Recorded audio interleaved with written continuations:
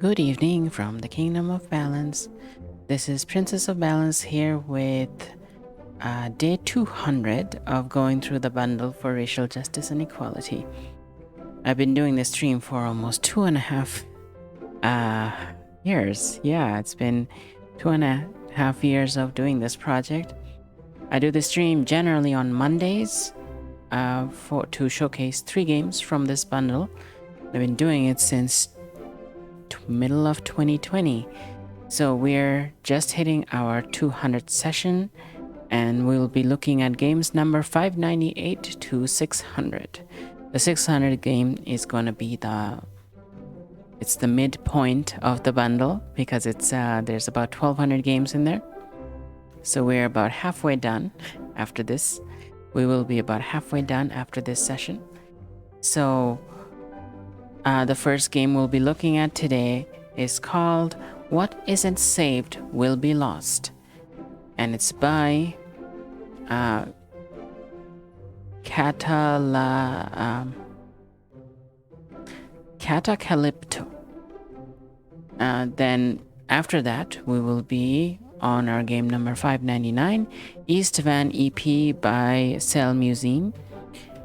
CE Museum? CE Museum. And then our final game of today's session is game number 600, J.U.L.I.A Among the Stars by CBE Software.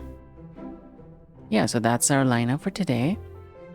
I'm really excited to check out all of them, and I might spend more time than usual on them if they call for it. Since it is our 200th session, I want to make it a bit I want to enjoy myself. So as long as I need to play the game. We've had dinner before the game, before the stream, so we have no there won't be any food related reasons to stop. So it's gonna be fantastic.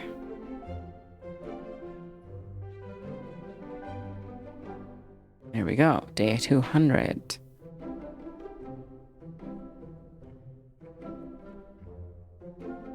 So let's start off with our first one. What isn't saved will be lost.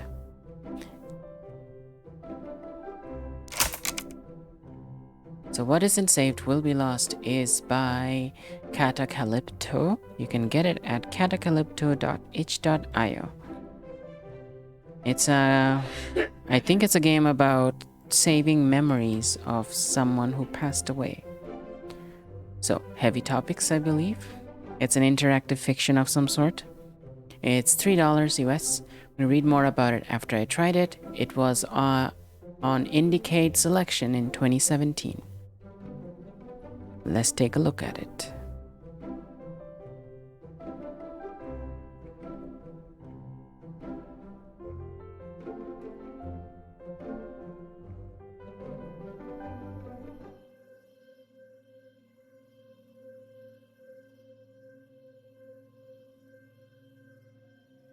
There we go.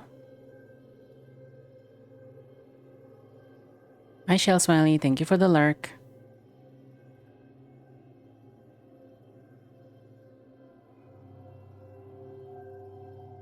Yeah, so this game is supposed to be heavy with some themes of grief and loss. What isn't saved will be lost. About this interactive contains flashing elements as well as themes of death and physical trauma. Writing and design by Kat Manning, music and sound by Priscilla Snow. Additional code contributed by Furkel. Additional UI graphics by Rachel Sala. Additional macros by Leon Arnaud. Twine created by Chris Clemens. Oh, Twine. It's made in Twine. Interesting. Testing and additional thanks. Indicate 2016 selection committee. Okay, interesting. It said 2017 on the main page, but might be this like on the border, I guess. Let's initialize that. Syncing with archive data, loading databases, adding nanite repair file, downloading memories. Error in automatic memory downloading. Automatic memory storage at capacity.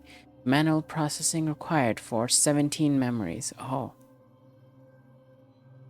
Recovering compromised files 0 to 17. Okay, that seems to be our progress bar. So there's 17 memories that have to be manually sorted, whether we want to keep them or not, how we want to keep them and stuff like that. Interesting. Nanite repair file. I wonder what that's about. Is it like you're repairing damage to a brain or something?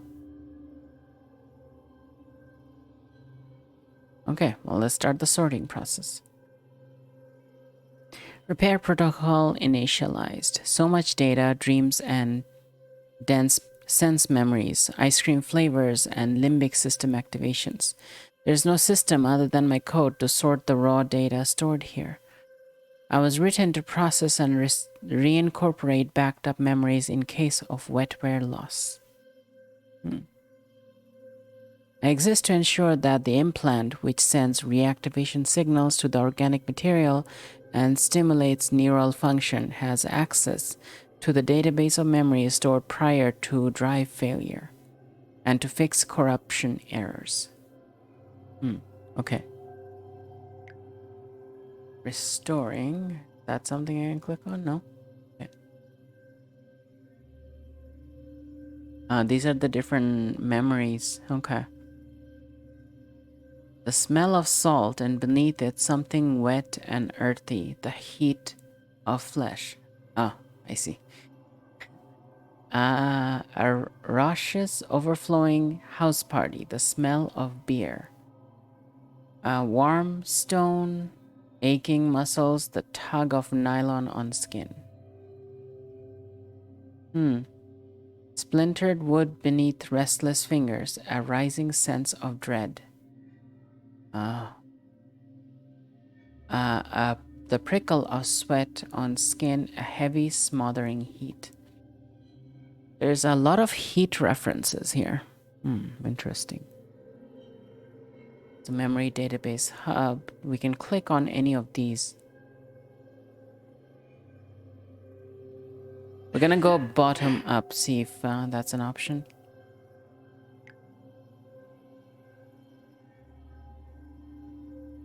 Huh. Do you see that? Do you see all the text changing like that? Interesting. August and the heavy dry heat is hanging on me. Zoe's away at a conference and we don't have air conditioning, and I can't sleep in this heat because it stifles every breath I take. Sweat is pooling between my breasts, an uncomfortable prickle, and I'm starting to stick to the mattress, even though I have kicked off all the sheets. Finally, I can't take it anymore, and I crawl onto the shower floor a little before midnight. And when the rivulets of ice cold water hit the skin, I hiss in relief and the sound echoes off the cheap tile. But the drops evaporate quickly. By the time I step out of the bathroom, the pronouns keep changing. By the time I step out of the bathroom, her skin is parched again. My skin is parched again. There's barely even the memory of relief. How hot does it have to be for it to be like that? That sounds very intense. Okay. So do we remove this memory or rebuild it?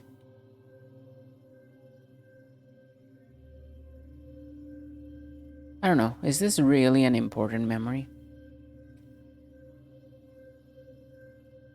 We don't know.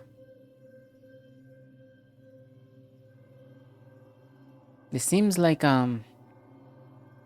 uncomfortable memory, so maybe remove it? I'm unsure how many memories can be saved. Memories don't convert to bits in predictable, uniform ways, and dampware structure makes it notoriously difficult to estimate free space. A brief scan of available research offers hypotheses that more detailed or densely connected or emotionally intense incidents take more data, or ought to. More study required. My estimate suggests space for perhaps 5, 3 for sure. Almost definitely less than 10. Memory removed. Okay.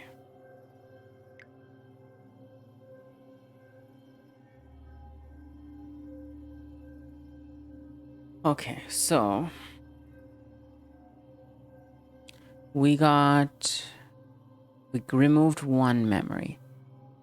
And it got replaced by this one. The rush of red wine, earthy, and the pressure of soft lips.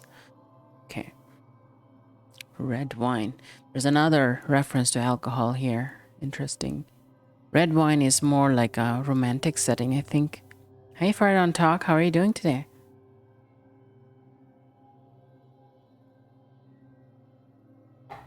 We're playing an interactive fiction called "What Isn't Saved Will Be Lost."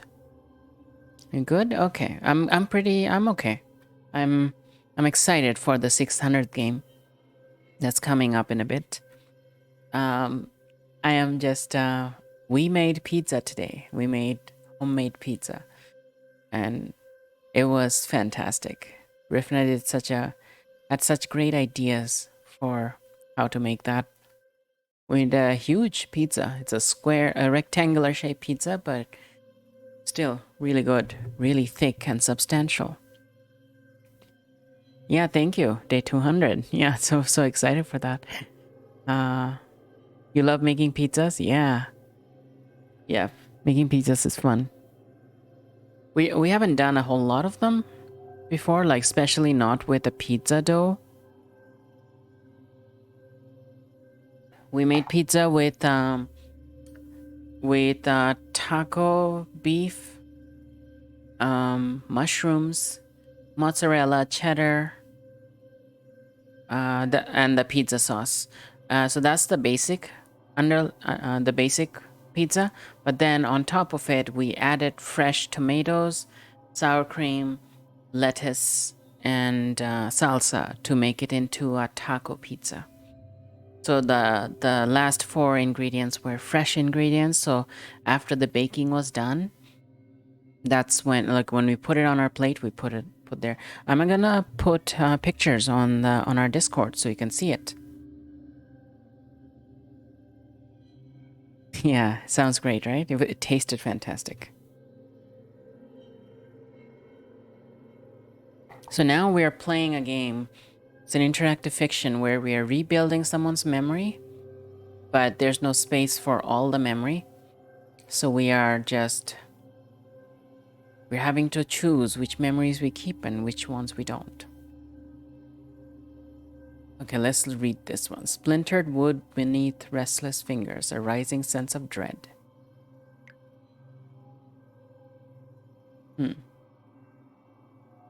There's a small knot in the wood grain of the tabletop, a small enough impression that the hipster coffee shop probably thought it was quirky.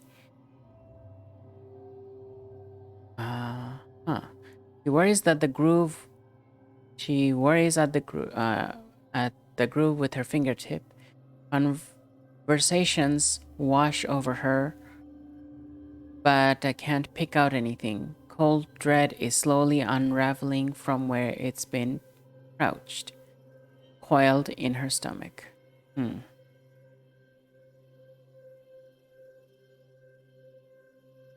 Conversations wash over me, but I can't pick out anything. Cold dread is slowly unraveling from where it's been crouched, coiled in her stomach. It just isn't working, Amanda is saying from across the table. She feels much further than that. She has for a long time. It's not like we haven't tried. Oh, I think they're talking about a relationship. A deep breath, she fumbles around for a response that makes me sound Makes her sound gracious, thoughtful as the caffeine sizzles up her nerves.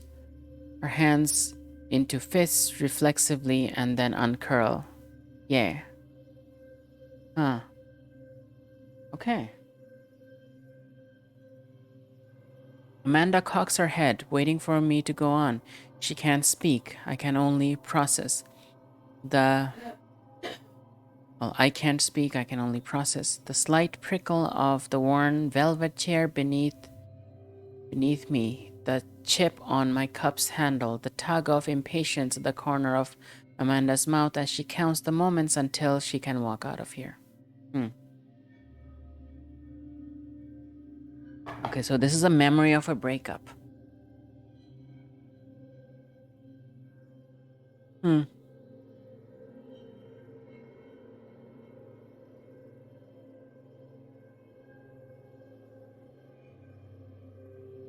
Wonder, should I keep it?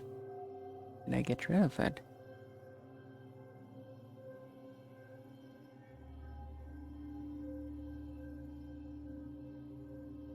Maybe I'll keep it.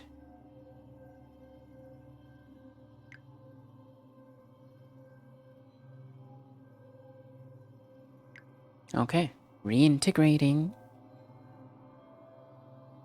So, okay, we haven't looked at the red wine. The pulse of base, this is the new one. Okay, so warm stone, aching muscles, the tug of nylon on skin. Let's do that one next.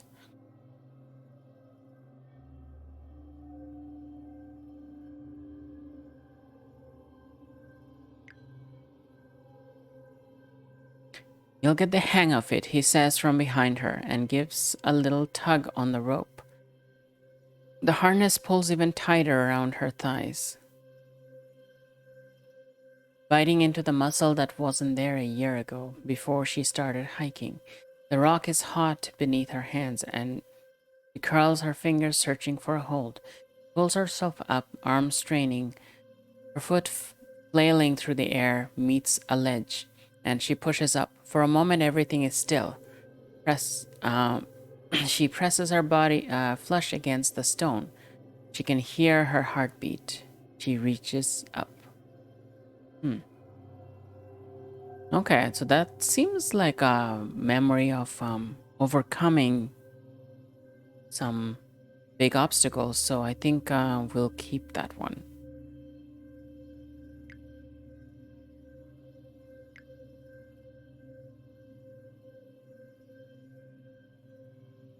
A Russia's overflowing house party, the smell of beer.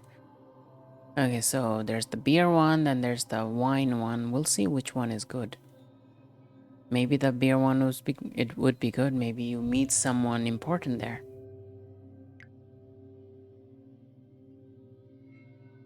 Okay.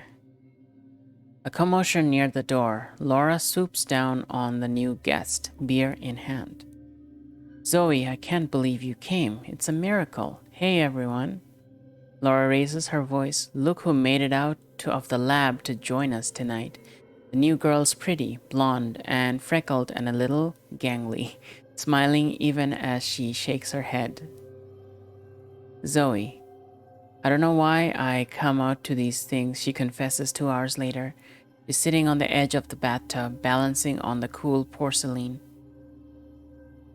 Ooh, we just got some bits. I'm gonna zoom out a bit.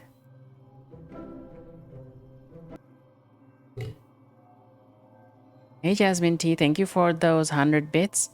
Really appreciate that. How are you doing today? Yeah, we're reaching our day 200. So exciting. I'm gonna give you a shout out as well.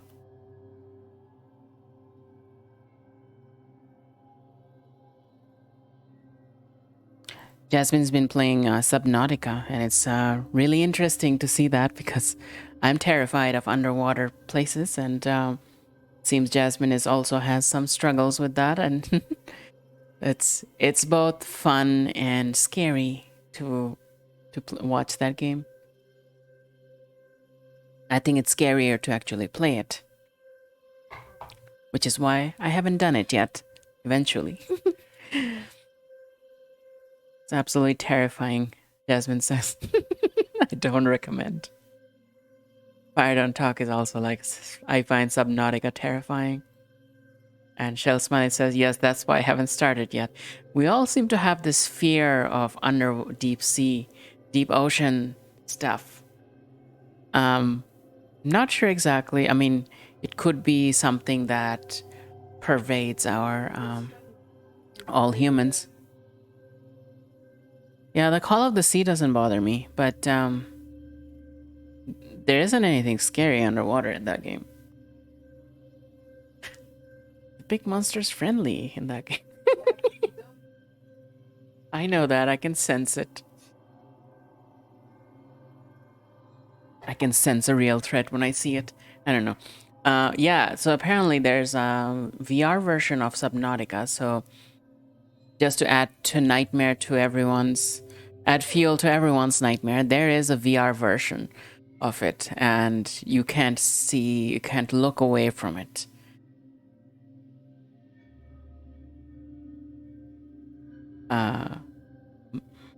Shell Smiley says, Mother Nature is not to be messed with. One, Mother Nature is not to be messed with. Two, we don't even know what the fuck is actually down there. Fire Don't Talk says, even when my character is just floating on the surface of the sea with nothing else around, I'm scared then too. And more so once I submerge.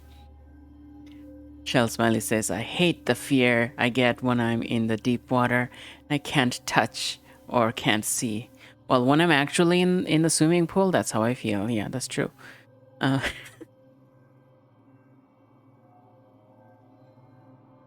Shell Smiley said, no fucking thank you. Jasmine tastes like, I'm indeed among friends.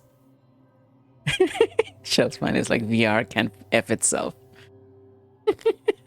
Yep. Well, I actually want to try it in VR at some point. I will probably try it on a dare or some sort. We'll see. Yeah, okay, so the game we're playing right now is scary in a different way. It's about loss and grief and death and trauma. So, which are also scary, but in a different way. So, I zoomed in because the text is so small. I'm gonna go back to zooming. I'll thank you all for being here. It's really nice to have you all hanging out. Chelsmine says, I'd rather play scary horror games than Subnautica through VR.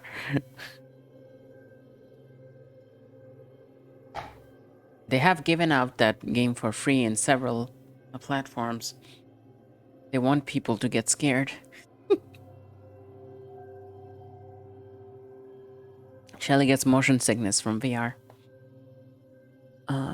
Right, so this memory, it seems to be a memory of when she meets Zoe for the first time.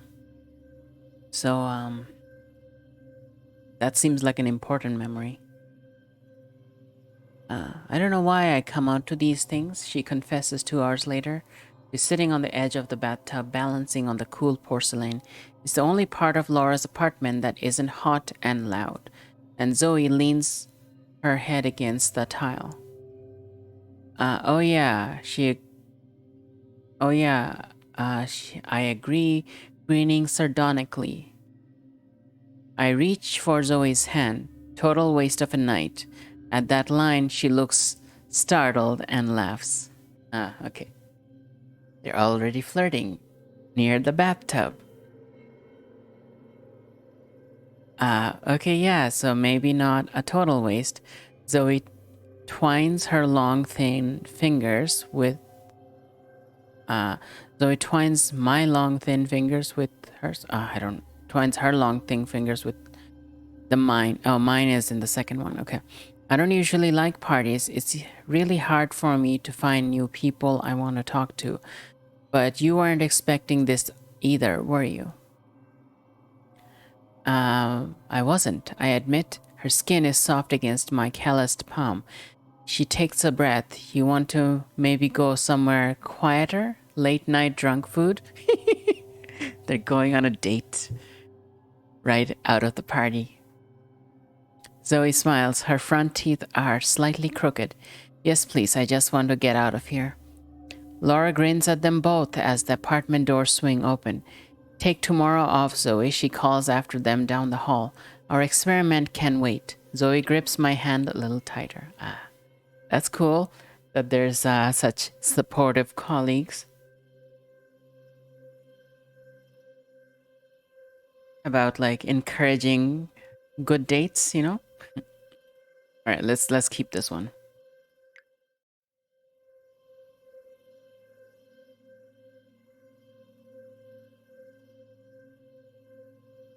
Whoa, there's a lot more now. Oh, because each memory can... The spaces with the memories aren't consistent.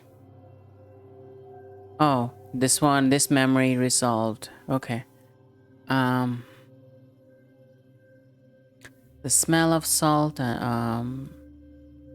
Okay. Dry branches snapping, grit on palms.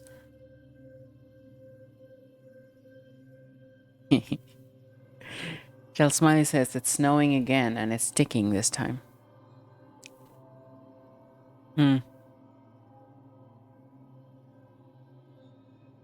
Slight insistent pressure of lips and tongues, fabric slipping through fingers. It sounds like a sex memory. Lamb kofta, hot and dripping, the pink and gold of sunset. Oh, that sounds like a good memory. Bitter coffee and the shimmer of light on rain-slick pavement.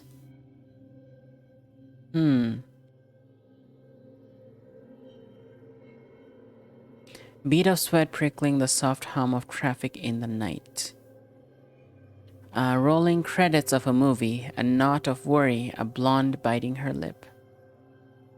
Could be a positive, could be a negative. It's a movie date, maybe. A hushed whisper in an empty hallway.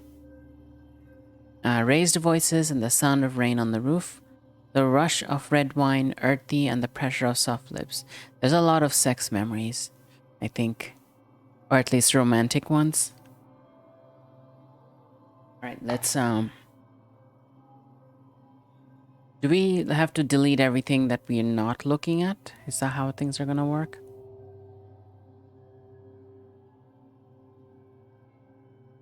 Okay, let's look at the smell of salt one because I haven't read that one yet. Yeah, sex and romantic memories are good, so I'm trying to keep most of them. Okay. Okay, this is definitely not a sex memory. I'm young, maybe 3 or 4, playing in the shallows of a clear blue ocean that stretches out to the horizon. A man, my father, is bent over, a strand of kelp tangled about his ankles. Slick and serpentine beneath the waves. He splashes at the toddling figure, laughing as he does. And the girl's excited laughter carries up to where a woman sits watching, sun-bronzed and shielding her eyes from the glare. In one ungraceful motion, like the seals running themselves on the rocks beyond, the woman rolls into the water and splashes towards the pair. She reaches man and girl just as particularly large wave has left me toddling in its wake and steadies me with one small hand on my back. Okay, these are memories of her parents. Probably a good memory. How about we keep that one?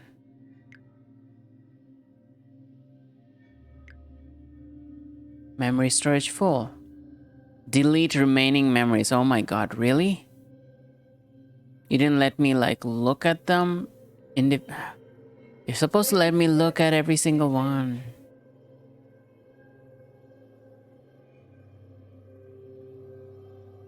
Well, there's no option, so what am I supposed to do? Say yes?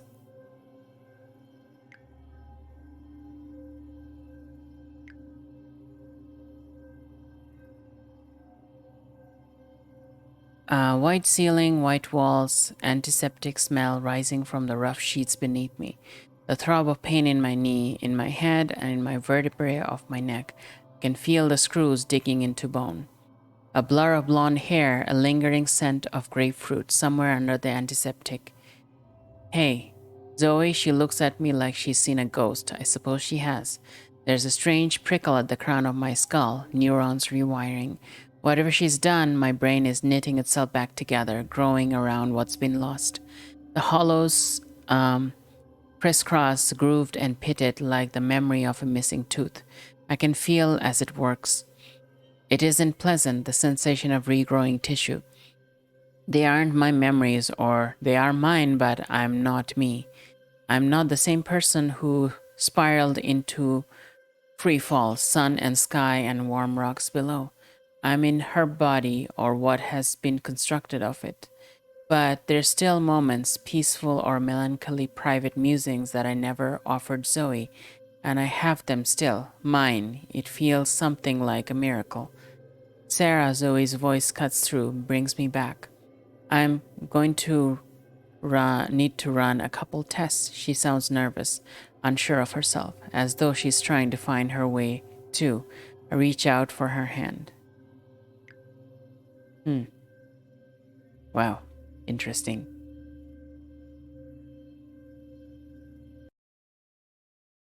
Huh. So,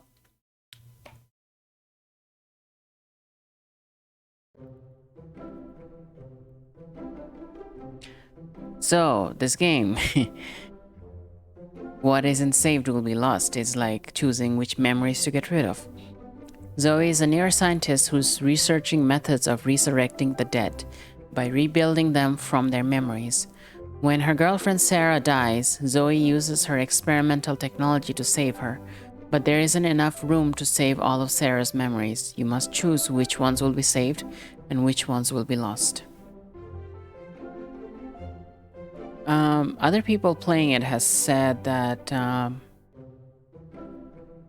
like a new game reveals more of the backstory, but the ending doesn't change.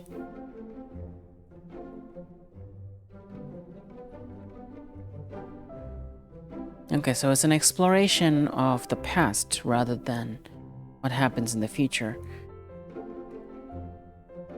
To see, like, there's no way to see, like, what would be the long-term consequences of me removing certain memories.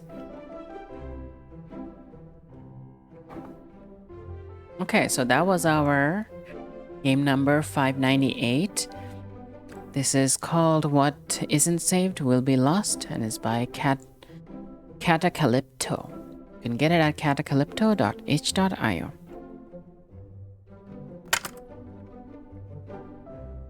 So that was our first game of today's session. So we'll be taking a short 5-minute break and we'll be back with our next game, game number 599.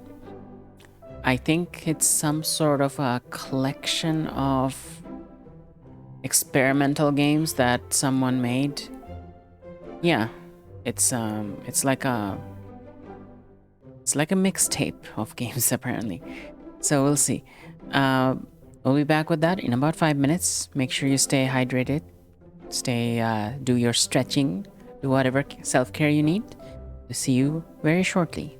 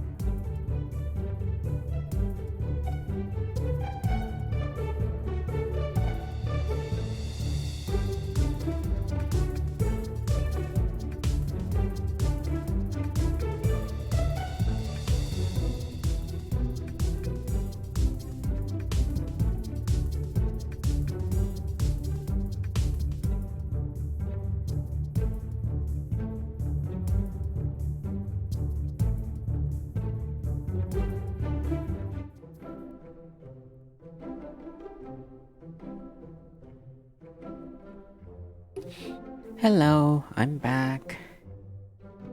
Yeah, so our next game is some sort of a horror game, I think. It's somewhat of an experimentation, maybe. It's unclear from the description, so we'll have to try it to figure out what it is. I believe I'll have to use my keyboard and mouse for this one. Get a closer look. So, this one is called East Van EP by Semiluzine.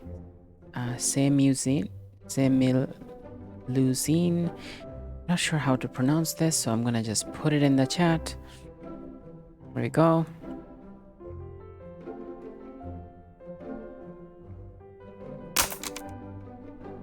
So, East Van EP. What the flip is this? That's my question too. It's a collection of 4 games spanning several years of my growth as an artist and game maker. Okay, so it's supposed to have a collection of 4. When I tested it, I found only 1 in it, so I'm not sure how all 4 gets put in, but I guess we'll find out. The only one that worked, I think, is Star Swim. So that's what we're gonna check out.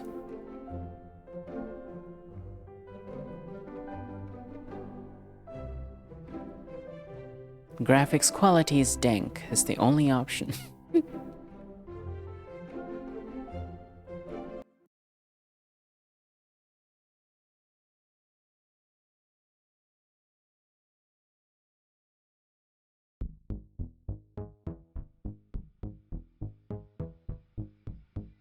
Oh, controller is working.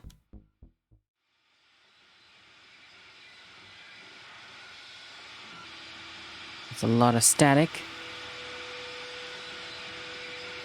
Nighttime pool simulator. I get the impression one of you is jumping in the stream avatars. That's just wrong impression of me, maybe.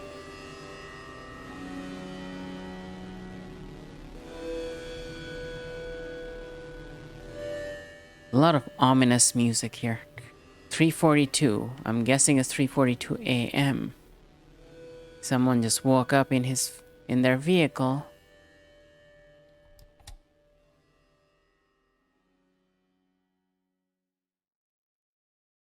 And it's in the middle of a forest.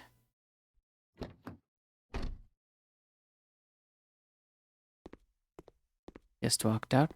So this is supposed to be a horror game of some sort. I don't know.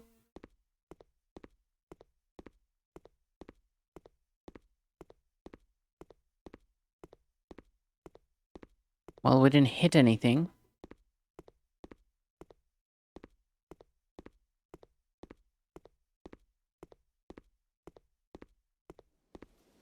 With the flickering lights.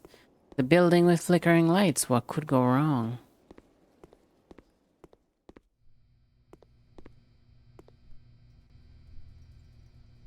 It's a green light, huh? Green light, that means I can go in, right? Okay, so this is a pool. And no one else is around.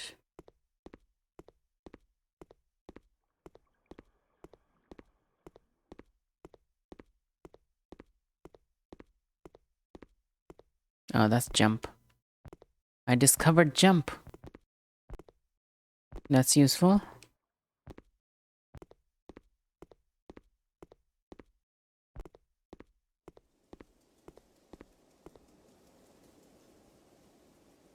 I hear something. Why is the moon flickering? That's so weird. It's heard something, but I don't know what it is.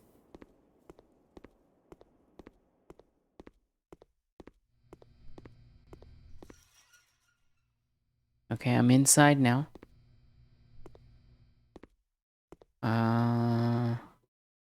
Can't open this thing.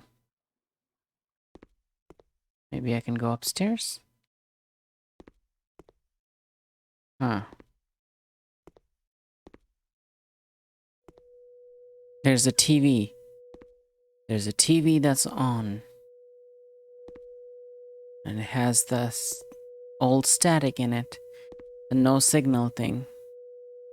There was someone here smoking a cigarette. It's still lit. Can I even interact with it? No. I don't know how to do that. Maybe that's not an option. What about the TV? I don't know how to interact with it either. Makes an annoying noise though.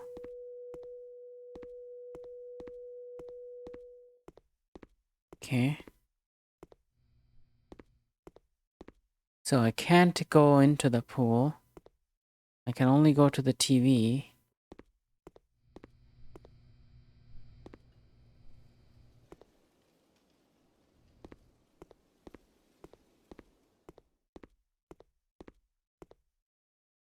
There is a room there that's well lit. Not sure what's going on there, but I don't seem to be able to get there. It's on this side here. I can only go upstairs and where the TV is. Oh, there's another door on this side. Okay. Ah. Whoa. The lights just around the pool just lit up. Can't be just automatic, can it? Ah. There's that room I talked about.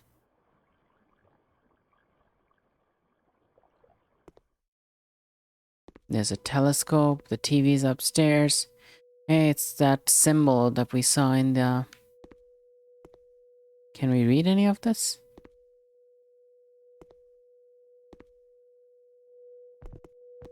Don't think so.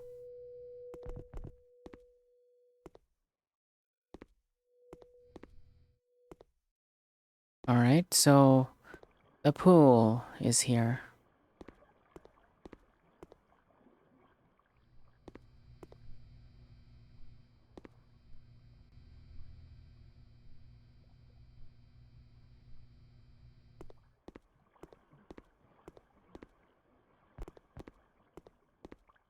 So... why are we here? Why is no one else here? And why are the lights on? So many questions. This is the shallow end of the pool, right? Is there scary things underneath?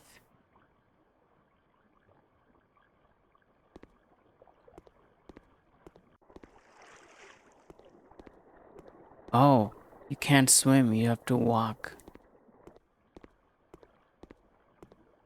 Is that it? You'd be able to swim.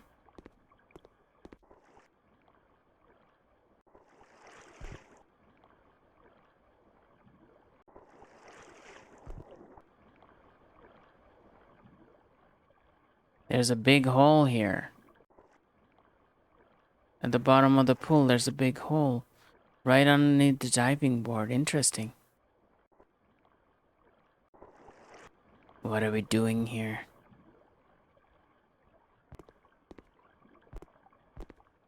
Are we supposed to go on the diving board and dive into that hole? See, there's that hole. It's slightly visible, even from outside. It's the only thing under the pool that's visible.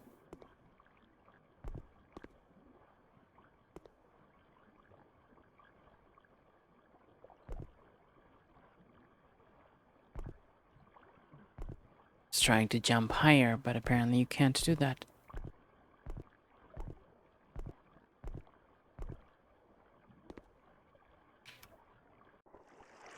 Diving into this hole.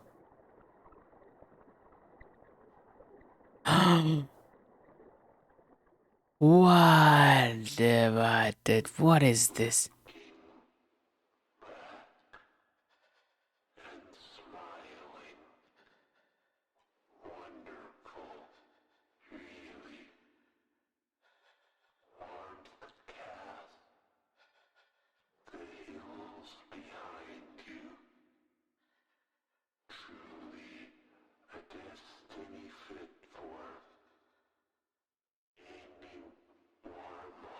What? Why are there planets in the pool?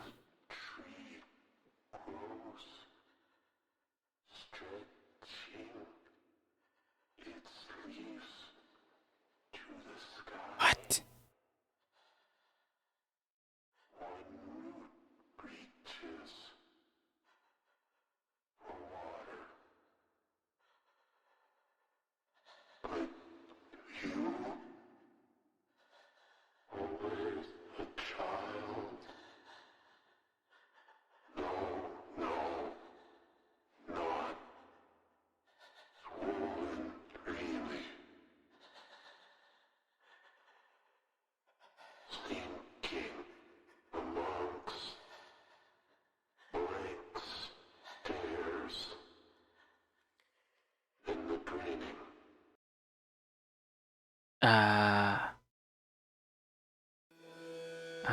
Where am I?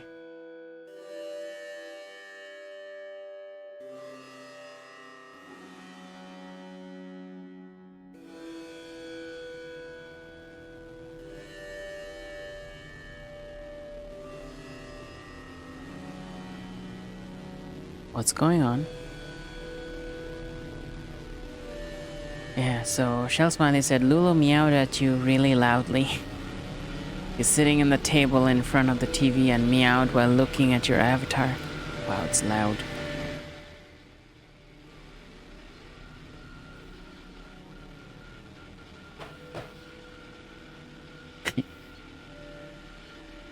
Scary, no thank you. Falling through space is terrifying. Well, yeah, it is. It's even scarier when that space is underneath the pool. Wow, okay, that ended quickly. So I don't know how to access the other games in this collection. I've tried installing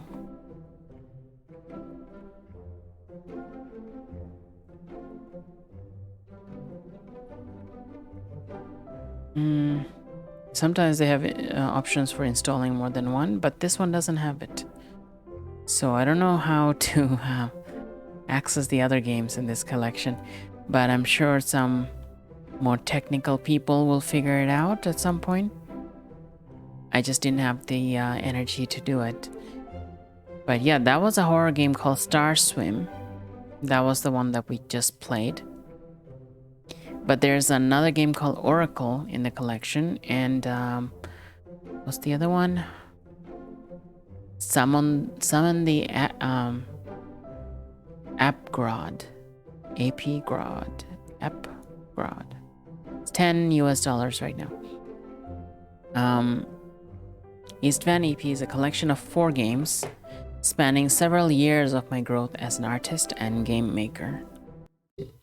I think video games as a concept should be more like music, so I've decided to pretend like they are.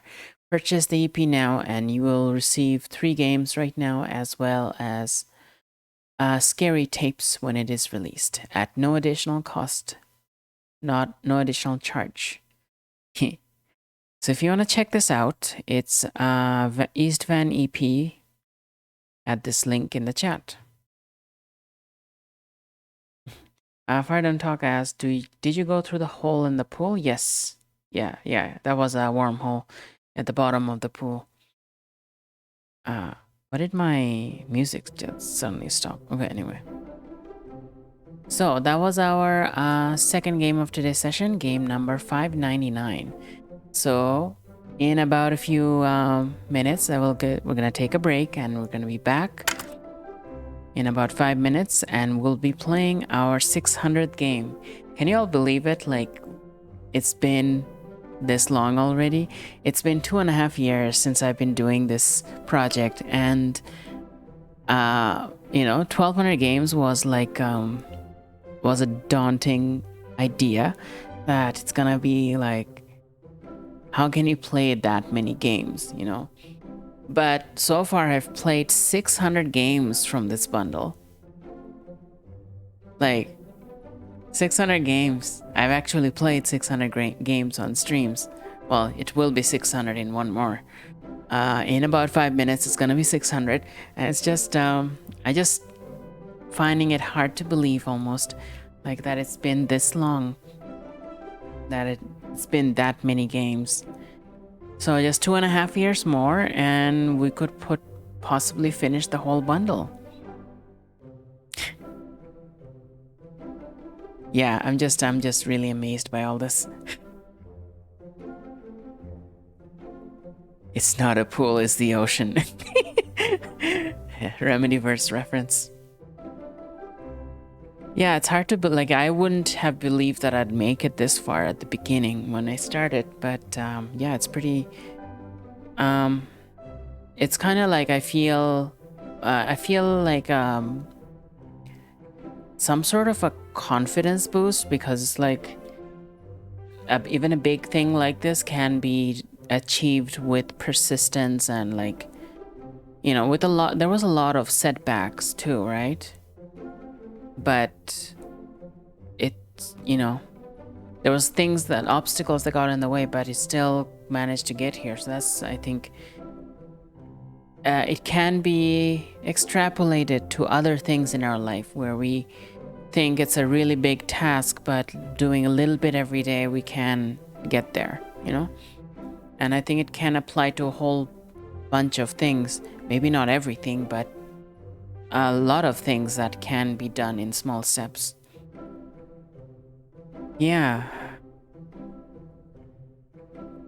Yeah, it's I made it into a habit, so I've been just doing it as a habit even on some days, so yeah. So, pretty cool. And thank you all for hanging out and being part of this for the last 2.5 years.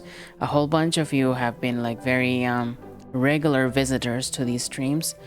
And your presence definitely helps with these things. With doing this thing over this many years. Yeah. Okay, so I'm gonna take a 5-minute break, and we're gonna be back with our game number 600 very shortly. Make sure you stretch, hydrate, or whatever you need to do, because we're gonna spend probably a significant amount of time on game 600. These first two were a bit short. So, see you all shortly.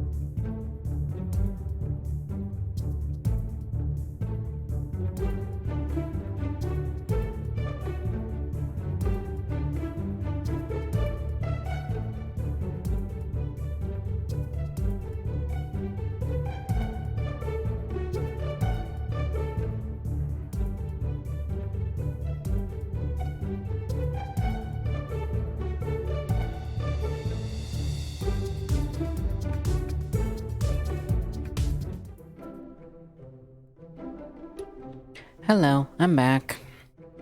Okay, so game number 600. We're at game number 600. This one is called J.U.L.I.A Among the Stars by CBE Software.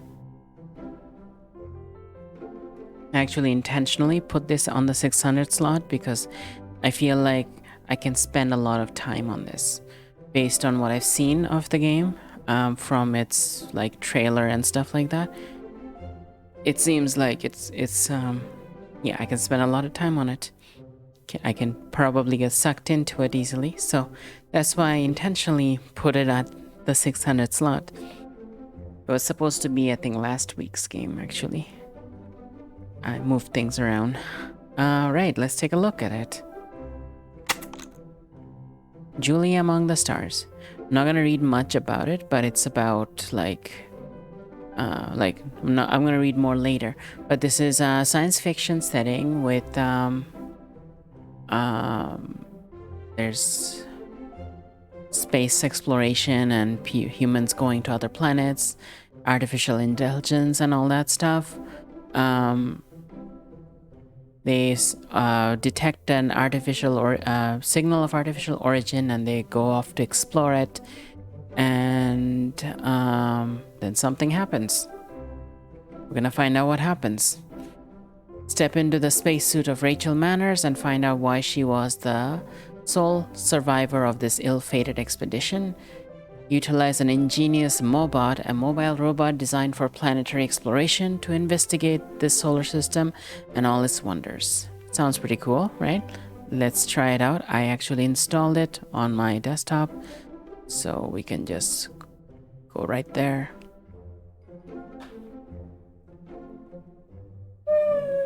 There we go. Launch full... What? Oh, this one. Yeah.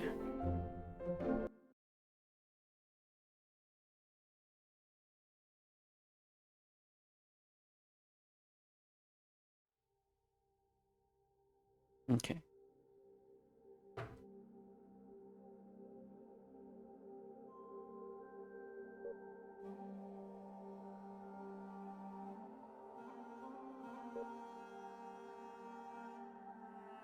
Looks really cool, right?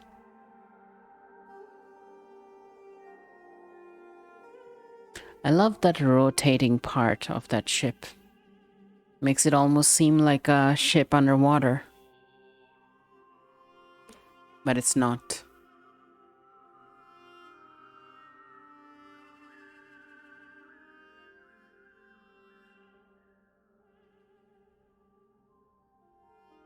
It's really pretty looking.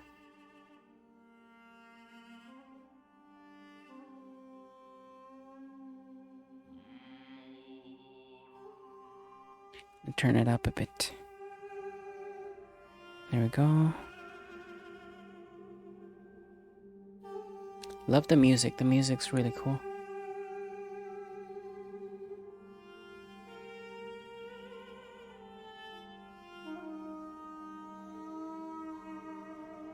Alright, so I'm gonna start a new game.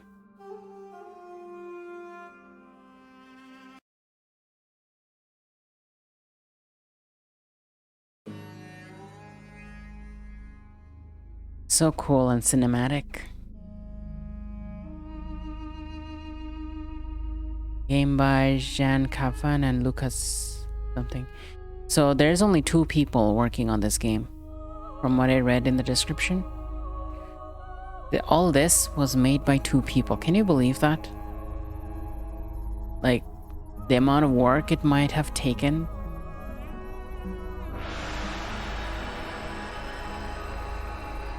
J.U.L.I.A Among the Stars. Yeah, it's a very wild concept.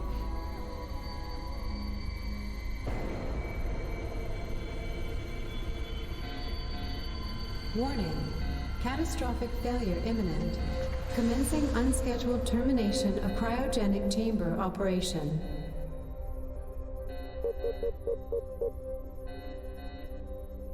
Greetings, Rachel Manners. Please exit the cryo chamber and proceed immediately to the main deck. Hello, computer. Thank you for arriving so quickly, Rachel. I know you may be a little disoriented, but I need your help. What's going on? And where is everybody? The probe has been hit by a meteor storm. Several core systems have malfunctioned, and the probe is in danger of catastrophic failure. You must repair these systems immediately. This is getting better every second. You know that I'm an astrobiologist and not a systems engineer, right? The vast majority of repair functions are automated. Unfortunately, the automatic maintenance of the life support sector is broken beyond repair. You need to reduce hazardous conditions or you won't be able to survive. All right, computer, you've won. Thank you, Rachel. And by the way, call me Julia.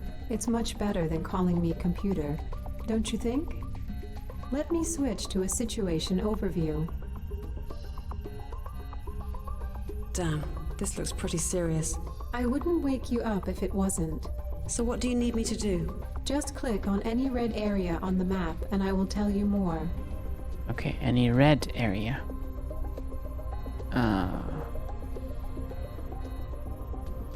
This one seems isolated.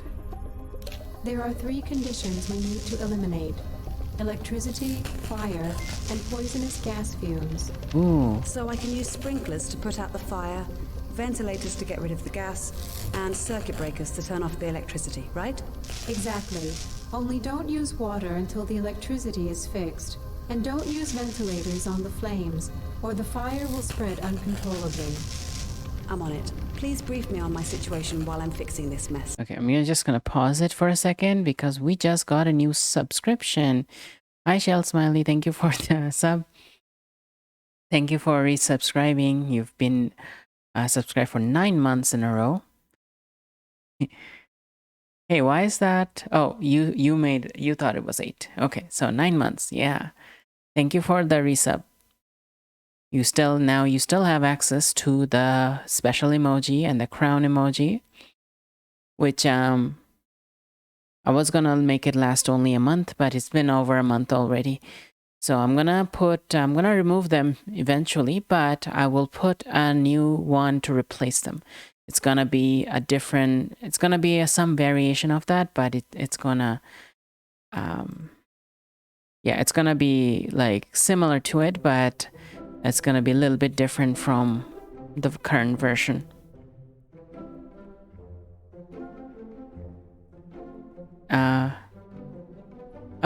Okay, that's fine. Right, so we're gonna continue because the dialogues are continuous, so I didn't want to mention it while it was in progress. So, all right, let's get back into it. Oops. Going the wrong way, this way. Okay. Oops. You're currently on board an interstellar probe JXZN12586. As of now, we're orbiting an unknown planet in the solar system of Okay, let's switch off the electricity first. 9725. There we go. Everyone else is down on the planet. However, my contact with the crew all the was electricity is severed, off. so That's not what we need. I cannot reach them anymore. Okay, so Why was I left behind? You have been kept in the cryo chamber. What? I'm all alone on this probe, and all you can tell me is that we're in orbit and the crew left me here. My memory blocks have been damaged, Rachel. I'm not able to tell you much more. Oh joy, I'm stuck somewhere in space with an amnesiac computer. Do you have any kind of plan, computer?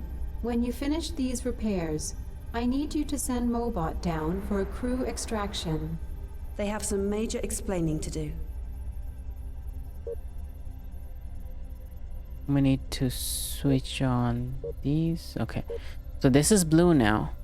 So what I did was I switched off all the power and then only switched on the powers I needed, and then I put the water in first to put off the fire, and then I used the airflow. So that sounds pretty cool. Same here, I'm guessing. Okay.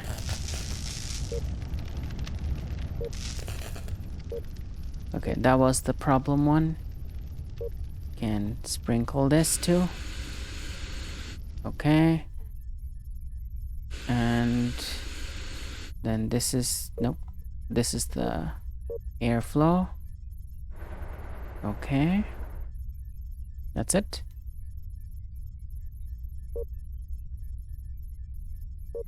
That's the electricity part.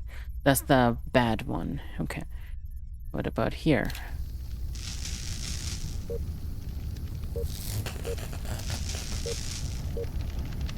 Yeah, that was the bad one.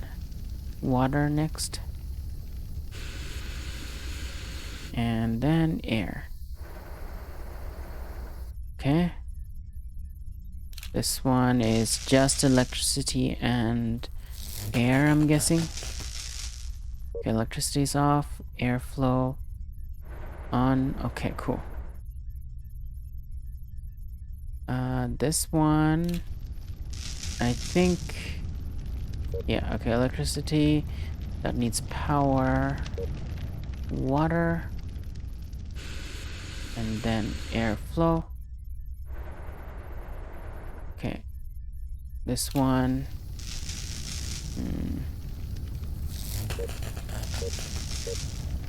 this one is off, this one on,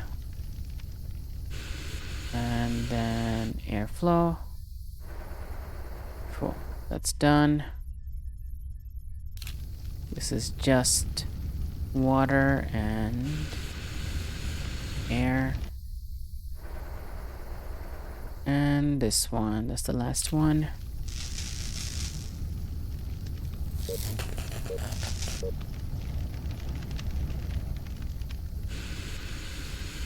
Okay, and airflow. There you go. I think it's fixed. Great job, Rachel. I can now switch us back to a default interface. I finished the automated repairs as well. So now you want me to go down there, right? No, that could be too hazardous, because we still do not know what happened to the crew. We will use Mobot. He is perfect for operations in practically any environment you can think of. You are the last crew member on this probe, and we can't risk anything happening to you. Switch on the planet view and commence the landing procedure. Okay, so since she's the only remaining crew member, she cannot be afforded to be let go on the planet. So we have to do all investigation using the robot. The Mobot, rather. Main menu. Oh, okay. I'm gonna save.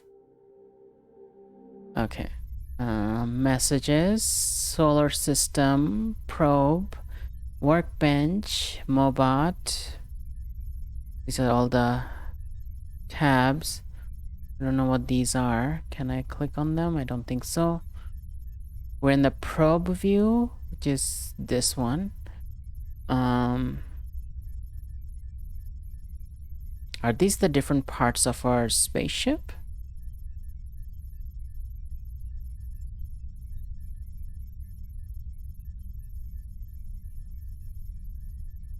Yeah, seems like it, but I don't think we can do much with it right now.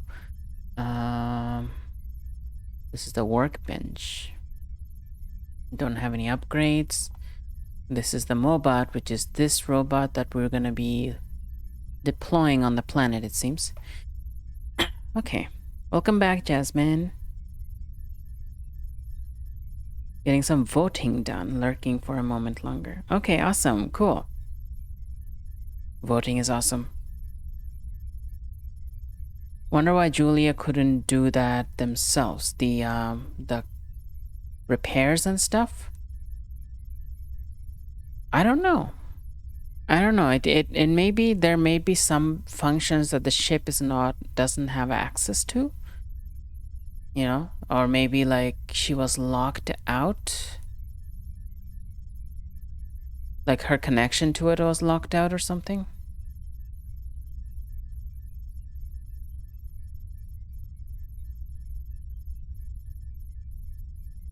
Yeah, like the automatic system's connection was broken or something. Glad to hear that you're keeping well. It's nice to see you online. I'm good, making some big decisions and working hard to improve personal and professional life. Yeah, you have a lot going on, Jasmine.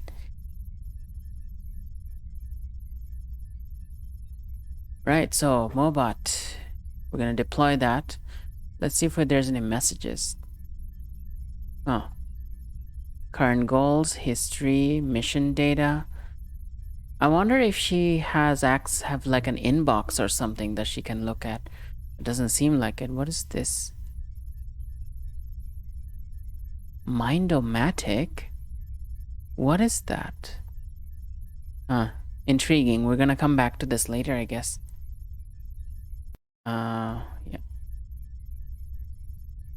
I guess we're gonna analyze certain signals over there. Alright, solar system.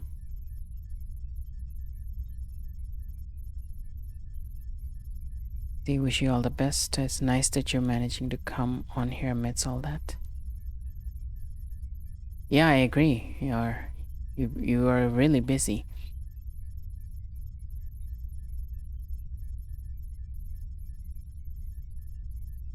Okay, so 6.5 Earth years is the orbit of this planet.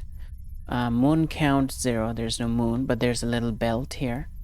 Landable zones count question mark, so we don't know. Xenophon is a solitary celestial body orbiting Salia at an average distance of 601 million kilometers. A huge cloud of debris forms an unstable ring around the planet. Okay, let's scan the planet.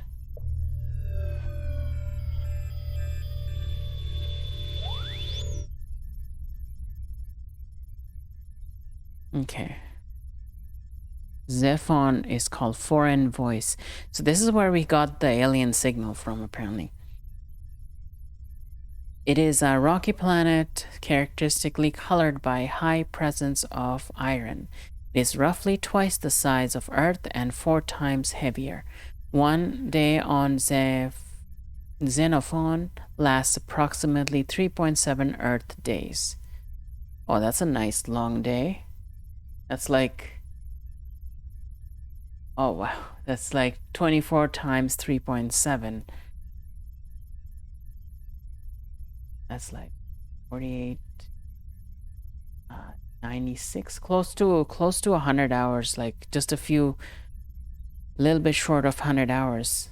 Can you imagine a day that's 100 hours long? You get to have like 32 hours of sleep and like 64 hours of work hours and living hours. That sounds intense if you can do it in that cycle. Interesting. I wonder what happens when humans start living in a different planet and they have such longer days.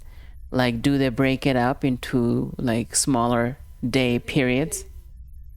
Or do they not have like work days anymore because the concept of industrial concepts of working 8 hours a day has been abolished by the time we get to another planet? Lots of robots. Yeah. The planetary sensors detect thin atmospheric layer, and overall planetary conditions allow for any kind of exploration. Okay. Landable. All right, I get it. Oh, that's the solar system. Nice. There's probably other planets that we haven't found yet. It's landable. Let's deploy the Mobot.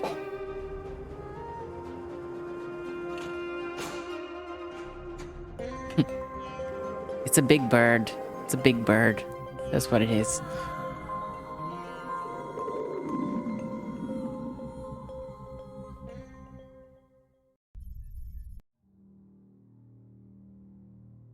Wow. I don't believe it. I'm finally seeing the surface of a distant planet up close. I've been waiting for this moment for such a long time. This planet is Xenophon. I'll try to obtain some data about it from my backup database. Hopefully that one wasn't erased.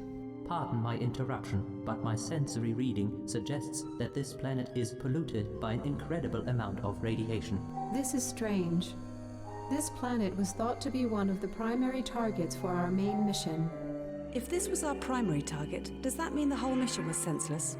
Could you estimate the cause? According to my preliminary tests, everything alive on this planet would have been wiped out approximately 500 years ago by a huge explosion. This explosion seemed to be hundreds of thousands of times more powerful than the most powerful nuclear bomb on Earth at the time of our departure. The planet obviously never recovered from this unnatural catastrophe. Julia, what's this thing down there on the map? It looks like an artificial structure. I think it's well worth exploring. I'm activating Mobot's exploration mode. It's kind of cool that the Mobot also has a brain, has an artificial brain, like, so it can also communicate to some extent. I like that it's not just one AI, that there's two. Even though Mobot's AI may not be super advanced, but it's interesting that they have to. So what? Guided entry, power, descent, mobile deploy, landing zone discovery, begin touchdown. The station looks lifeless and deserted. Where has everybody gone? I'm uploading a map blueprint to ease your orientation. Okay, exploration window, reveal hotspots, return to probe. Okay, that's return to probe. Point of interest is gonna be blue like that. Location exit. Hover to expand map window. There's a map in the corner. Cool.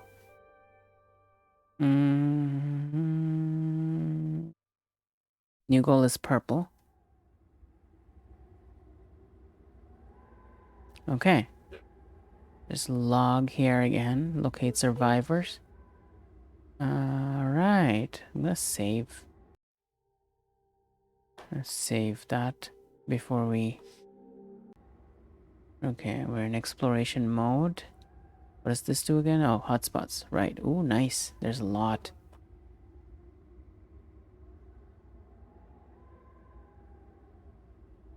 Okay, they only show up for a brief... reflectors.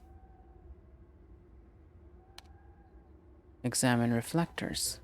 Judging by the surroundings, it doesn't seem the crew ever needed them.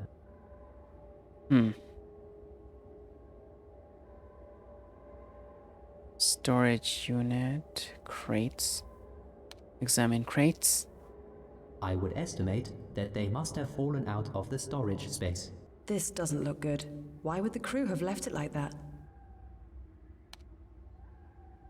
Commentary. These storage units contain equipment used for planetary exploration.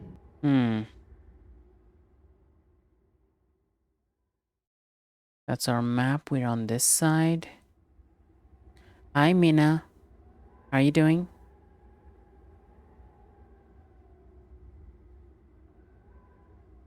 Okay, I exit over there.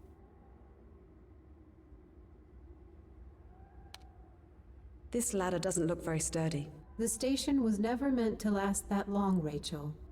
It is 500 years ago, right? That this destruction happened. This served to transport crew members in and out of the station. Commentary. I don't need it myself. Okay, this is you know, the odd thing about this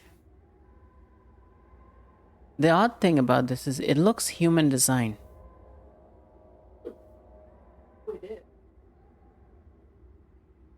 And you know, it said it has English written on it. Storage, right? It's here. So this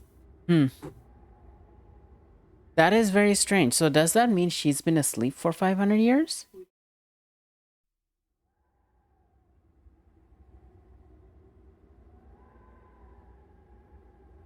So they landed with this. That's what we're suspecting. and then something happened, and then they disappeared. But the planetary condition indicates that whatever destroyed every life on this planet happened 500 years ago. So that could imply she's been asleep for 500 years, or it could imply that something happened and then the crew left her and in the ship and went down anyway, and then something else happened to them.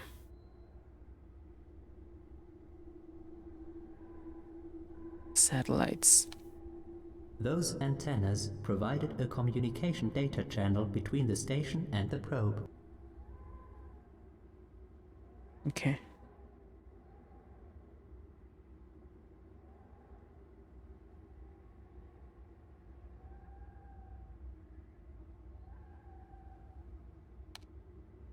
Commentary. These storage units contain equipment used for planetary exploration. That's where you go into. And you go on this side. Okay, let's go on this side first before we go inside. Metal plate.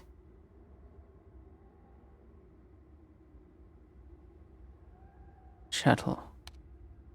What happened to this shuttle? Shouldn't it be safely perched on top of the station? Might I suggest possible seismic activity? Objection. The rest of the landscape speaks against this possibility. Well, guess it's for us to find out. They even have debates.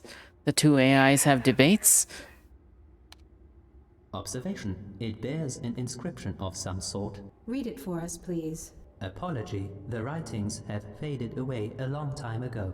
It looks almost like a tombstone. And it might well be, Rachel. Julia's very grim.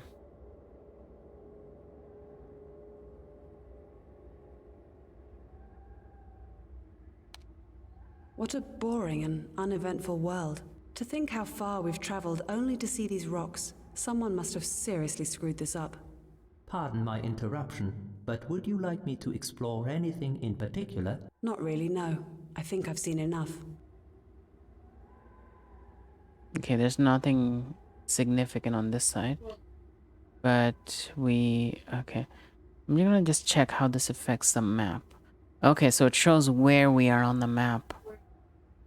Yeah, and the direction. And the direction that he's looking at. That's really cool. Okay, see you later if I don't talk. Let's look inside.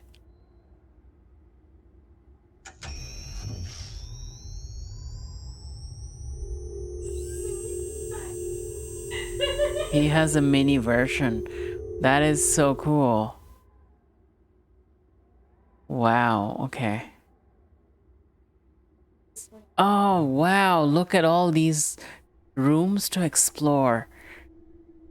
How long is this game? How many hours am I gonna lose myself in this?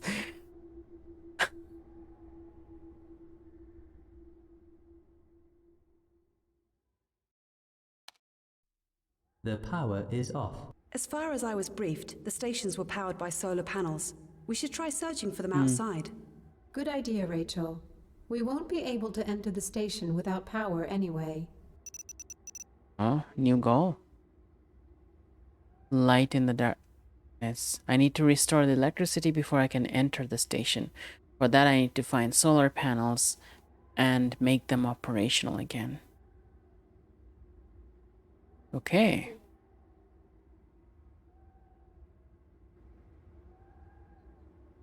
All right, I think we checked everything here, so we'll have to go that way to find more stuff. Okay, oh, catwalk. Okay, so we're looking in the front side now. There's this buried object which looks like a solar panel. Looks old and rusty. How many things are here? Whoa. Okay.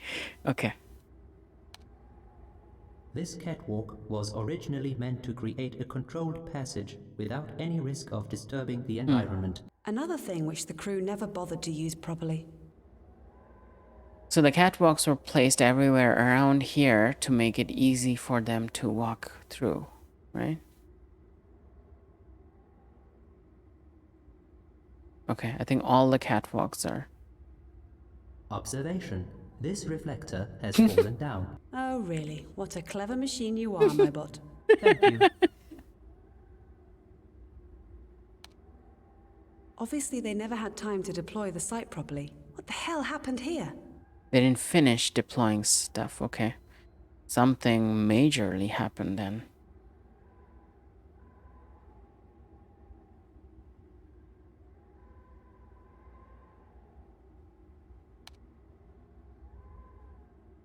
Some objects are half buried in the dust. Can you be more specific? I think they were once solar panels. Once solar panels, huh? This looks like a part of the solar panel's device. Some object. Can you be more? I think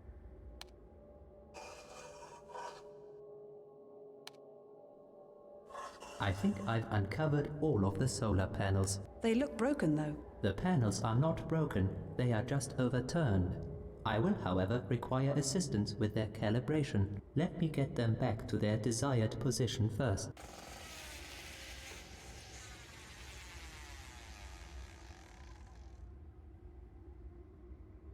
Oh, wow.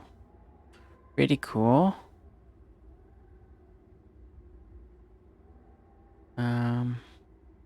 Okay, there's a couple of things here. We were supposed to use it to bring samples directly into our laboratory containment unit. I wonder what the crew found here. It was never used because it's still sealed. Observation. They are power sockets to provide electricity to external devices. And maybe it's for getting some electricity inside.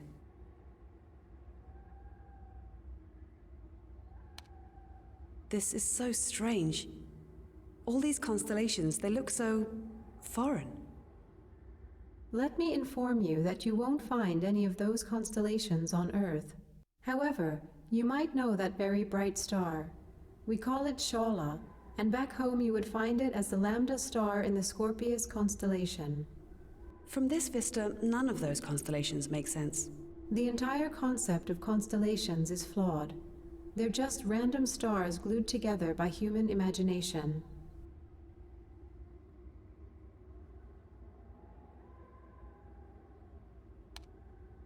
Let's calibrate the panels. What is involved with it? Click to adjust solar panel position. Oh, okay. So.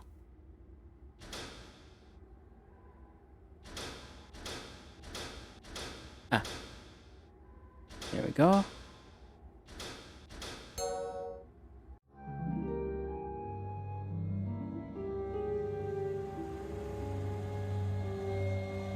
We brought power into the shuttle thingy probe.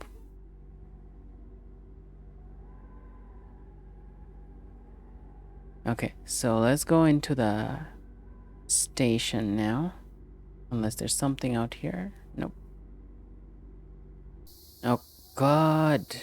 Okay. Things are rusted. Clearly it's been a while. So much stuff. During the decontamination process, this pool gets filled with a liquid. Liquid, huh? Piece of cloth. Observation. This piece of cloth once belonged to someone's uniform. I can see dark stains which resemble dried blood. Obtain sample, please. Okay, so what happens with the sample?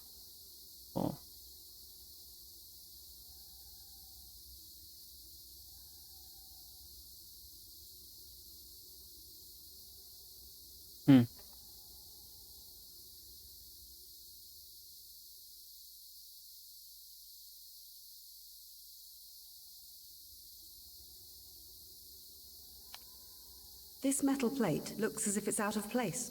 Observation. It seems that something has slipped under it. Commentary. There is some sort of ID card stuck under the plate. Can you get it? Bingo! It's our ticket into the station.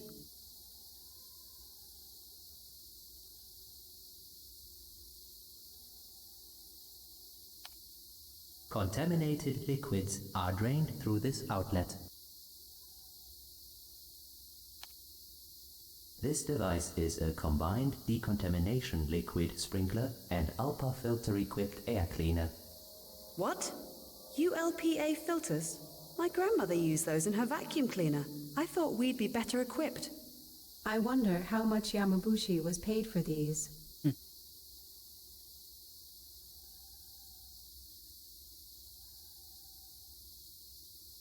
There's the handles. There's nothing extraordinary about those handles.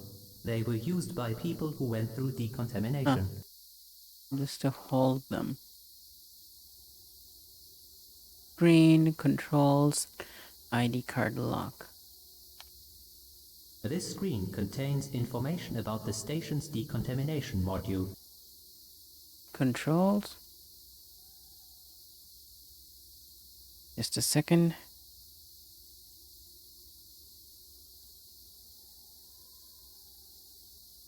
Okay. Alright. I don't think I need decontamination right now. I will undergo this procedure when I return to the probe.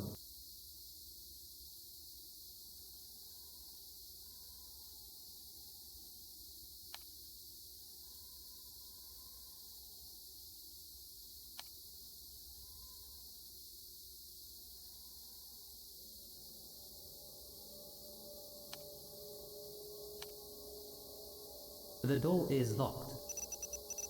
Ah, I got a log entry. Gain station entrance. Okay.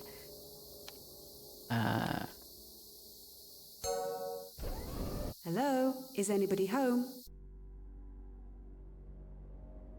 Oh, that would be too good to be true, right? Okay, where are we in the map? We just entered this.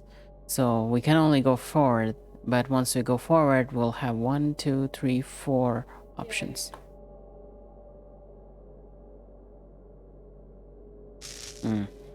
This looks like the central hub. Oh god. Oh my god, is he dead? I doubt anything could still be alive down there. But I was hoping that somehow... Remember, the station power was off. This planet is plagued with extremely strong radiation, and all the life support functions such as oxygen were turned off. Yeah, I understand. But still, he doesn't exactly look fresh. Julia, how long has it been since contact disappeared? Would you like me to recalculate the time span in Earth years? Years? It would have been approximately 60 Earth years. What? You let me sleep for 60 years? Your perception of time means very little to me, Rachel. 60 years? Then nobody could have survived. I need to find out what happened. Why did they choose to stay here with such insane levels of radiation? Why was Julia's logs deleted? That's another question, you know? Okay, it would be good to secure every single piece of evidence from this place. It might prove useful later. What happened to the crew? Need to find out everything I can about the crew's demise.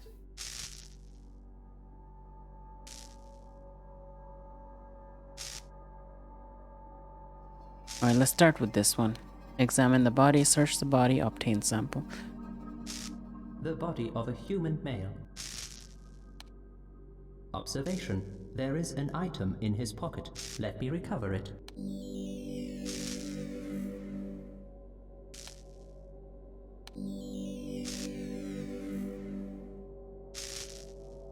Laser gun. It's a standard issue laser gun. Okay. Got a laser gun. Data pad. Ah, it's locked. Yamabushi? Is that the name? Oh, it's the name of the company. Okay.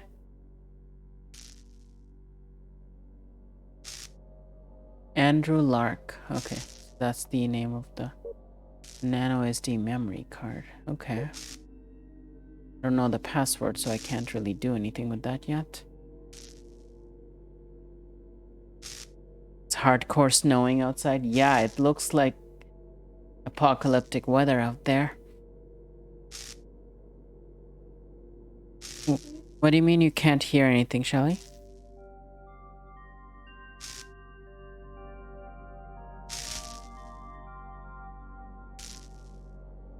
The capture card is on, and I see the sound levels. I'm not sure which thing you're talking about.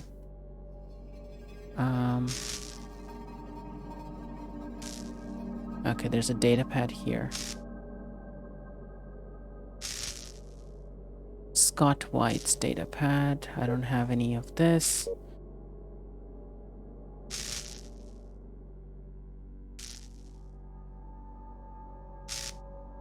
Ah. Oh, Shelly was having a Twitch app issue on her phone. Okay. Keypad.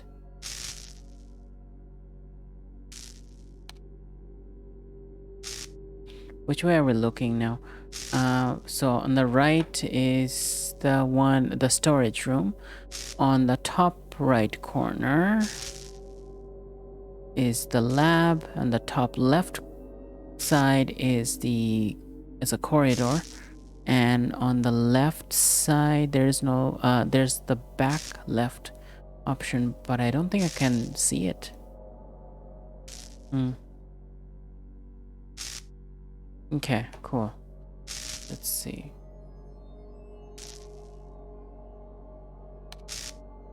Observation. For some reason, the crew did not keep the station tidy. This violates Protocol 17/970. Wow. Very lawful. Chair. Work desk. This work desk once served as a multimedia station. It's broken though.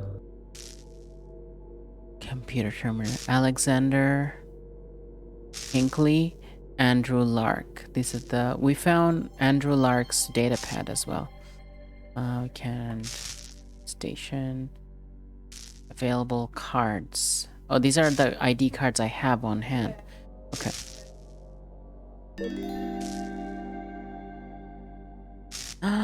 We get to read messages. Okay. This department is aviation. Command Chief Master Sergeant.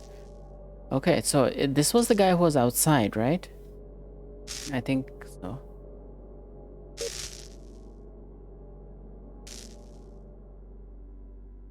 Okay, let's go from the bottom. Testing 1, 2, 3. Xenophone says hello. Sorry, I feel funny. I'm going to lie down. Please tell Scott to drop by. He never checks his messages.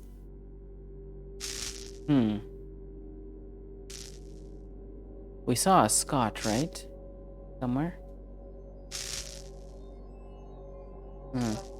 Scott White? Yeah. They said, sorry, I feel funny. Does that mean there was a illness going around? Huh. Pavel Cerno House? Are you okay? Oh. Okay. It's a messenger app, not an email. Are you online? I've got some big news. What's up? Lark plans to blame it all on Cynthia. What's he thinking? No clue. Aren't you worried he can read your communication?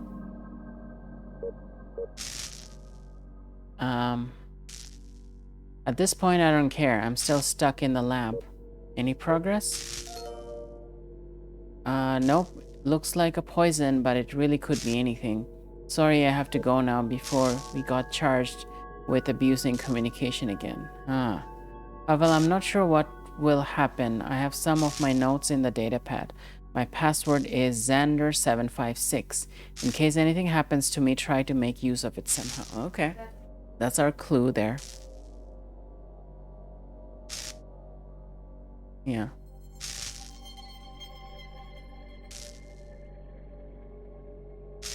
Yeah.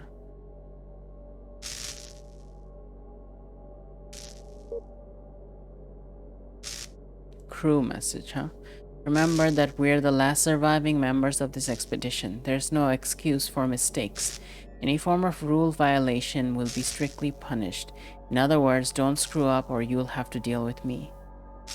Attention to all personnel. An emergency meeting will be held tomorrow at 21:33/1929 at 7 a.m. Stalia time. Your presence is mandatory. Media, we got pictures. Rock pictures. Solar panel is this solar panel? Oh, the reflector pictures. Yeah. And what is that thing? It looks interesting. Like a vehicle? Is that a vehicle?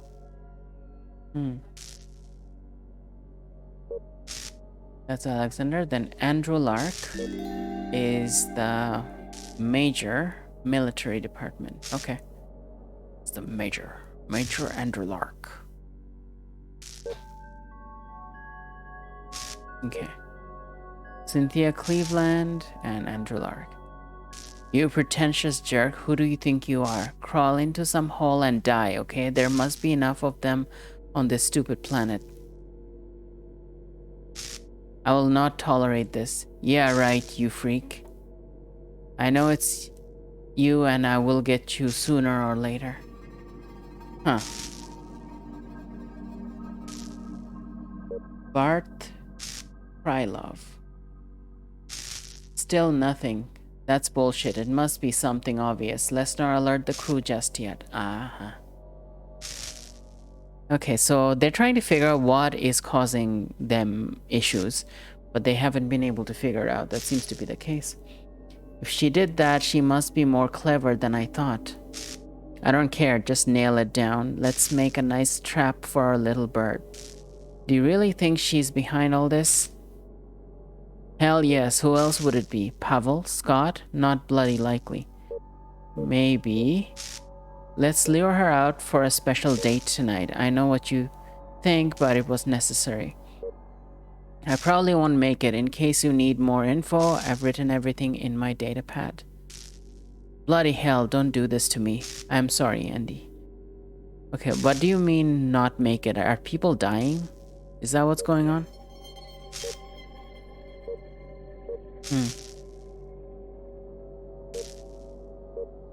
Sample number something. You know, this game is reminding me of Veritas, but like with a way more involved interface.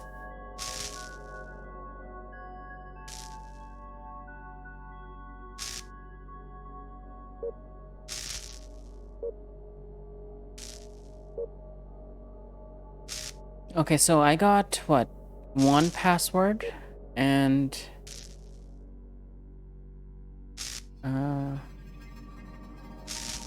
I want to look at everything first, and then we're gonna do things. Apart from the dust, there's nothing significant.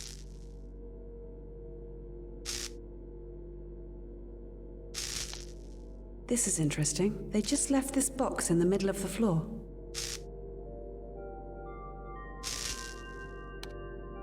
This is a crate. Oh, really?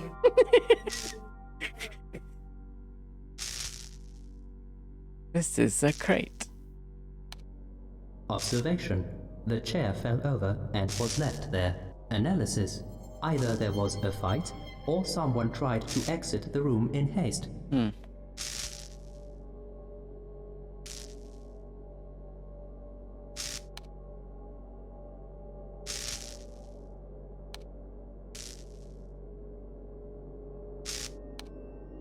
Commentary. The station status module is malfunctioning.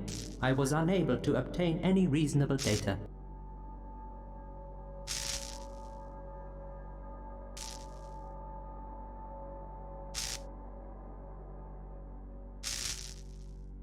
That's the data pad. That's the exit.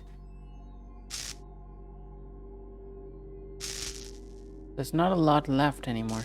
So the 2 data pads. Okay. This is J.U.L.I.A. That's the major, right? And this is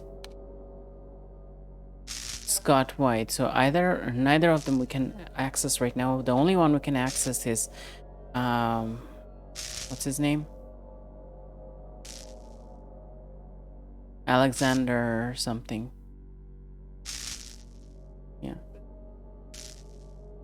Yeah, we don't have that information yet. So let's look around more, I guess. We have the storage room, the lab.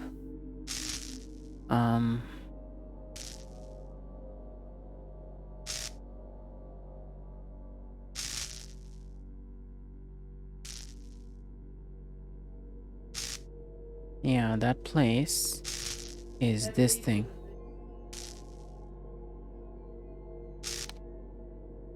The reinforced door is closed. Unfortunately, the opening mechanism is broken beyond repair. So we can't go through anyway. The ID card lock is broken beyond repair. There's no way I can get into this part of the station.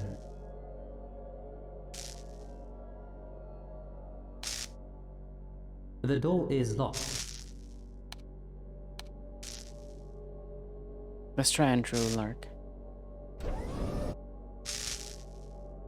Sleeping quarters women, sleeping quarters men.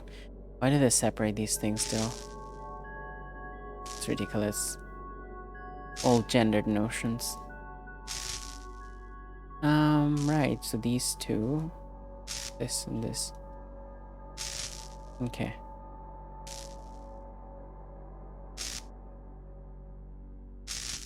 Storage, another crate.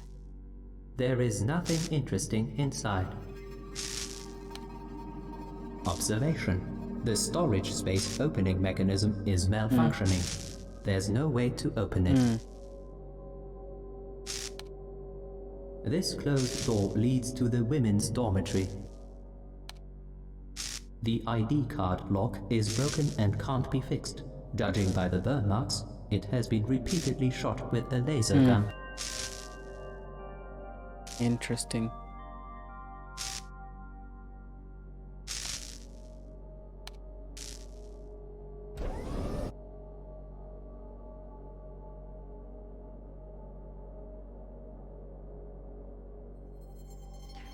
There's like multiple points that point to the same thing. So once you access one of them, a bunch of points disappear. So we're gonna start from one end and slowly go through. Like, start from here. Pair of shoes.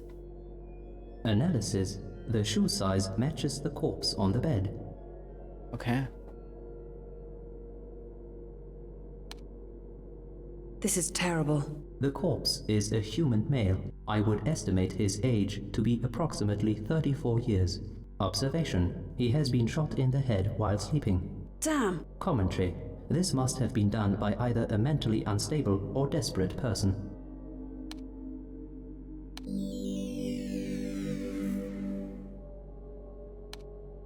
Commentary. A male body lies on the bed. The Central Entertainment System service is currently offline.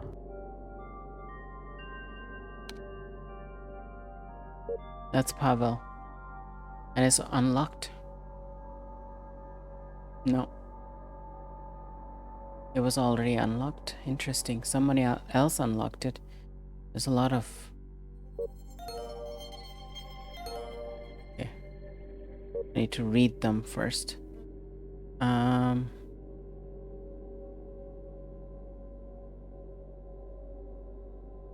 Right. 23, 19. Okay, okay, so this is the earliest message, then we go to the future. Okay, cool. So starting at the beginning. What an idiot. So we're supposed to write datapad dailies and not mention what happened. And what's he going to do? Shoot us in the back if we do? Anyway, this place is weird. I have a feeling that something is really not right here. Why couldn't we stay at Zenobia? I'm absolutely sure we would have found something way more intriguing than the dirt and sand on this stupid rock. Life here, yeah. Life here, yeah. We would have a better chance of finding life on Mars than on this marvel. And after what we've already seen, it's just one more bullshit decision after another of bad management. So here you are, my mandatory daily report has been written. Happy now, Mr. Lurk, sir? Okay. Tonight the nightmare returned. I am walking, absolutely exhausted, in the endless desert.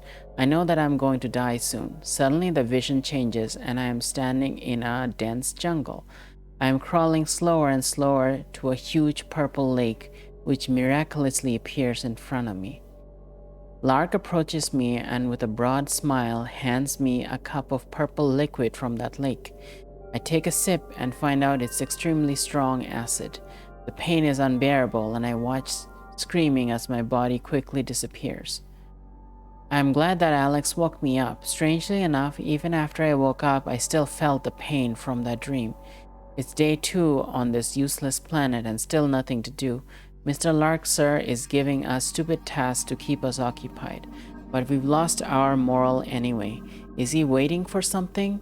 If we have to settle in this system and this is our only possibility for survival, this planet was the worst choice, and obviously we're doing nothing but wasting our precious time. I was sparring with Scott today, and I was surprised how cool some of his tricks are. His throwdowns are especially great and makes me want to try them on Lark. Also, it never gets old when Scott tries his levers. Maybe one of these days they actually will start working on me. What are levers? He reminds me of my old sparring partner, Gons Tordo. He thought he was some kind of fighting wizard, but he never took me down either. But he was like a phoenix. He kept coming back for more. So he was really good at sparring. We must have caught some local virus. No medic remains on board. Lark doesn't trust Cynthia, so it's up to me to supposedly find out what's going on. Curiously enough, we've sent our data to Jay, and she was unable to find anything out of the normal. She did not notice the weird red skin color, as if we have inflammation. She did notice the weird red skin color, as if we have inflammation. However, all the analyzed data are in normal ranges, so she suggests that it's just some temporary pigmentation. So J is Julia, most likely. But where did the sudden nausea come from? If I wasn't feeling so bad, I would actually be grateful for having a task to solve. Oddly enough, I've had real headaches in my life, so this has caught me completely unprepared. I've never had a real headache. Okay. I'm feeling like hell, so I will try to sleep it off now. Interesting.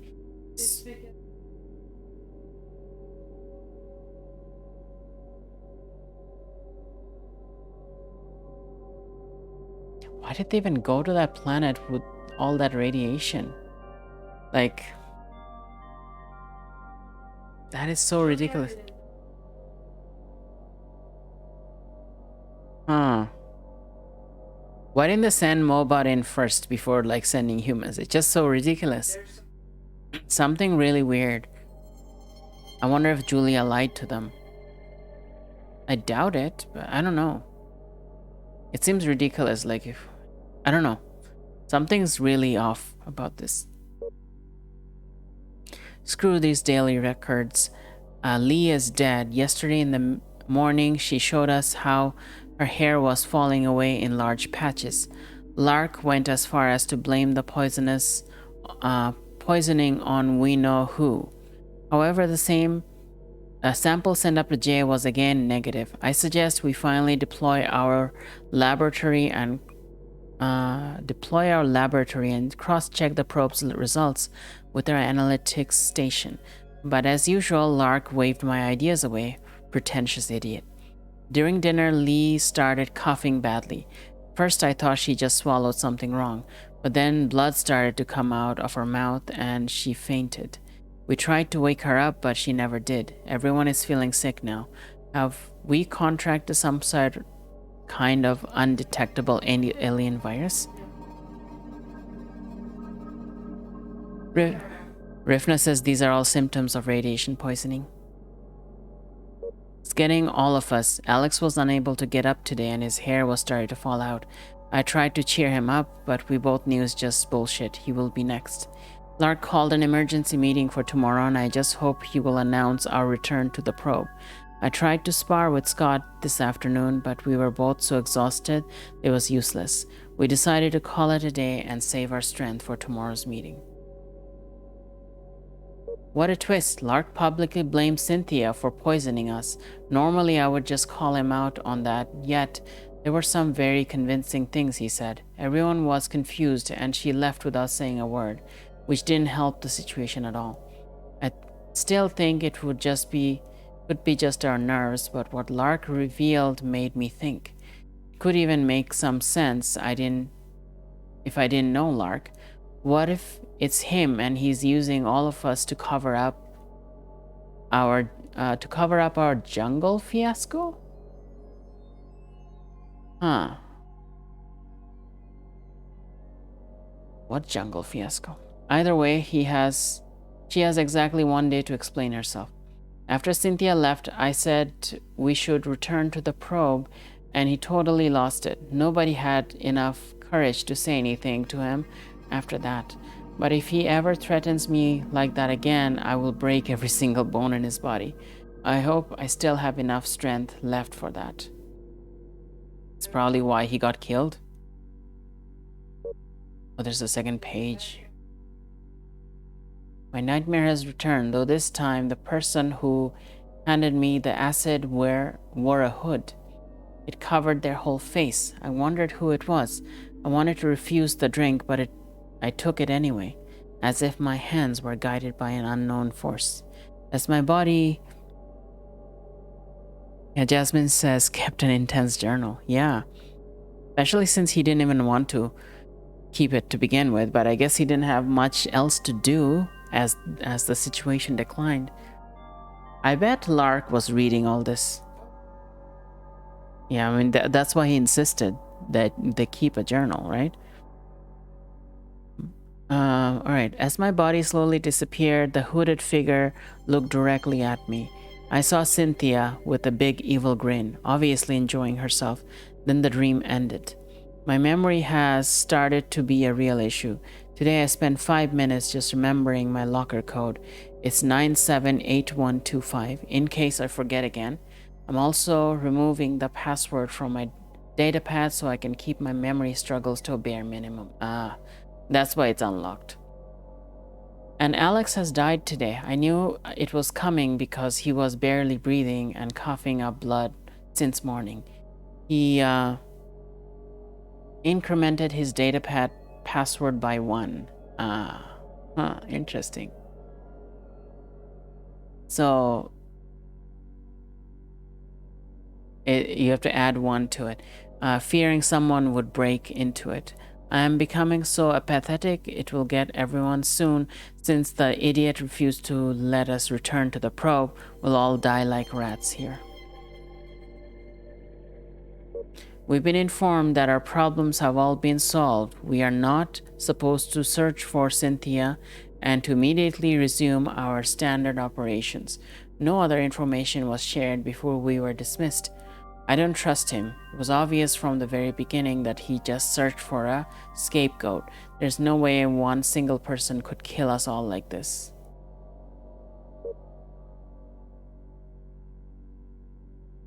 How do these dates work?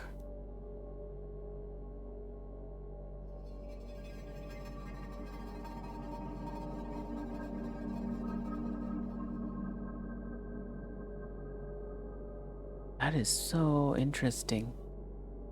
Because their planet is different, that we're measuring year and months differently? I'm unable to write my dailies anymore. The pain is so intense that I am glad I can even crawl. Lark lost it again. It doesn't look like getting rid of Cynthia has solved anything. I don't understand why we can't return to the probe, but I no longer have enough energy to ask again. It's starting to get Scott now. Barth has destroyed our hovercraft. That was our only way back into orbit. What was he thinking? I wanted to kick him to death, but when I saw the shattered, dying human he has become, I lost my anger. There would have been no honor in beating him.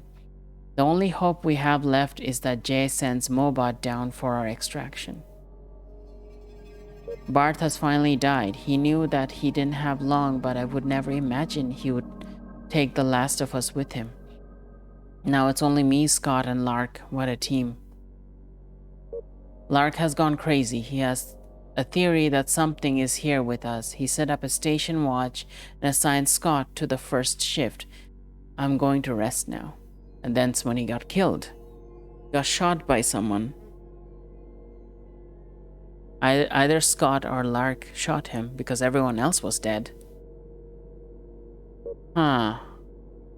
That is so much interesting information. Let's see. Mission data. Alexander's password is Xander756 and password correction is Alex incremented his datapad code by 1. So 757 then? Okay. Pavel's locker. I found the code for Pavel's locker. It's 978125.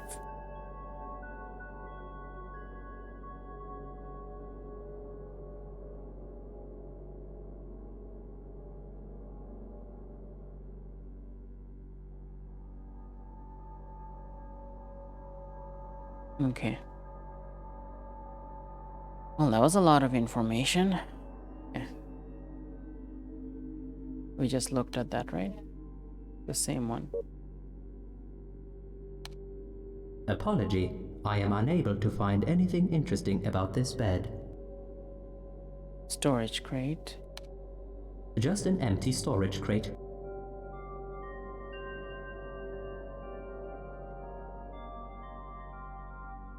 We are in this room.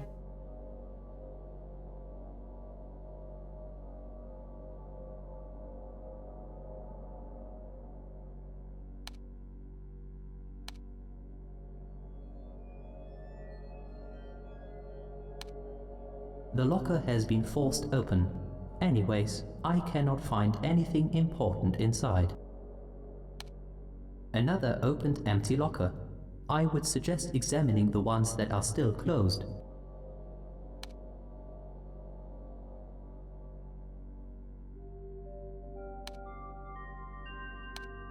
This locker has been pried open and is useless. This seems to be the very last of the empty lockers in this room. I like that each one of them has a different line, different dialogue. That's kind of interesting. They put a lot of effort into this. Ventilators, huh? We'll look at the lockers later after everything else. Apology, I am unable. Okay.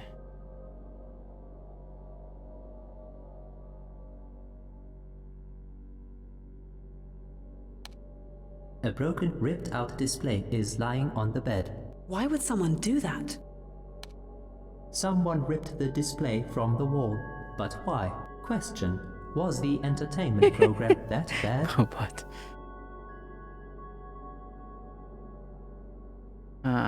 There's a lot of things on the floor. I am unable to distinguish anything usable among this clutter. Someone threw the empty pack of nutrients on the ground. Observation. It seems that at a certain point, the crew stopped caring about their living conditions. Yeah.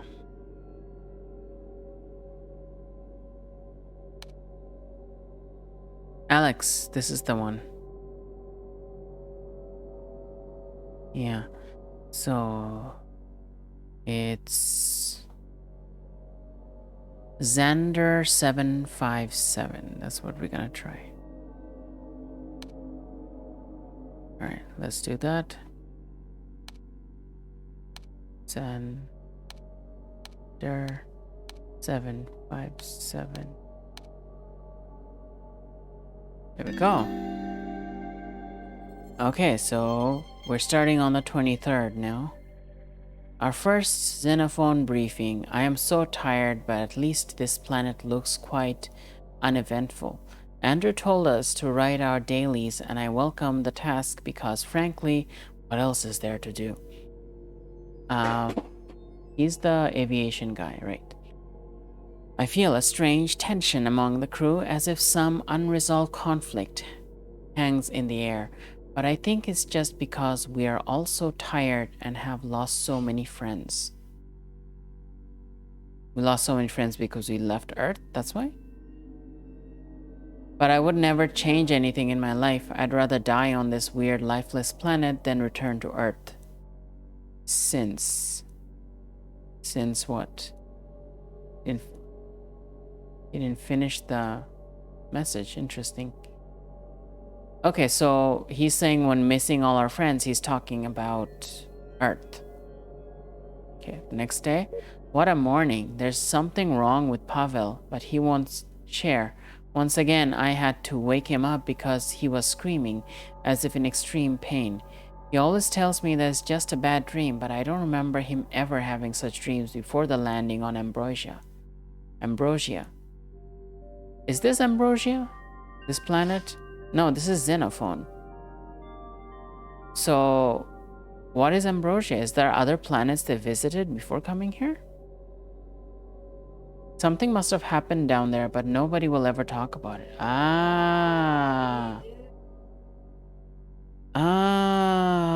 Okay, so there is a forested, maybe there's a forested planet they went to.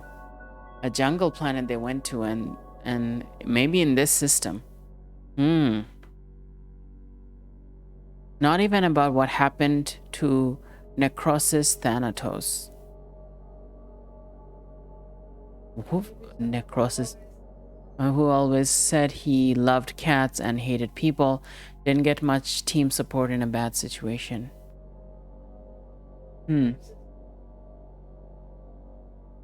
Okay, that name is very loaded. But like, think about the name, like Necrosis Thanatos. Isn't Thanatos a god of death, right? And necrosis means death, right?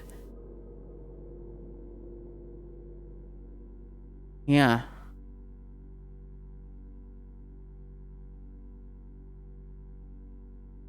So dying death god, like that's the name of this person, the dying death god.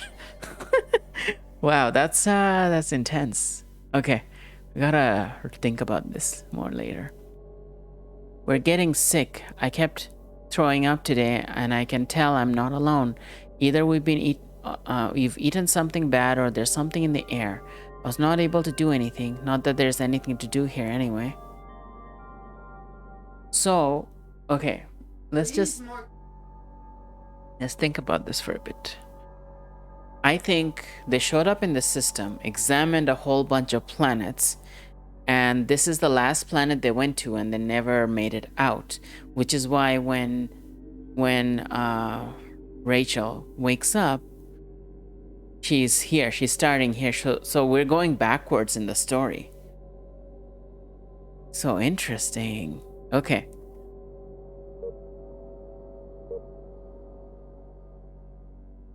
Li Zhang caught something much worse than the rest of us.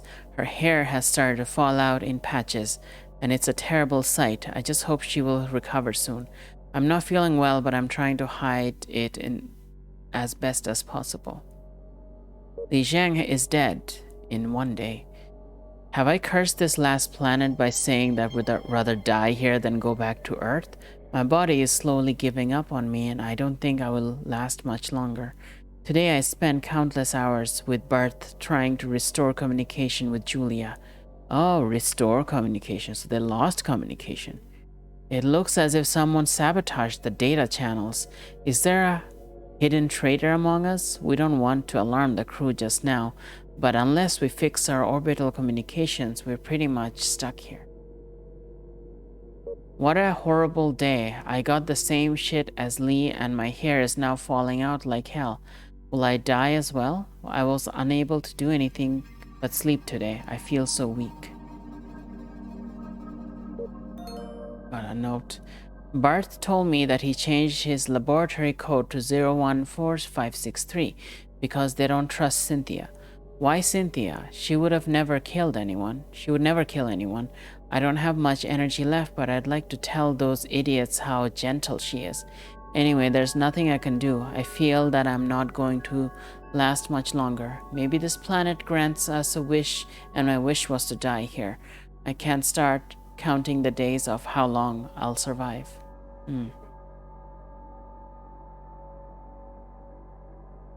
Yeah, because this data pad, we look at the date, 29th is the last entry that Alexander did, and mine, Alex died today. That's why that was the last entry. Okay. Okay. The data pad. What data did we get? Oh, laboratory code. Okay.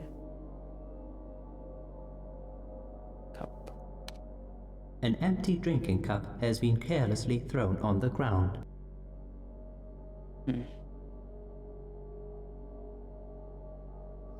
Alright, let's look at the locker now.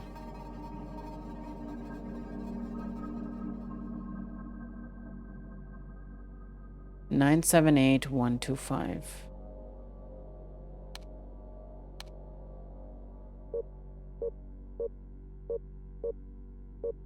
Okay.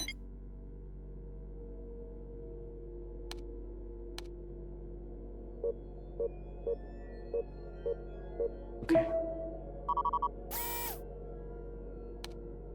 Look, he hid his ID card in there. You have very good eyes, Rachel. Okay. Maybe I can log into a computer with his ID card, see what he did.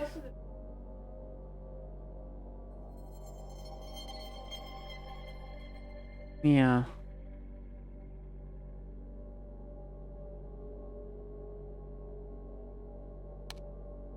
The ventilation system once provided fresh air to the whole station.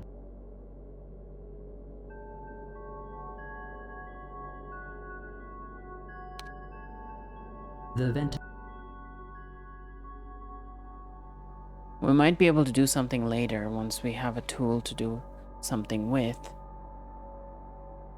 Okay, let's go to let's get out of here. And let's go check out that computer we saw here and use Pavel's. He's a civilian in the research department. Okay. Messages.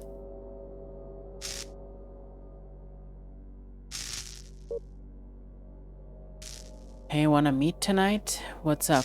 Just thought you could help me with something. Sorry, I'm a bit busy. Maybe another time? Busy? I'm here? One of us in here? One of us actually has to do something. Okay. It looks like a poison, Bart says. Any evidence of thallium in anything we have here? Nope, I don't think so.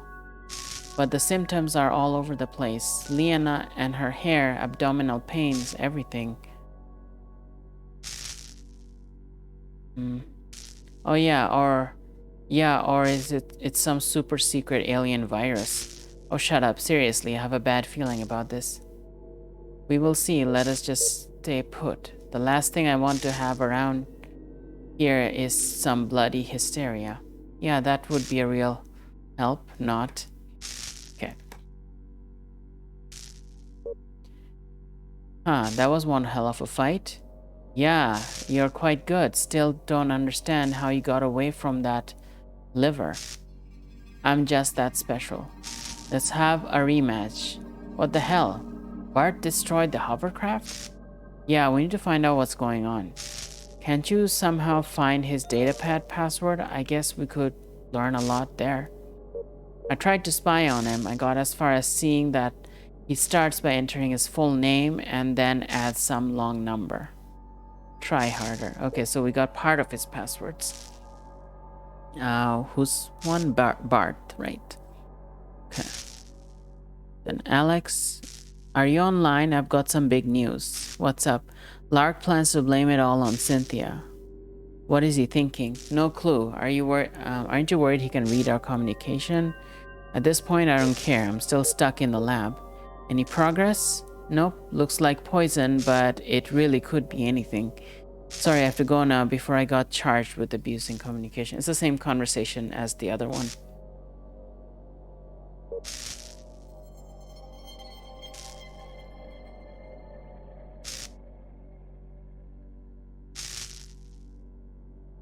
Okay. It's picture of the sky, picture of the sample.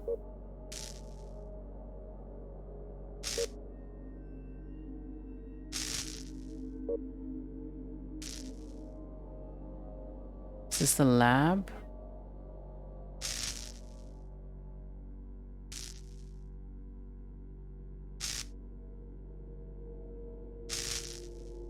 I feel there's one more place. This is the one we came out of. Yeah, okay. I am unable. What just happened?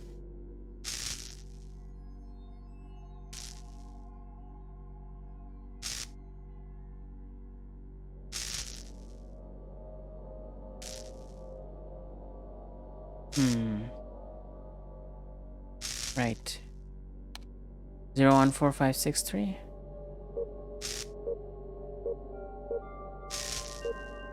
Okay, cool.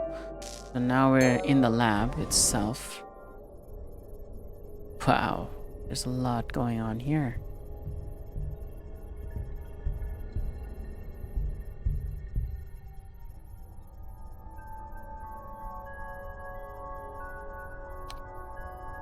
The waste disposal unit is still sealed.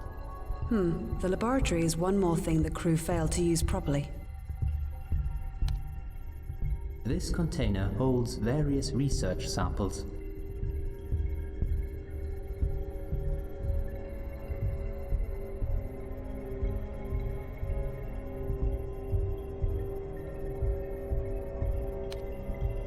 The glove box was meant for handling unsafe materials. It was never used.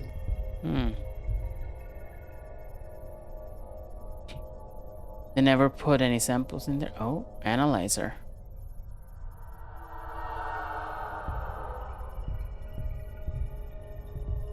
Oh, we can use all the evidence we collected off the bodies.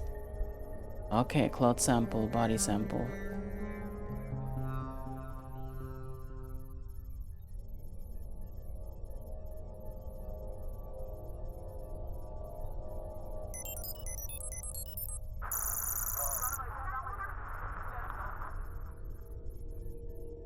The sample contains traces of dried human blood. After 6 years of laying outside the hermetically sealed station, this blood is too degraded to analyze. Okay. Splatter vector analysis suggests that the blood came from an outside source and not from the person wearing this cloth sample. Oh, okay. So they killed someone else.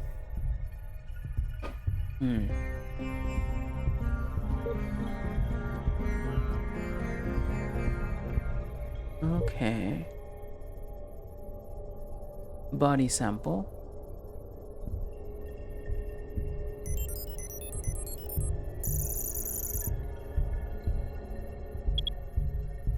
The skull is badly fractured. Cause of death, laser gunshot to the head. Heavily mutated human.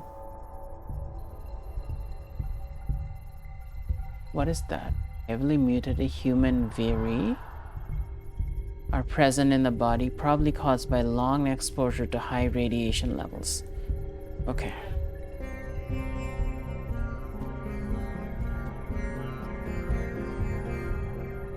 A DNA data comparison identification reveals a match with Andrew Lark.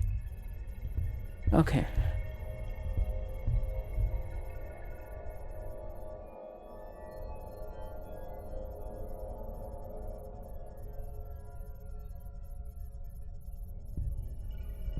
So there was a fight, basically. Okay. Laser gun.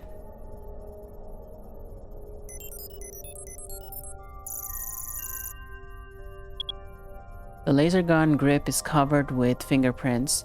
Correlation of these prints with the internal database reveals a prevailing match with Andrew Lark.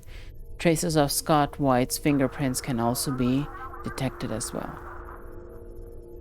Struggling with it. The laser gun data indicates that the weapon has been fired exactly 9 times. Okay.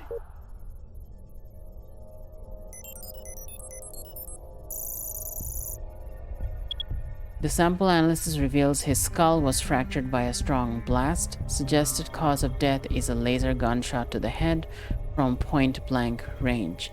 The photographic analysis reveals an estimated 98.3% probability that he was shot while sleeping. Okay.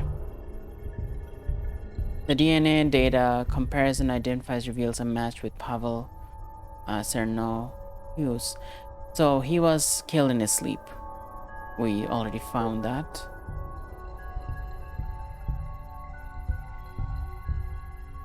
Okay, so if we find more, we can come back and look again.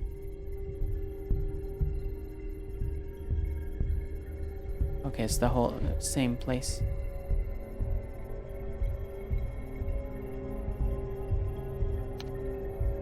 Those simple digital scrap pads are used to write notes. Wait a minute, there is a custom nano SD card inserted. Let's remove and analyze it before we try to use it. Who knows what might be stored there? This is Cynthia Cleveland's datapad. Interesting.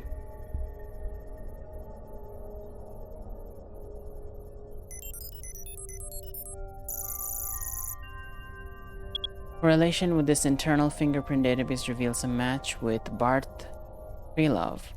Traces of Andrew Lark's fingerprints can be detected as well.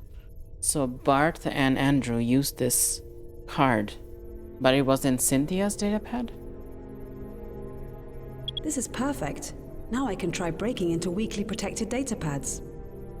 Contains the executable file of a program designed to password analyze. It's a password analysis. After setting the datapad into maintenance,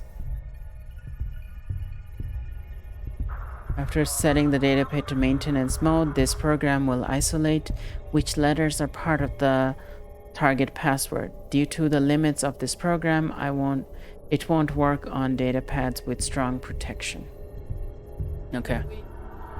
So weaker passwords, it can be broken. So this sounds like this was used by Barth and Andrew to break into different other people's datapads.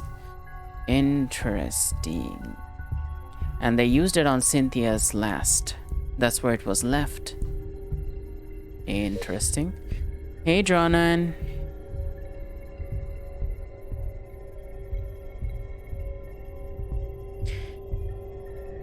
Hi, Dronan.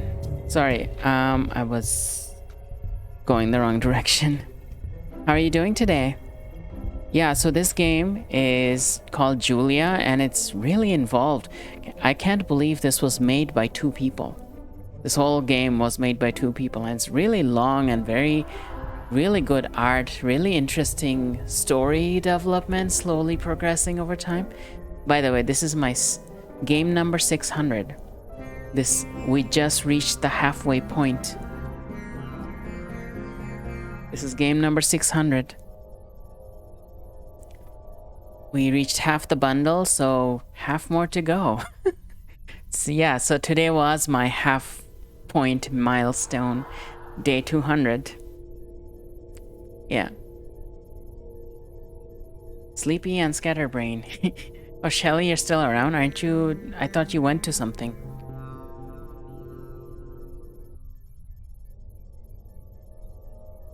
Rifna's taking a quick break, who was because they were playing with me, so I'm just waiting a bit.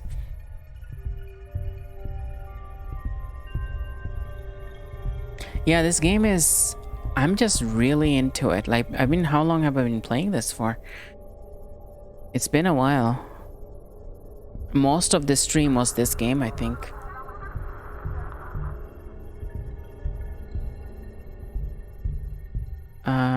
Since it's snowing, I brought out the Christmas emotes. Good job. Well done.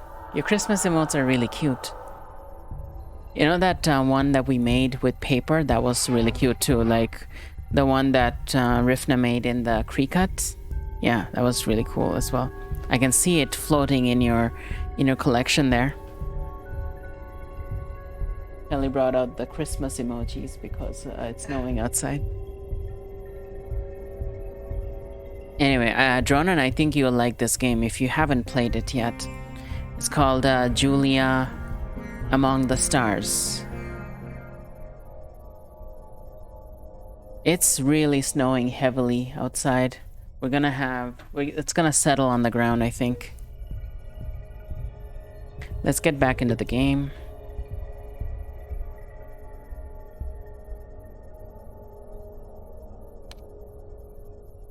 Oh, Bart is here. Okay. That's why you can use this option exists. Okay. To break into stuff. Let's see, what else do we have? The pad. Commentary.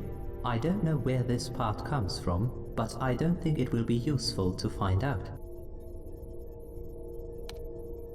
A standard digitally enhanced microscope. What is this?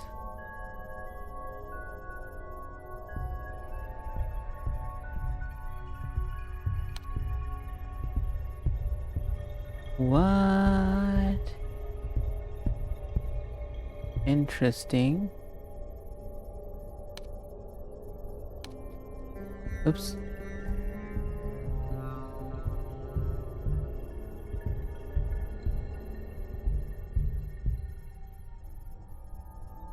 Oh, you can log in as one of the people.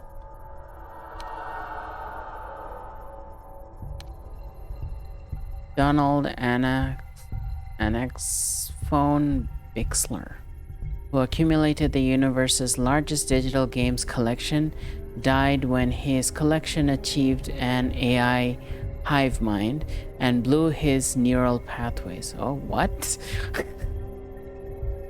Afterwards, Donald was found by his friends clutching the only physical software in his home. It was an indie cult classic, J.U.L.I.A Among the Stars. Seriously, you're putting your own game into the...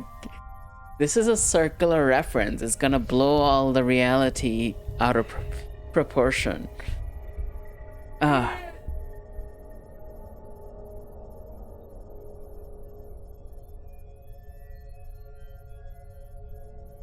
By the developer in a fit of unwanted gratitude.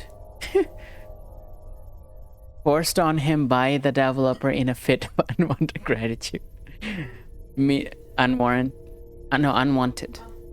Meanwhile, the newly evolved intelligence infiltrated a hypercraft's control module and was last tracked fleeing the solar system while net streaming turn-based fighting cheats. Wow. Okay, so that's one of the devs, I think. The other one is Alexandra Brown. Traveled to El Pis Alpha on the second Yamabushi expedition. She was enchanted by the planet's icy beauty and tall, majestic, snow-covered peaks.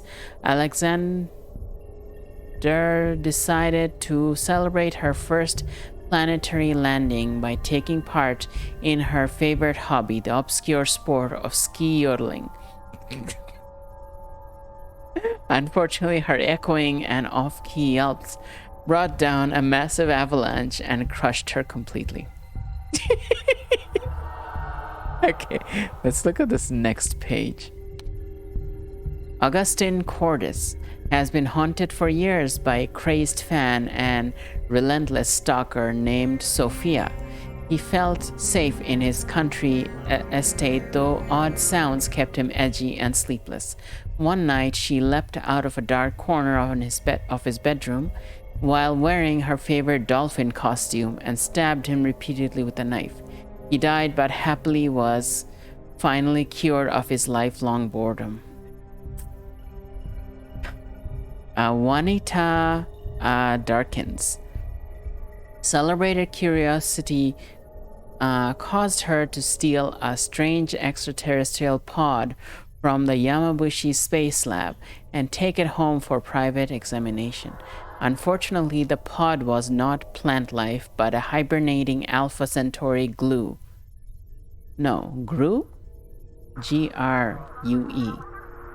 Having skipped alien biology in her field training and with no awareness of the danger she faced, she turned off the lights to go to sleep. The GRUE revived and immediately ate her with great glee. This is the credits of the game, basically. Dimitri Natishak, Roland Gwynn. How many do we have? Laura McDonald. Necrosis Thanatos. What? Necrosis Thanatos was part of the team? Huh. But we were just reading about him in the other pad. What's going on here? A well-known cat lover spotted a feline-looking alien creature on Ambrosia. When he impulsively and stupidly reached out to stroke its fur, the ravenous carnivore tore his arm right off with his retractable claws. Necrosis died when his expedition crew abandoned him in the jungle, glad to finally be free of his never-ending cat videos and related bunk decor. Okay, is this part of the game or is it a joke? Because I'm now confused because this has shown up in the in-game lore. Like, what's going on here?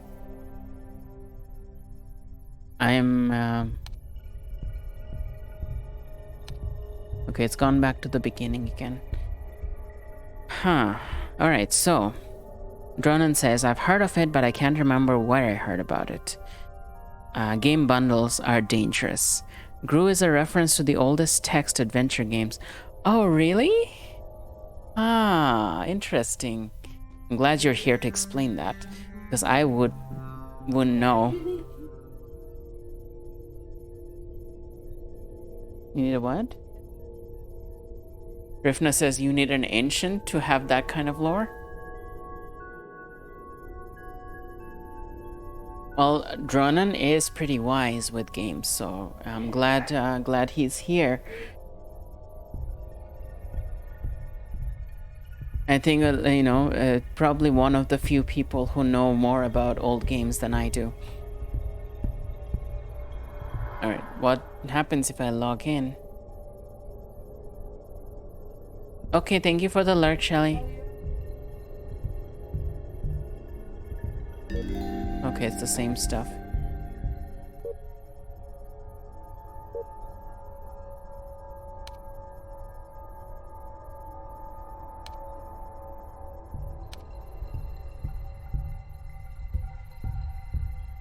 Dronan says, yeah, in Colossal Cave Adventure, if you had no light, you'd be eaten by a GRUE. I see.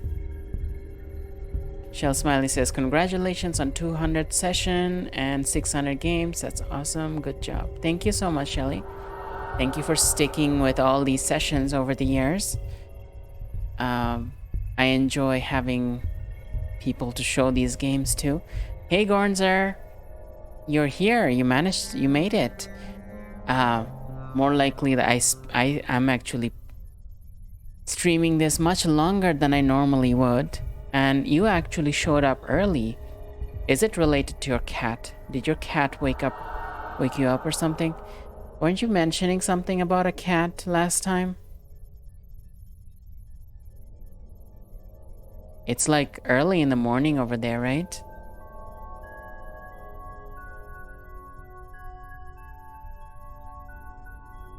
Oh yeah, she woke you up? Awesome. We were just talking about cats. So apparently there's a character somewhere in either the game or the dev team or the somewhere. So they're called Necrosis Thanatos. And it's someone who's a well-known cat lover. They loved cats so much that they died from an alien cat-like creature. Oh, she was starving. Is it cat starving when you're like haven't eaten for an entire half an hour? Actually, I relate to it. I'm like that. Rifna can tell you that I am exactly like that. If I don't eat for longer than I'm exactly like a cat.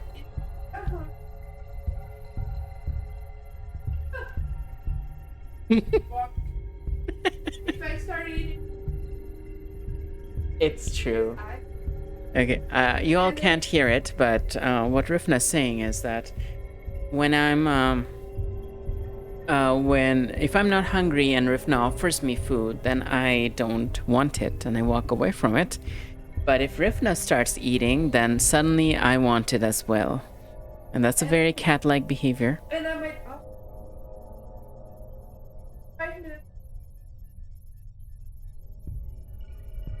I do get hungry like 5 minutes after that offer that I refused.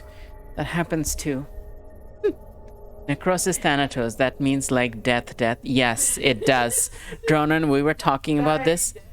We were just talking about this earlier. It's like this name is very loaded. It's like the dying god of death, you know?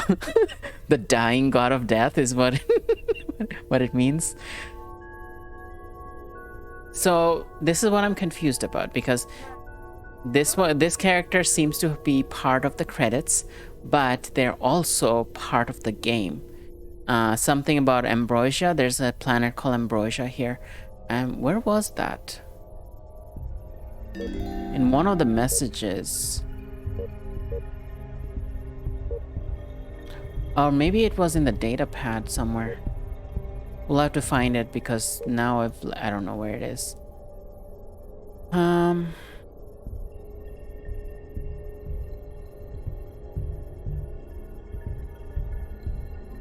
Oh, there's more details here. Okay, a datapad recording of Havel's last days was discovered. Alexander Hinckley left his datapad in the men's dorm. I broke his password and read through the grim entries. I've discovered the corpse of Andrew Lark in the corridor. It seems he shot himself. His identity has been verified by the analysis station. I found the body of Pavel in the dormitory. He was shot while sleeping. And I need to find everything I can. I retrieved a piece of cloth from the pressure chambers, which upon analysis contains traces of dried blood. If the analysis is right, Andrew Lark committed suicide by shooting himself. A standard issue laser gun was lying next to Andrew Lark's body and has been fired a couple of times before it ended its unfortunate life.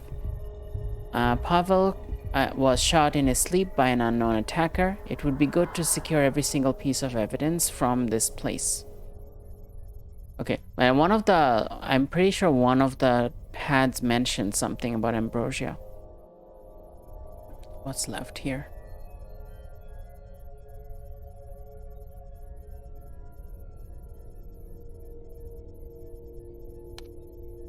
What is this device? Observation. It looks like a makeshift device. It was probably constructed from other devices. Can you be more specific? It looks like a Geiger counter. The parts came from the demolished hovercraft we saw outside. That's pretty ingenious. Commentary. Why would they need to measure radiation when the central computer was equipped with Right. sophisticated radiation detectors? Even my sensors detected radiation right away. Perhaps they broke. Now that's a mystery. I was wondering. Oh, the evidence are gone. So we finished gathering the evidence? That the crew didn't discover the radiation until it was too late, but why didn't they find it earlier? Huh. That's what we need to find out next.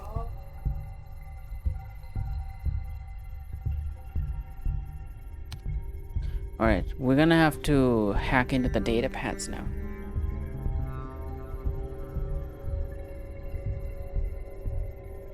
Okay, so those red doors are sealed, so we can't get in there. We'll have to find a way, but maybe we can get into these places. We didn't even examine them. Let's look at those first. Datapad has so much reading, I'm gonna just pause for a bit and check out the other places.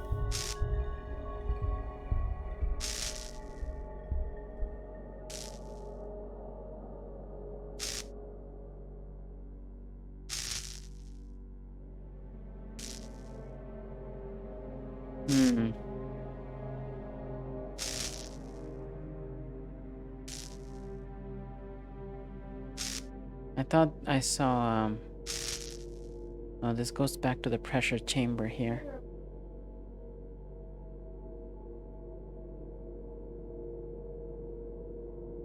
It sucks that there are these rooms and I can't get to them.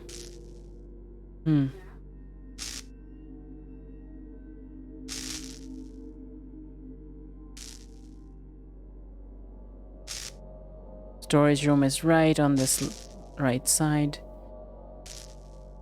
I guess we have no other option other than to go for the data pads.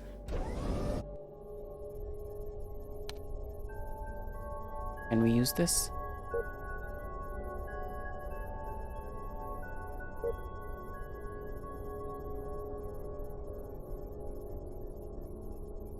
Is it doing it?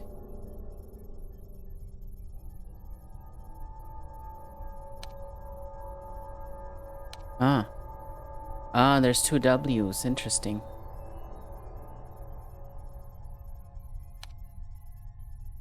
Oh, attempts remaining. You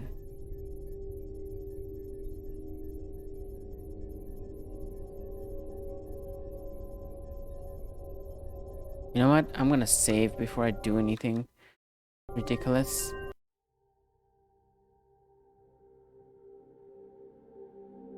Before I like get locked out or something.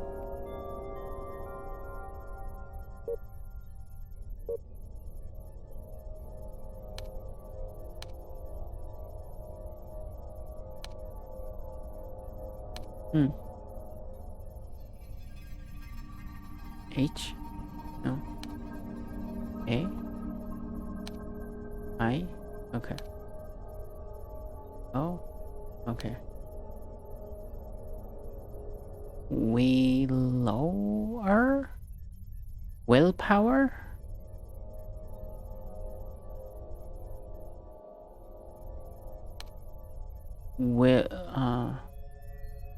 Wildflower? Wildflower. There we go. Okay, so... Right. She got accused of poisoning everyone by the military major person, which clearly he has other issues with her. Okay, here we are, the last and least interesting planet in this solar system. It's not that we are successful. The entire expedition has been nothing but one big continual screw-up. There's nothing to do here, yet we've been ordered to keep up with our daily logs. Yeah, right. Gosh, I feel terrible. My head hurts and I'm all red. Looks like there's something in the air. I tried to tell this to Lark, but he doesn't care. What a dumbass. Lee feels even worse than I do. I tried to help and gave her some of my pills, but didn't do any good. I wish I could do more for her. What bullshit. I'm not supposed to look into Lee's condition? What's going on here? I have a feeling that Lark is losing his mind. Is it because he never got over his failure at Ambrosia? See, there's something going on in Ambrosia. I'm so happy he never let me descend with them. Okay, so she never went with the team. Anyway, he's really acting weird. I may be paranoid, but he seems to know more than he's telling us. And he knows something about Lee. I'm going to investigate this on my own. Lee is getting worse, and neither Lark or Bert seems bothered by that. I can understand that brainwashed jerk not caring, but Bert? I've always respected him as a serious scientist. I need to get more evidence about what's going on. If only I could get my hands on Lark's ID card, I might try convincing Bart or Scott to give me a hand there. If I ever hope to blow the whistle on Lark's BRJE operation, I need more evidence anyway. I wish I had access to their dorm. Lee has died. I can't believe it. It happened so fast, and yet I have a feeling Lark is somehow involved. I've seen the look on his face as he was staring at me, and I'm now absolutely sure he did something to her. Everyone is feeling really terrible, and I suspect that something like thallium has been added to our food. Thallium. Okay. I was able to persuade Scott to lend me his card at a price. Not that my boyfriend Dmitry Natsiak would have cared. Soon as I got this mission assignment, he took off for Japan to join some cult, the Knights of the Old Republic. Okay. The Knights of the Old Republic. That's a video game. Whatever, my time with Scott paid off nicely. Now this is interesting. Cynthia has hidden a camera in the men's sleeping room ventilation system Okay, to spy on Andrew. that is somewhat extreme, but okay. I was able to sneak into the men's dorm, but didn't have time to break into Lark's locker. I've installed a camera in the ventilation system. With a little bit of luck, I might get his passcode. Just need to wait. Okay. Crap, Lark has publicly accused me of poisoning the crew. What is that idiot thinking? He thinks that shifting the blame to me will cover his ass? Not bloody likely. I ran away so they wouldn't see my tears. I'm so weak, I just wish I could punch him right in his face. Alex died, and if I'm not mistaken, Bart is involved in his death as well. Huh. Why is Bart involved? To think that I wanted to get him on my side? They plan to meet outside later this evening. I need to sneak out there and find out what this charade is all about. We're dying in here and nobody seems to care. I wish I wasn't so helpless. That was the last entry. Interesting. We never found her body yet.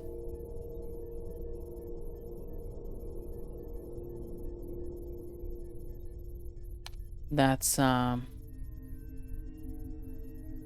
Krylov.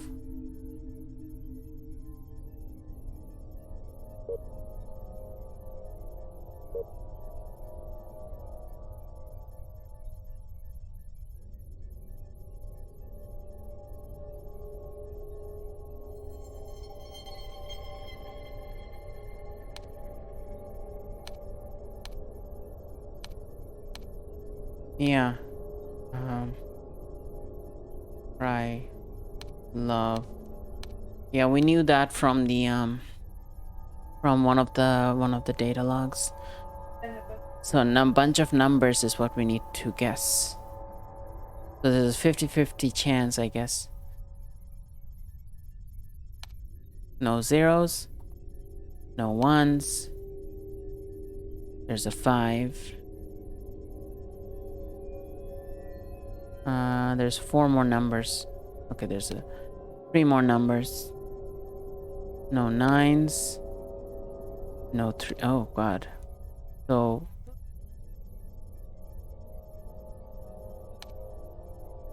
let's try again. Okay. So 2, 6, 4. Okay. 5, 7. Okay.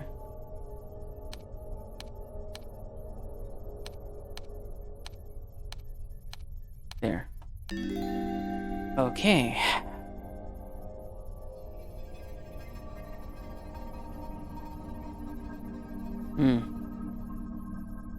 Yeah. So he's like the Pavel. They're civilian researchers. He went all the way to 36. Okay, now this is interesting. Originally, Xenophon was our main target, yet it's entirely devoid of any life. See, that's another mystery we're trying to figure out, because this was their originally where they were coming from. Then they explored all the other planets before coming here. Or many of the other planets, I guess. Does it mean we landed at the wrong place, or did Julia make another one of her infamous mistakes? So is Julia famous for making mistakes? That's interesting. From the very beginning, I was warning everyone about the premature total reliance on untested sophisticated technology, and it would seem that I was correct in my assumption. There is a possibility that some miscalculation made by Chandra led us towards Ambrosia, but there is no way those things could have sent out any signal. Those things, that means they found life forms? Either way, we caught it and it led us here, so let's explore. We caught what? The mistake? Okay. Today our crew encountered mild nausea, nothing worth caring about as there are more pressing matters. There is something wrong with this planet. I was conducting a spectral analysis of our surroundings and the data simply doesn't add up. I'm considering the idea that this place was once actually bustling with life, but what happened? I'm growing very curious. It would have been nice research if I hadn't run into that Cynthia Cleveland creature again. Gosh, she's getting on my nerves. How could someone as stupid as her even make it into our crew? Interesting. What the hell? Our data channels are dead? Andy decided to keep this information to ourselves for some reason. Well, he's the boss here. For now, we've simply said the communication with Julia is ongoing and nothing extraordinary has been found. It gets me worried, though. If we never recover our data channels, we're stuck on this planet. So some people knew, but it was kept under wraps by Andrew. I'll try to look into the communication issue myself to make sure there is no sabotage. One suspect immediately jumps to mind. I'm still not sure what is jamming our communication. I've run every single test available, but still can't isolate the problem. I might ask Alice to look into this with me. It should be his job anyway, and I'm not that big of an expert of such things. Also, what originally seemed like ordinary nausea now appears more serious than we thought. Zhang is looking as if she had been poisoned by thallium. Our planetary data check ruled out radiation poisoning, which would have very similar symptoms. All right, so planetary data check ruled out radiation poisoning, which is okay. How did that happen? That is the question here. That is basically what killed them. That because when they checked for radiation, they couldn't find anything. So someone lied. Either they found it and they lied, and that person lied about it, or something was wrong in the equipment itself that they couldn't detect it. But there is foul play here. I'm convinced that this is an inside job, and my instincts point me to only one person. Could she be jealous of Li Zhang? Is that it? I better keep a close watch on her. Why is he so suspicious of her? If she is smart enough to sabotage things and hide it from people, why does he think that she is stupid? Like, that doesn't make sense. Yeah, she can't be both smart and stupid at the same time. You know, it's interesting. Li Zhang died today. Her illness progressed so rapidly, I'm convinced that she had to be poisoned. I wish I could verify that with Julia's internal laboratory, but the damn data stream is silent. We can't even get back into orbit. Okay, did Julia stop communicating, or did...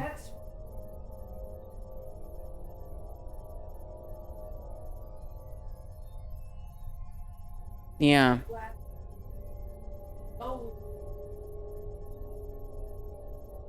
Yeah. They couldn't leave the planet, and they pretended that it was their choice. Huh. So Gordon just says one could have emotional reason to do something and be very smart about how they act on it. Yeah, but it was a false accusation in this case, and that is the weird part here, because the reason everyone died here is because of radiation poisoning, and everyone's logs show that no one had any idea, including Cynthia. Cynthia was suspecting the military guy, who was the one who eventually killed everyone. Like, the military guy eventually, he shot people in their sleep. He shot everyone else. He fought with the last person remaining, and then he shot himself at the end. So like, that all indicates that he wanted so much to be in control that he got everyone killed. And by lying to them, that, you know, the communication thing. But like, and Cynthia's logs show that she was feeling paranoid that the military guy was keeping a secret and getting them killed over it. And she was right. But everyone pinned the blame on her. Like, she doesn't know what the cause was, but she knew that he was behind it. But the first time anyone accused anyone, like, it was the military guy accusing Cynthia of poisoning everybody. But then she disappeared. She wasn't in the crew anymore, and people still kept dying. So obviously she wasn't at fault. Something else was going on, and they refused to believe it, you know? So that's interesting. That's so interesting. That how did that dynamic came about, you know? And why is he why is this guy so invested in that story? You know, that's curious, because everyone else was like, well, I don't really think she's done it. Maybe she did it. You know, everyone else was unsure, but he is so certain.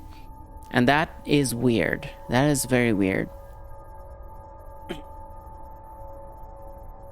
I mean, I can see the major, like the military guy being very like, well, she must have done it because I think she's useless and I need a scapegoat, you know, like he had that kind of attitude.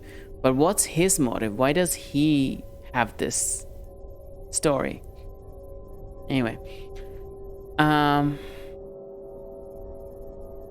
I called Alex to help me out with the data channel problem, but even after triple checking everything, we couldn't discover what's jamming the communication lines. The cause must be here in the station, because we were able to verify data is traveling to and from the probe. We just can't access it. In my opinion, somebody messed with the decryption unit, but how? Oh, that's interesting. I feel terrible. Have I been poisoned as well? If this is true, I have only 3 days to find out the cause of the poisoning and obtain an antidote. Not a very nice outlook, and that hag is always snooping around. I must warn Andy. He will know how to deal with her. I am sure of that. I've seen before that he's incredibly good at those kind of things, and I still have my doubts about what happened at Zenobia. She might be behind it. Okay, so I think it's because these two are friends that he trusts Andrew so, like, unconditionally. I got an order from Andy to create a special little maintenance program, something which could help us break datapad passwords. He knows how much I love cryptography, so he didn't have to ask twice. I need to keep my work secret. As long as she feels her datapad is safe, we might be able to find important clues in there. Which they didn't find anything. There is no evidence, so they didn't find anything, unless they found it and deleted it, but I doubt it. We decided to play a little game with Miss Cleveland. Andy blamed her for poisoning our crew and told her that he has the proof in his locker.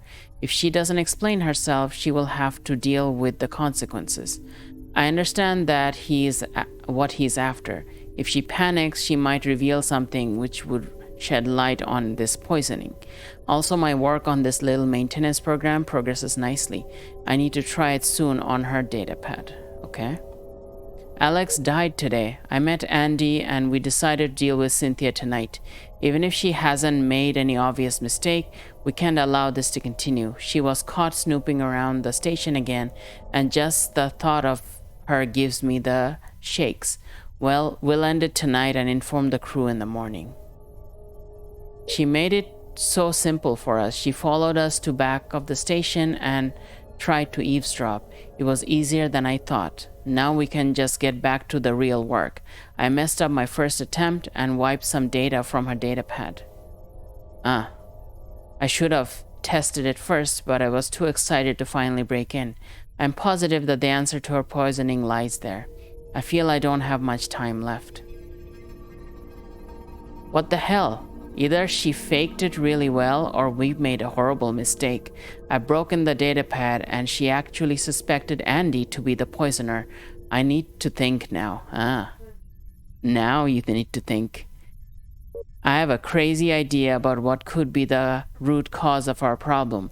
There is no way now that we will ever be able to return to the probe, so I think I'll borrow some of our hovercraft parts and my handmade Geiger counter.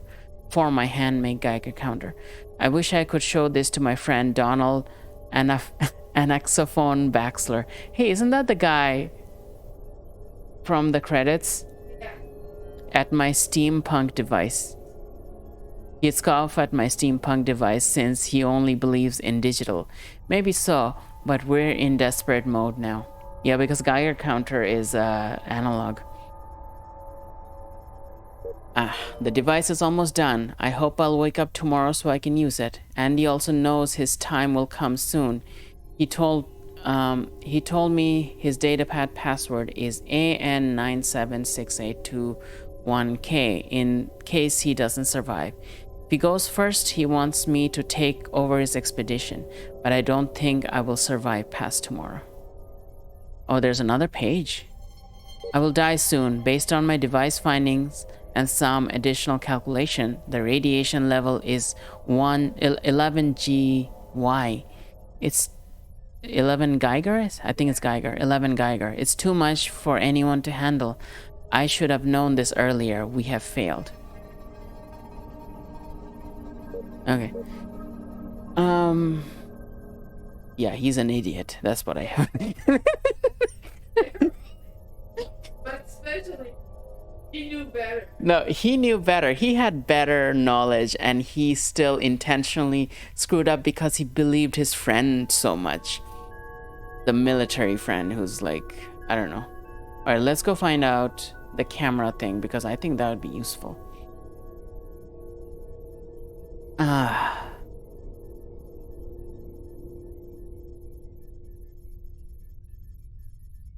Spies among, according to Cynthia's datapad, there's a camera.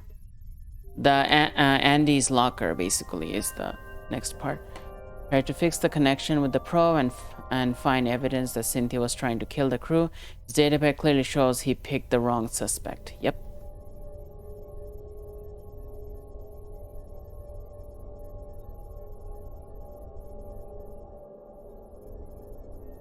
Is there anything left?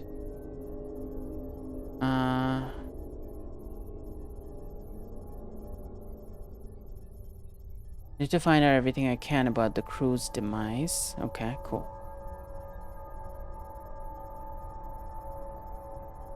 Do we have any more objects? Nope. Okay.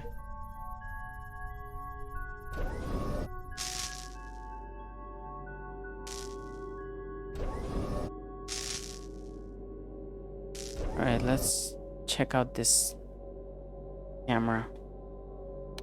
Remove cover. According to Cynthia's datapad, a camera should still be hidden in here. If we are lucky. It's still there. The camera no longer works, but I'm recovering its memory card. Let's take it to the analytics station to see what we can get from it. Alright. Analytics.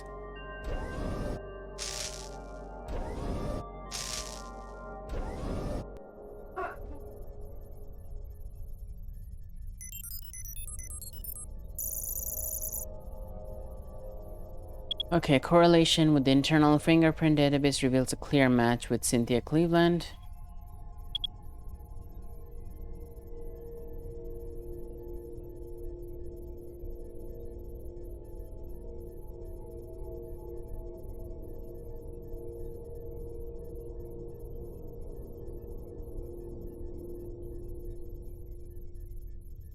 Okay. The memory card contains one video file. A sequential analysis of the visual data reveals local code sequence code is 54937. Okay.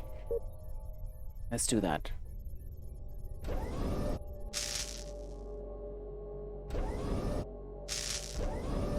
This one.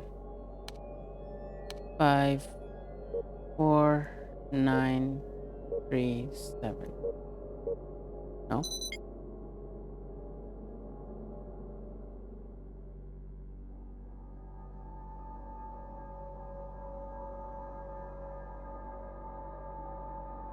Five four nine two three seven.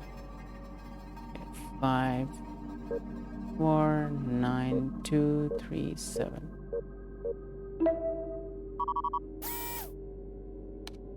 There's another card lying in this locker. We got his card now. That is the station MasterCard. We might be able to extract some really useful data with it. Mm-hmm.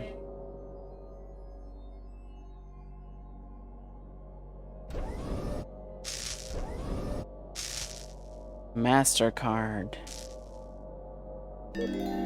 Rank blank. Headquarters department. Interesting.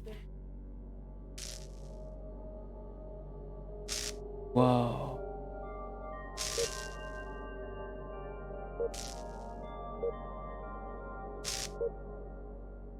Why are there so many pictures?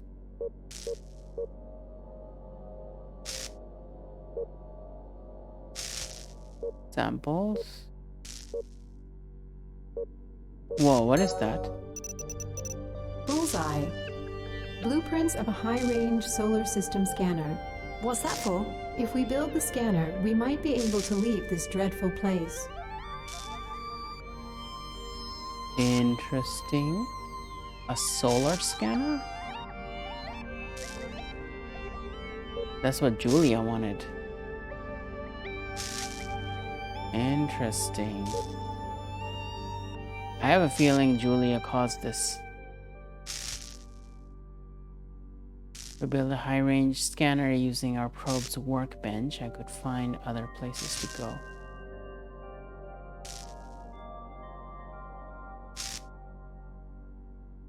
I mean, generally, most games like this, the main ship's computer is generally the villain, but you know, it might not be. It might be like a misleading that they're doing to us. You know, that happens a lot too. Like they say something, like they push you towards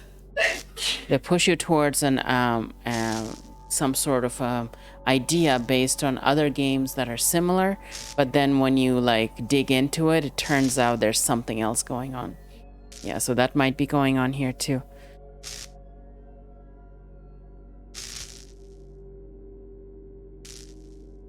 This pad I haven't read because this is Andrew's. This is what we have to oh, we haven't done Scott's one.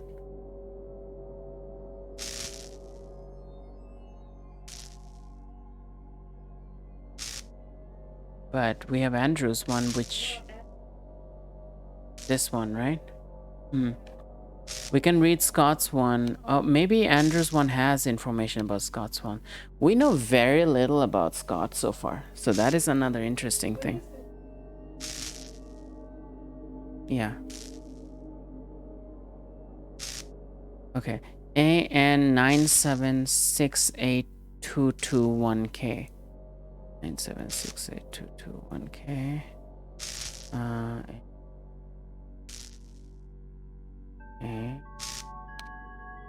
AN976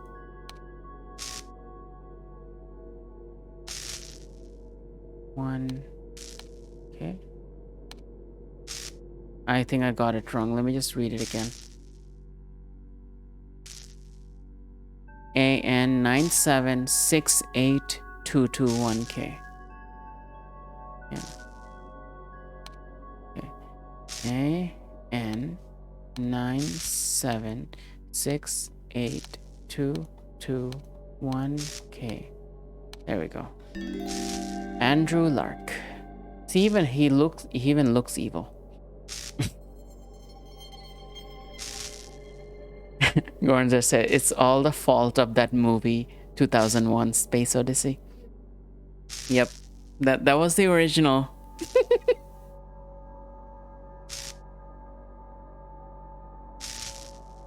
Okay. So last entry is 38. So he's the one who lasted the longest so far. Okay, we finally landed on this rock. Nothing to write home about other than rocks, dust, and more dust.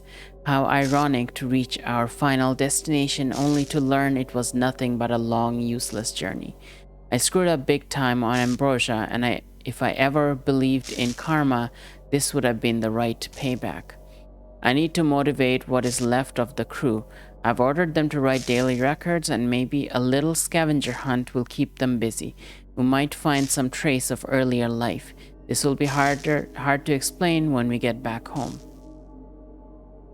Not really a warm welcome. The crew is complaining about sudden headaches, but I think they're just not used to stress. I've ordered Bart to run another planet-wide scan. All readings were within normal limits, so we should be safe. We're screwed. Our data channels with J.U.L.I.A have died. Bart reported this, and we've decided to keep this information classified until he fixes it. Hopefully it's just some minor glitch, but we can't send any medical data for thorough analysis. I'm really fed up with that hag Cynthia. She's getting on my nerves, and on top of that, I have a feeling she might be involved in all our little accidents. I've ordered Pavel to look into the crew's sickness to get an unbiased view. I've placed Lee in medical quarantine. I have a strong suspicion that she has been poisoned, but I need to keep the remaining crew safe in case she encounters some kind of alien disease. Still, no contact with the probe, and Cynthia is suspiciously snooping around. I am positive she's behind all this, but why? Lee is dead. Her last moments were terrible, and she begged me to end her pain. I eased her last moments and informed the crew of her death. I'm calling an emergency meeting tomorrow. I need to get more proof about Cynthia's involvement in the poisoning.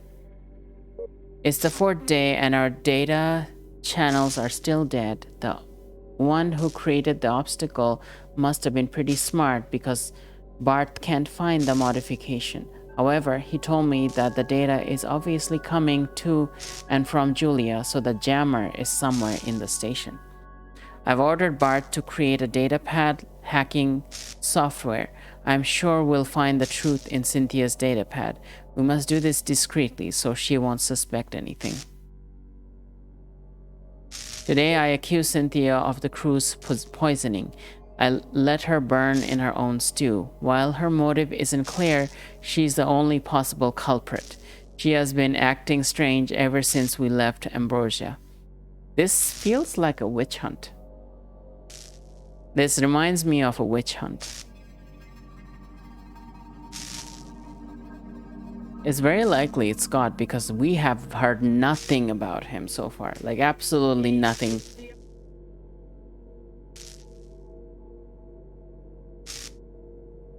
Right, he's sparred with Pavel. Pavel, was it? Yeah.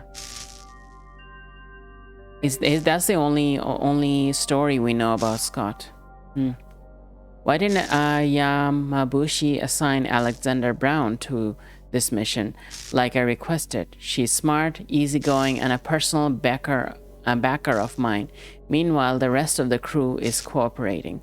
I still don't want to alert the crew about our severed communication, as it would be foolish to destroy their morale. They still believe we can return to the probe and fly back home. I'm no longer positive about that. Alex has died. He was one of my best men. That which will pay. We'll set up a little trap and lure her out of the station tonight. We have to make our move now. She's recently developed a very intimate friendship. What's wrong with... never mind. I think all our problems are finally solved, and I'm sure that our luck will change for the better. But I feel so sick today. She probably left me with a little parting gift. We need to recheck all the nutrients for thallium. Shit, her datapad didn't confirm anything. Was she innocent after all? What the hell is going on here? Are we cursed? Bart's condition is getting worse. What will I do without him? He's going insane and there's nothing I can do to help him. He's obsessed with some kind of experiment and fends off all my questions rather violently. There's not much we can do. The data channels are dead and Bart has lost his mind. We probably ingested heavy doses of the poison affecting his brain, and then he destroyed our hovercraft. Not that it matters since we won't be able to connect with Julia. I was yelling at him, but he told me that he needed the parts for his experiment. This is madness. I'm feeling really sick now. I told Bart my datapad password, but it was simply a gesture. I know he's going to die soon. We all are. I'm not sure why I keep writing this log, and there's nothing to say except that we're all slowly dying. This can't be right. Bart rushed in today with a wild look in his eyes and started raving. He seems near death, but if his handmade Geiger counter is correct, we have been exposed to insane levels of lethal radiation since day one. If he's right, there's nothing that can save us. But how could we have missed this? All our devices are synchronized with the probe, so it must be sabotaged by one of us. And the living conditions on this planet were estimated to be great. Someone must have tampered with Julia. Bart has died. There's no reason to go on. I will check all the server data one more time to see if I can find the culprit. I'm still convinced that Cynthia was somehow involved. Maybe she was just careful and faked the datapad entries not to be caught. So she planned this from the beginning. I'm going to end this madness tonight. I will send Scott to patrol the perimeter and deal with him after. As for Pavel, it will be better if he is asleep. Our expedition has failed. So when he says she planned this from the beginning, I think he's talking about Julia at this point. So he sent Scott away because Scott is friends with Pavel. So while Scott is away, he shot Pavel, and then he probably had a fight with Scott after. But why was it important to kill everyone?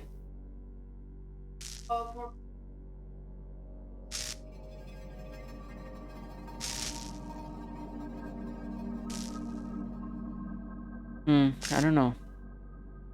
He could have told everyone that this is what happened, this is what I found out, instead of trying to kill.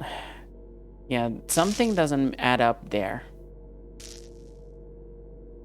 Alright, Scott. We didn't find your thing. We can only hack your thing. That is a huge password. Alright, I'm gonna save first because this is gonna take some attempts probably. Save. Okay.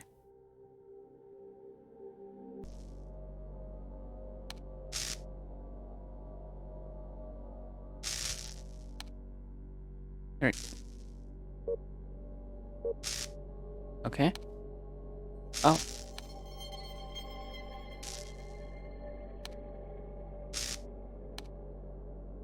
Something Scott.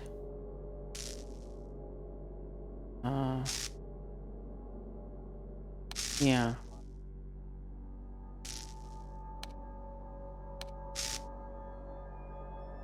Huh. Invincible? Invincible.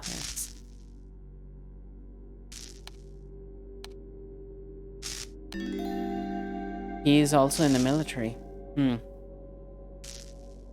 His last entry was 37, which is a day before the major. All right. Maybe it wasn't Scott, maybe it is Julia. Everybody was told to keep writing about our daily records. I guess the captain just wants to keep our morale up. But after Ambrosia and subsequent events, our expedition can't possibly be a much bigger failure. These orders have resulted in one cryo-jailed. One cryo-jailed? Someone being... cryo-jailed would imply like someone was put in cryo-sleep. Yeah, as a prisoner, right? So, why? Why? What happened? I mean, cryojail could be just an expression to say, well, you know, we're not going to revive that person, right?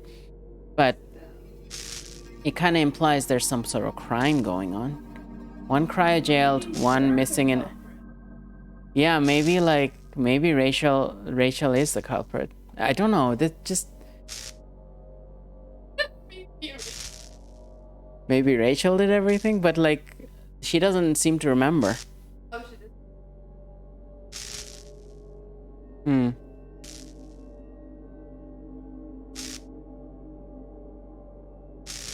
Okay, 12 dead and only 7 of us still here. So 1 missing in action, so there's someone who might be still alive. 12 dead and 7 of us still here. How is he ever going to explain that? Today was uneventful. Apart from the fact that we're not feeling well, I think that the last month was just too much and none of us were prepared to endure such stress. I'm really glad we have Julia on board because the ship's computer is optimistic and always boosting our mood. She let me watch some of my most beloved childhood cartoons last night. Scary how well she knows me. Or is it just listed in my personal data? Either way, these little things are what keeps me going. This is 23rd. That means she still was in contact. Julia was still in contact. Not much to do here. This planet is terribly boring. I heard that this was supposed to be our primary target, but in comparison to Ambrosia and Zenobia, this place is a wasteland. I was sparring with Pavel today. He's an extremely talented fighter, but it's obvious that the expedition has taken a lot from him. He seems to be losing his incredible energy that he had at the beginning. Nonetheless, I can't believe it's impossible to pull a good lever on him. What is this lever that everyone talks to?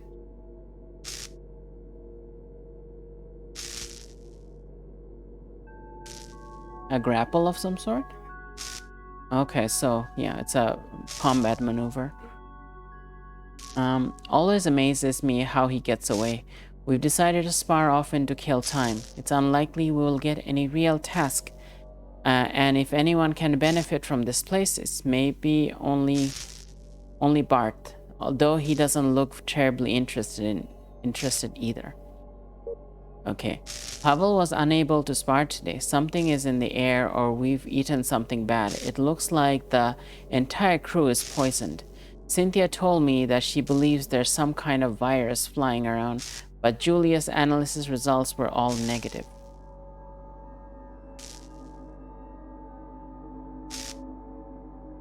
Right, they still had communication, I remember. In the beginning, they still had communication. I noticed a red color on her skin, as if she had a sunburn, and she also complained about heavy stomach cramps. Strangely enough, Lee was complaining about the very same thing. Lee is getting worse. She asked me to help her as she was unable to get into her dorm. I carried her in there and brought her some nutrients. She was very thankful, and I suspect that she fears she will die soon. I comforted her and told her that it's just stress and she will soon be all right. But then she showed me how her hair is falling out and in large clumps. And what the hell is this? I've never heard about anything like it, and I wonder if there's any untraceable alien illness involved. You know, why wasn't anyone trained in radiation? They lost all their medic? Oh god. They lost their medics on the other planets. Okay. Alright.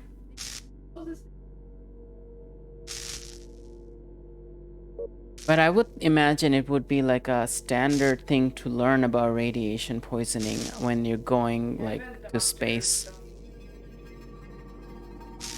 Lee has died. I'm not sure what to think about that. She was always so nice to everyone here.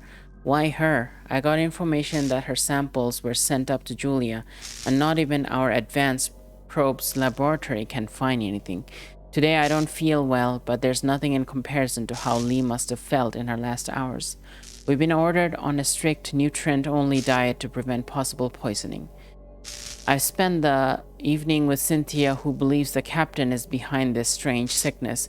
She's just paranoid, but I lent her my card so she can snoop about if she wants to.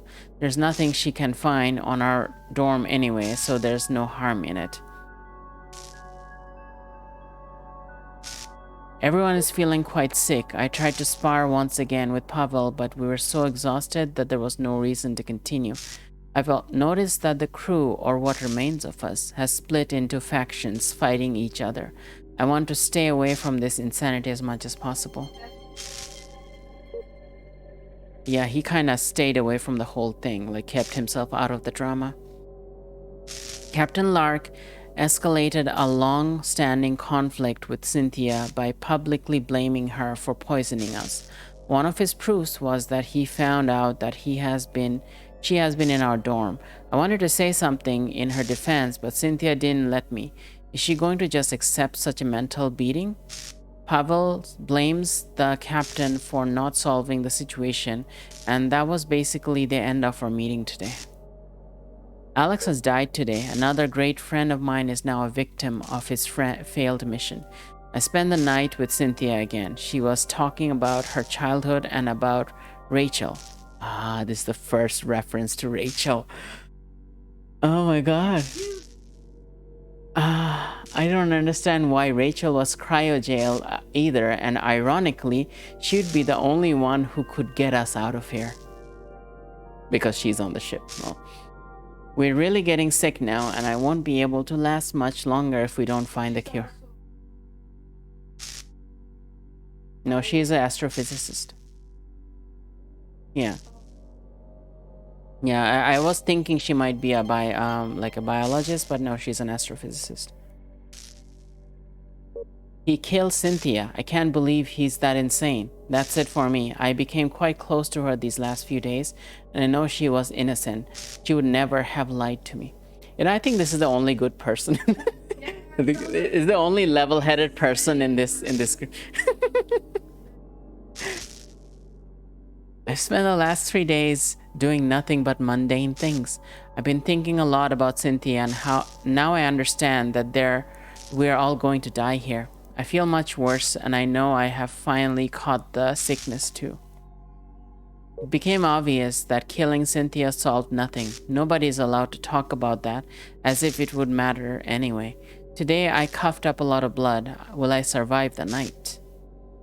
Up until today, we had only one chance to survive, return to the probe, but for some reason, Captain Lark wouldn't allow it. We will never get back because Barth Krylov destroyed the hovercraft. He is going to die very soon and probably just didn't want anyone else to survive. Pavel wanted to kill him, but I talked him out of it. There's no point, not now. Without the captain's clearance code, we would never get on board Julia, and I know how close he is to Barth. We got something. Oh, we're gonna do that later, hopefully. This icon will pop up in a game on a new Mind-O-Matic has been added to your log. Okay. Barth has died. No one is left but Captain Lark, Pavel, and me. There's not much we can do except die. Okay. Why did the Mind-O-Matic show up? What was it? No, there's something else. What is this? Oh, crap.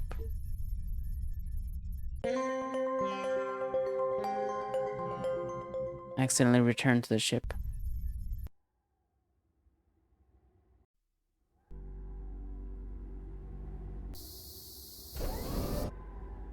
Okay, we're back. I'm gonna save first.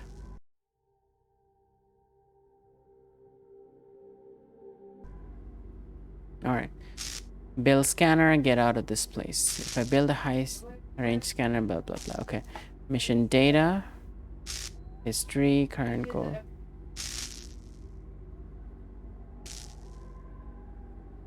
So, Mindomatic. Okay. Disaster on Xenophone. Oh,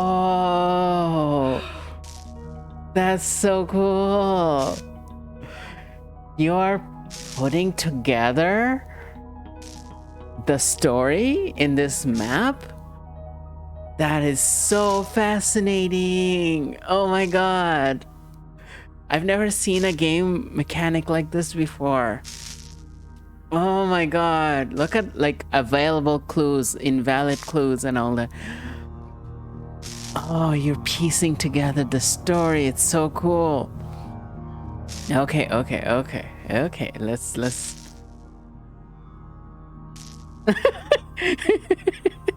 this will be like I'm gonna be so lost in this game. This is amazing. This is such a perfect candidate for game 600. I've never seen a game like this awesome before. Okay. Suicide, we know it's the can we? Wow, we're gonna move.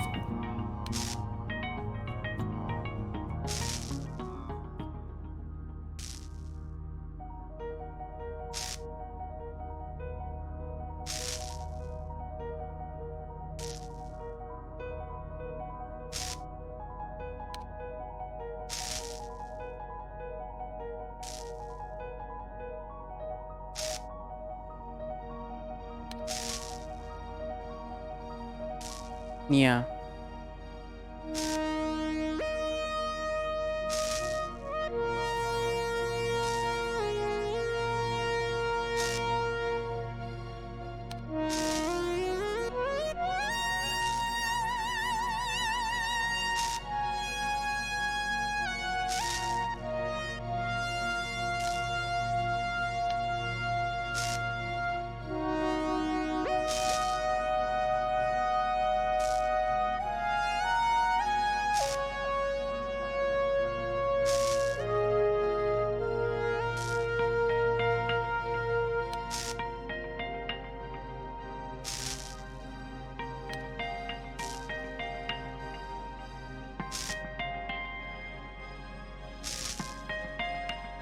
Do the colors mean something? I think the colors are verb, like the purple ones are verbs. And the light blues are the characters, I think. Oh. Some of them are subject, some of them are object. Because the dark blues are objects, I think. Okay, so purple is in the middle. The dark blues are on the bottom and the light blues are on the top. I think that's how it works. Yeah. Yeah, something like that. Okay, so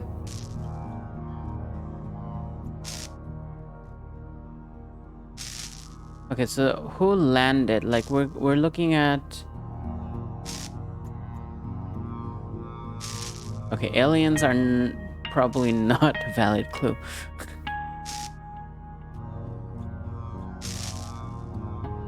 The crew landed on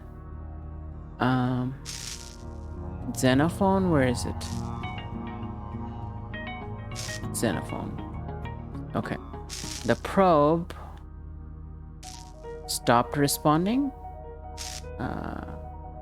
Stopped responding. Li Zhang.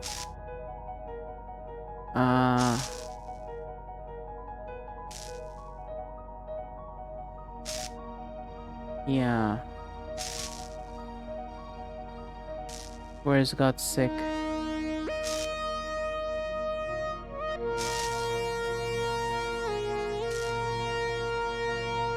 Okay, yeah.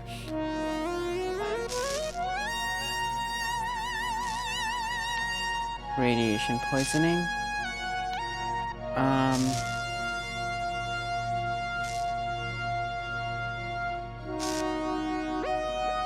Yeah, who died after that?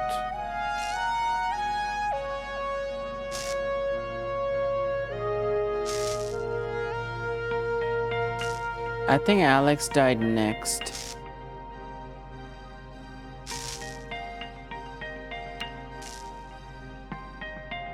I feel like, okay, hold on.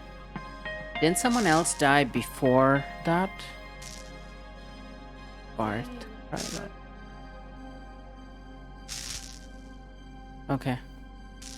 Okay, Alex died from...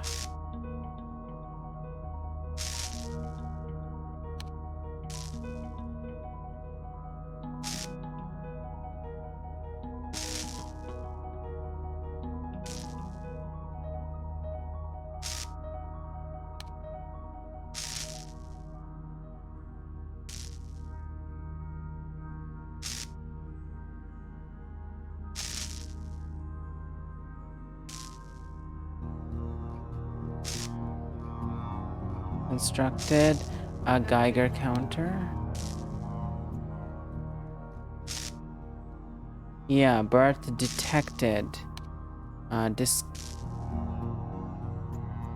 Excessive radiation. And then died from radiation poisoning. Andrew Lark shot Pavel. Andrew Lark shot Scott. Where is Scott? Scott White.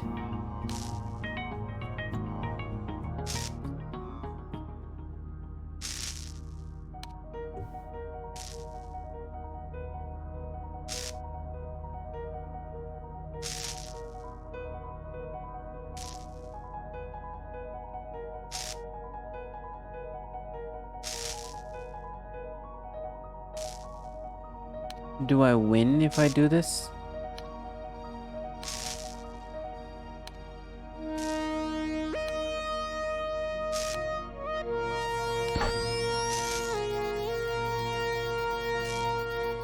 Nice.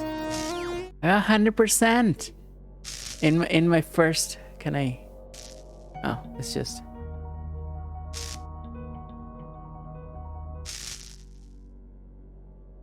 That's so cool.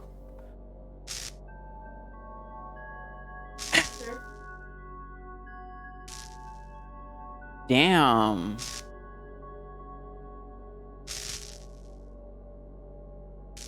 Okay, hold on. I'm not satisfied. There's something missing here. I need to investigate that one thing. I need to. I mean, I'm sure it's gonna come up again later, but I feel there's something we read here that I need to read again.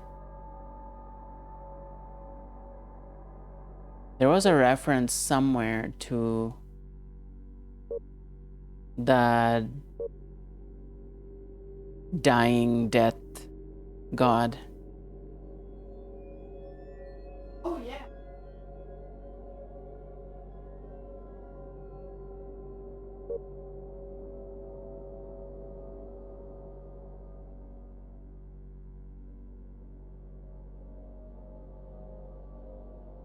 Hmm.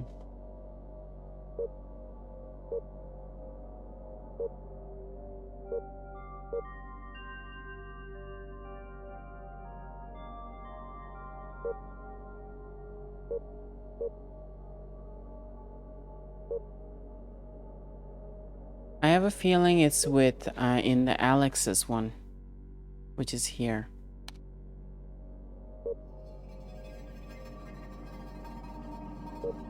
Yeah.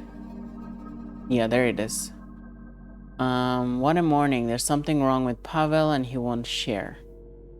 I don't remember him ever having such dreams before the landing on Ambrosia. So something happened in Ambrosia that caused him to start having dreams about drinking some purple liquid that melts his body. That thing was repeated twice in both his dreams. It's just different people doing it, you know. Something must have happened down there, but nobody will ever talk about it. Not even about what happened to Necrosis Thanatos. But maybe someone who always said he loved cats and hated people didn't get much team support in a bad situation. So Necrosis Thanatos is part of the crew.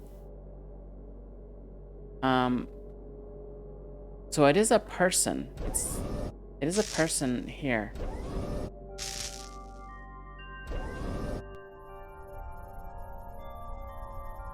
I wonder if that person is still alive. If that's the missing in action person.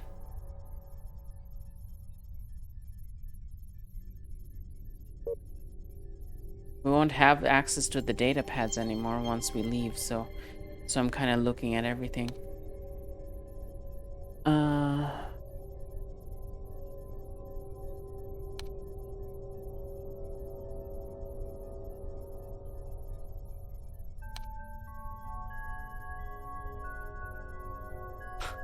Join the Japanese KOTOR cult compound. Hey, that's Cynthia's boyfriend. Rising to the rank of ultimate Jedi Master, he led the cult until he was 100 years old, when the news of his old sweetheart's murder by her mission leader, reached Earth. Wait a minute. Where are these records from? No, those are not random stuff. They're lore. They're time displaced lore. Because Cynthia talks about her boyfriend joining the cult, and he learned about her murder by her mission leader. So sometime the information we're gathering here reaches Earth. Dimitri went on a sake binge and attacked a competitive cult Sith Lords. They defeated him easily, unfortunately, in front of a group of Insta-tech phone-wielding tourists dressed as Eox.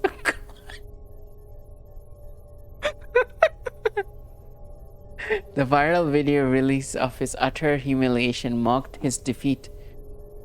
Dimitri fell on his own lightsaber in total despair. Oh my god. This is so ridiculous. Roland Gwyn died near the Yamabushi Mission Control Facility when a long-distance Rose hauler took exception to the mocking phrase on his t-shirt and ran him over with his truck.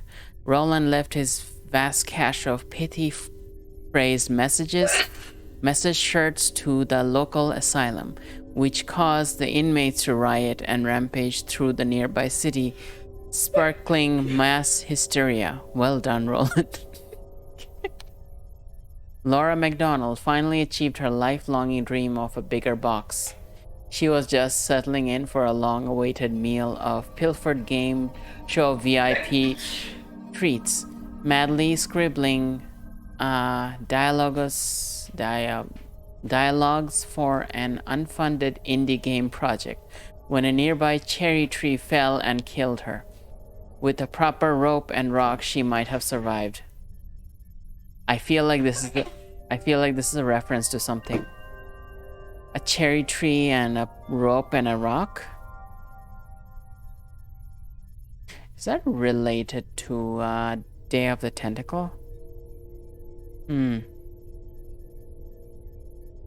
know there was a cherry tree situation or something in that game. Jason Quincy Sperber was financially ruined by the loss of the first expedition. The public outrage over his selection of sociopathic ex-soldier as the secret mission leader and the rash reliance on an untested weapon prototype led to his trial and conviction for crimes against humanity. The live broadcast of his execution drew the largest webcast audiences in recorded history. I don't remember any references to that. Necrosis Thanatos. Goncalo Tordo, who suffered from acute logophilia, worked for Phoenix Online as their permanent intern until the last day of his life. Cognition episode 25 was the final blow to his fragile psyche, and he took himself out of the game permanently by mashing his head into his keyboard.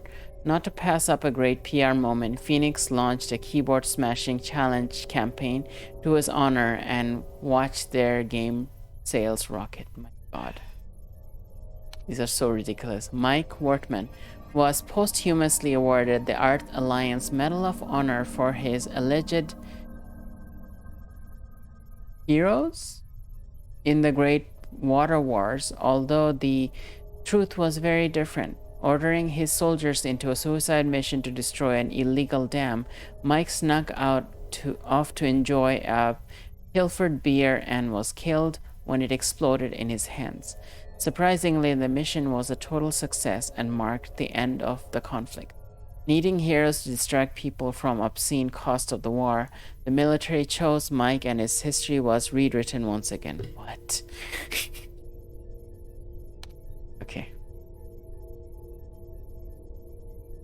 There was a reference to Alexander Brown in Andrew Lark's notepad, saying that they should have picked her for this mission. So it's weird, like there's a circular reference between realities.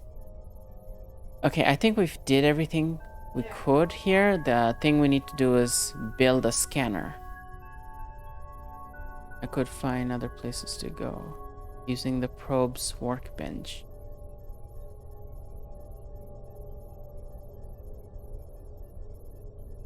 This thing.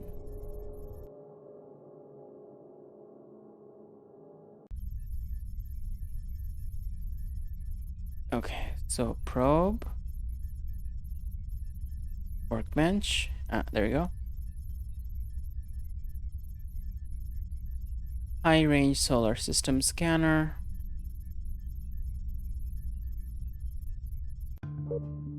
Damn. To repair each circuit, you have to first study the blueprint to understand what needs to be done. As soon as you understand the goal, proceed according to the following workflow.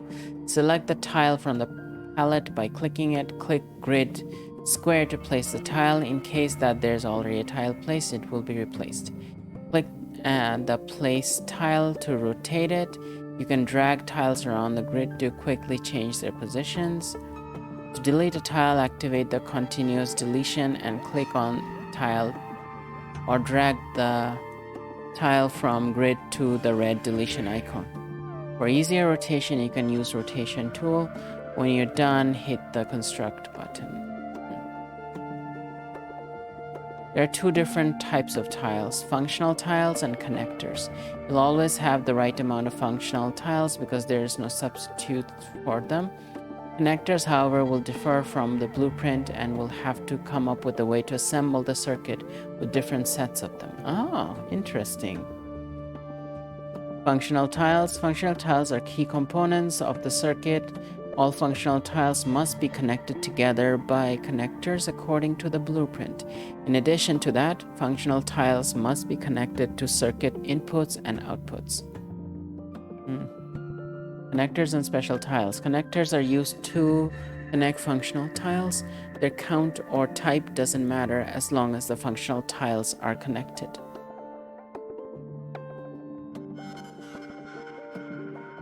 Splitter. Splitter is a special tile which, even if it looks like a connector, is in fact a functional tile. This tile works only if all three outlets are connected.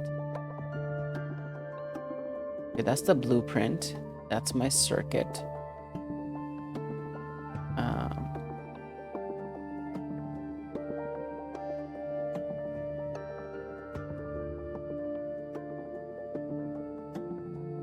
We need to start here and here and here. Okay. So we'll need to and move this until we have a thing first. Wait, no, we can move it. I think, no.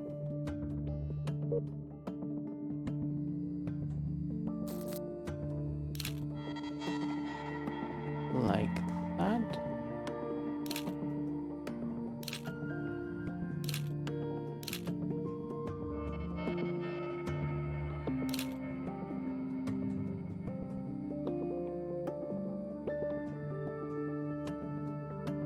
interesting. Why doesn't this exist? Oh, wait, because connectors are not the same. Okay, I see what you mean. Oh.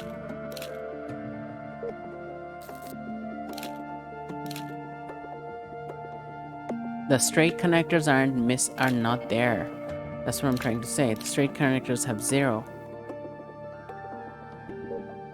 So we'll have to use this. That's what we have to do. It has to just maintain the flow, and we have to use connectors that's available. And then we have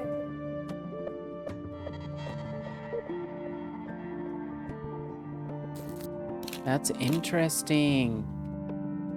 That is such an interesting way of doing things. Okay, so this goes like that, and then we need this. Okay, and then we connect it to one of these things.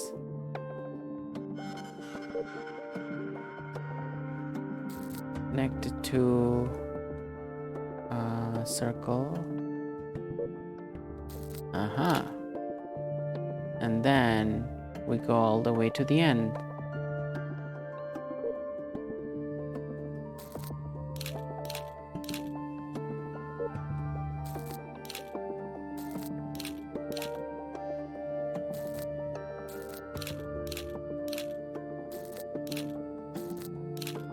Okay.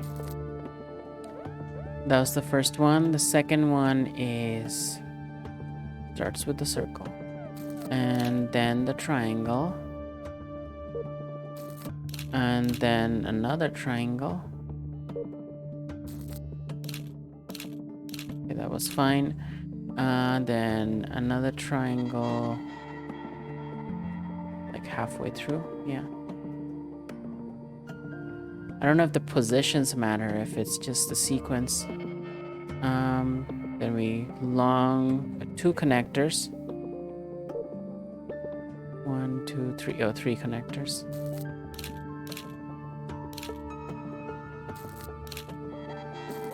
Three connectors, a triangle, and a circle. Another 2 connectors. Yeah.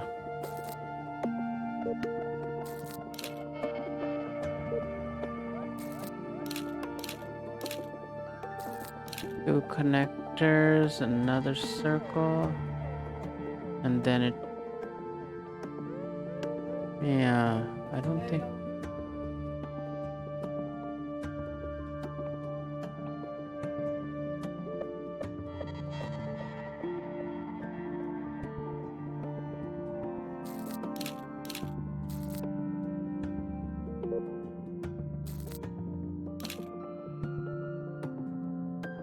I used up everything.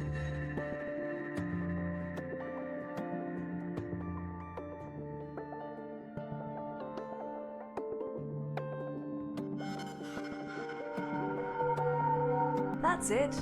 I did it.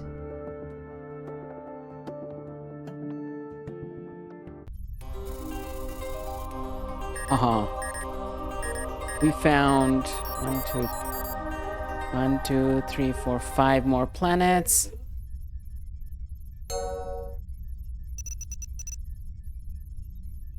Found 5 other planets that we couldn't visit and explore. This game is fascinating. So much going on. Okay. And I can upgrade things. I can upgrade the bot. No, these are upgrade slots. See? Install upgrades, it says, and there's free slots, 4 of them. Messages, explore this. What? A current goal. Mission data, Mindomatic. Explore the solar system. Okay, let's save it. This is freaking awesome. Love this game. This game is so cool. Point and click and puzzles and like story exploration is just super fascinating. I would probably finish this game eventually. Probably won't be able to finish it in one stream, obviously, but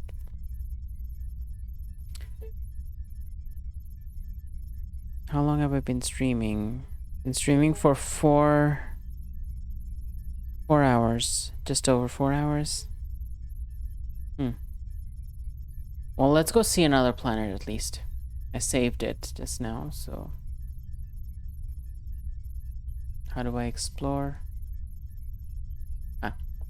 Oh, you can see the orbits. They're so cute. Okay, there's a lot of planets here. How many do we have? So we got one, the yellow one. Then you got 1, 2, 3, 4, 5. There's 5 orbits. We're in the second last one. Scan that. Scan this. Green one. Shall we go from the outside?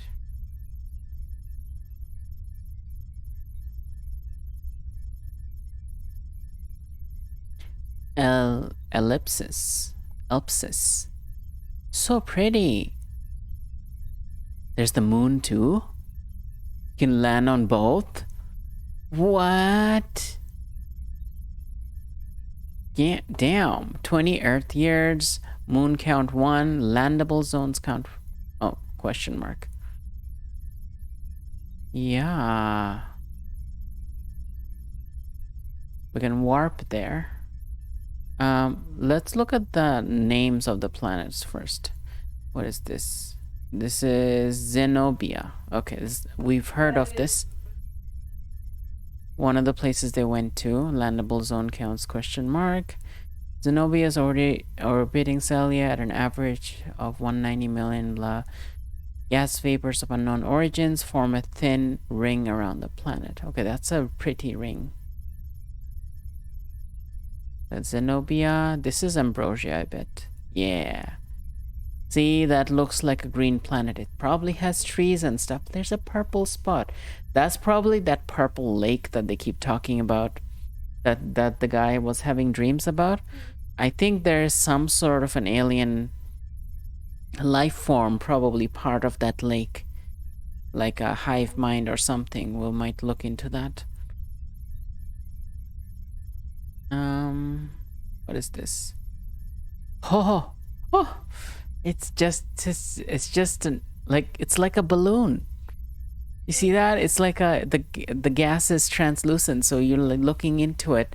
Like this planet has not been scanned yet. Okay. Moon count 3. You can land on 3 different moons. Well, you can scan them at least, you know. Hermes is a gas giant, and together with his 3 moons forms a mysterious celestial formation. Oh, this thing is beautiful. So beautiful. Okay, there's this one. Phaedros is tiny. Oh, maybe it may not be tiny. 200 Earth days is the ellipse. The revolution.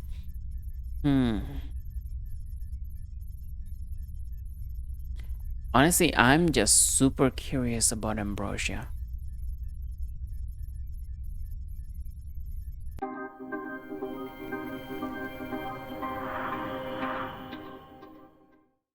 Rachel, do you remember how I told you that my memory blocks were partially erased? Yeah, what about it? Well, I might have just discovered some memory clusters which contain backup data. I'm not sure if we can recover them. And I guess you want me to do the dirty work, right? Let me show you what I have. Okay, so what do we have in here? I've created a visualization of the memory clusters based upon the timeline of our expedition. Those clusters should be easy for you to piece together. The result should look like meaningful images to you. It doesn't look that complicated. Why don't you do it yourself? I lack your imagination skills. For me, all visual combinations look the same. I've just grouped them together based upon cluster modification time. I can, however, detect if the final pattern matches and lock it so you won't have to worry about that anymore. I'll give it a shot. Interesting. Based on our timeline together, that is a interesting point.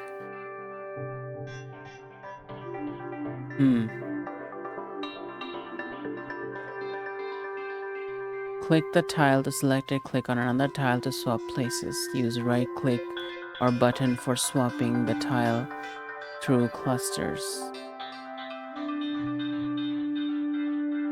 Or swapping tile through clusters. What does that mean?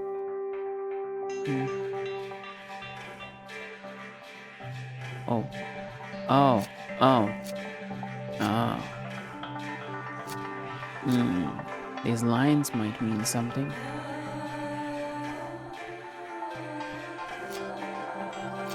Okay. Nope.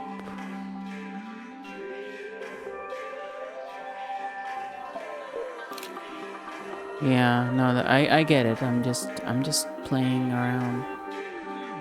It's not a test. I don't have to get it right.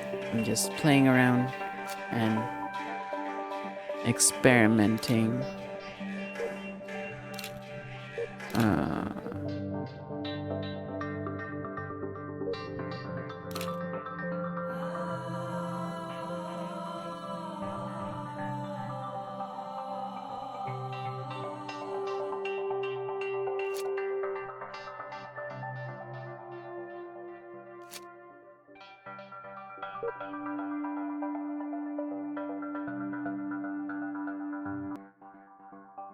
What just happened?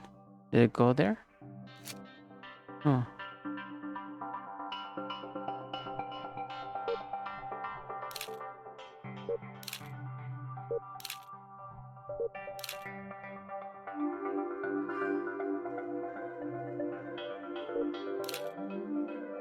That doesn't look right.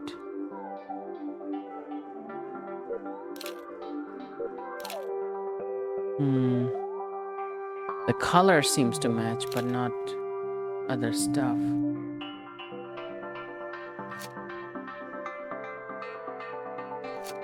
This one belongs.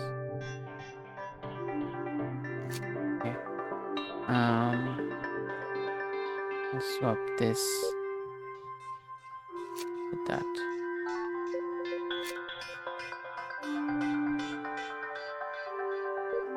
Huh. I don't know that.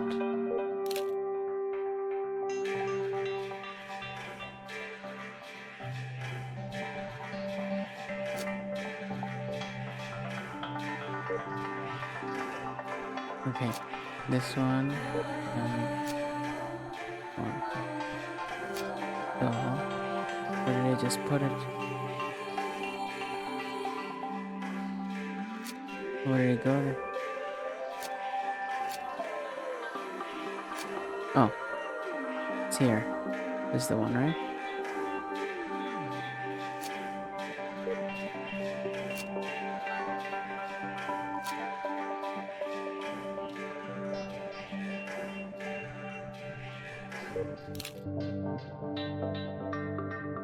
Okay, it's starting to match a little bit. Oh.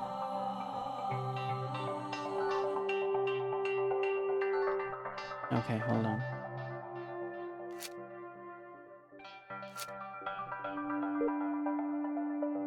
Okay. This thing. Where you go? This. Okay, there now.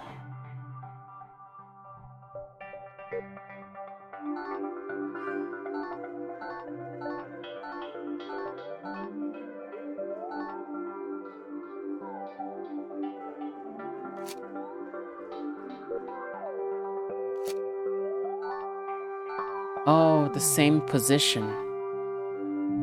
Okay.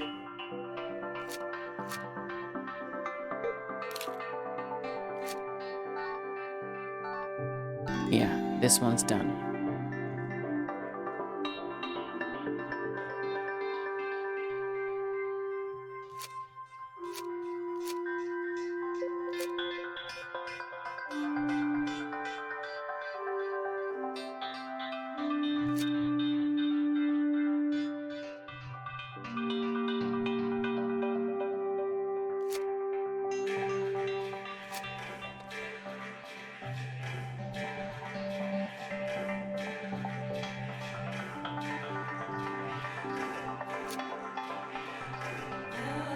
Hmm.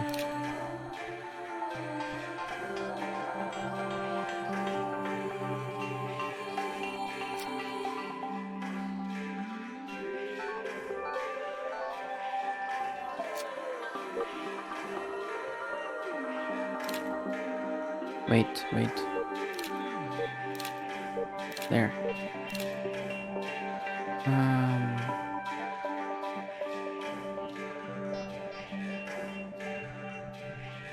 This thing.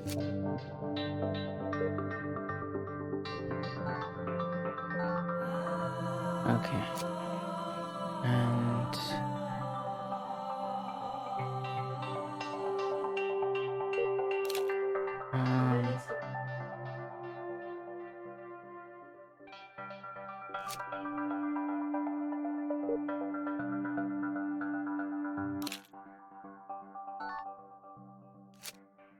no. Something's off here. Doesn't really fit. It fits on this side. No. It doesn't. No. There's something else there.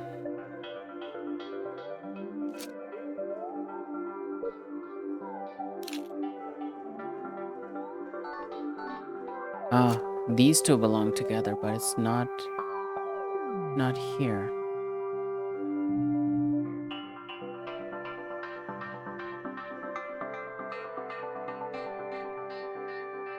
Okay. So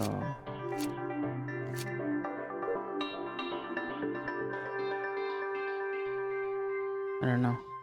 Let's find the one that belongs here.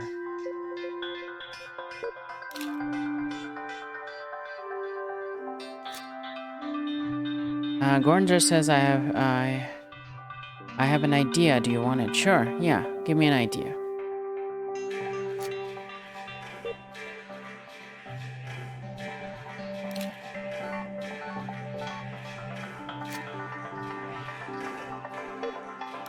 Those three belong together, but it's not this thing. Not this side.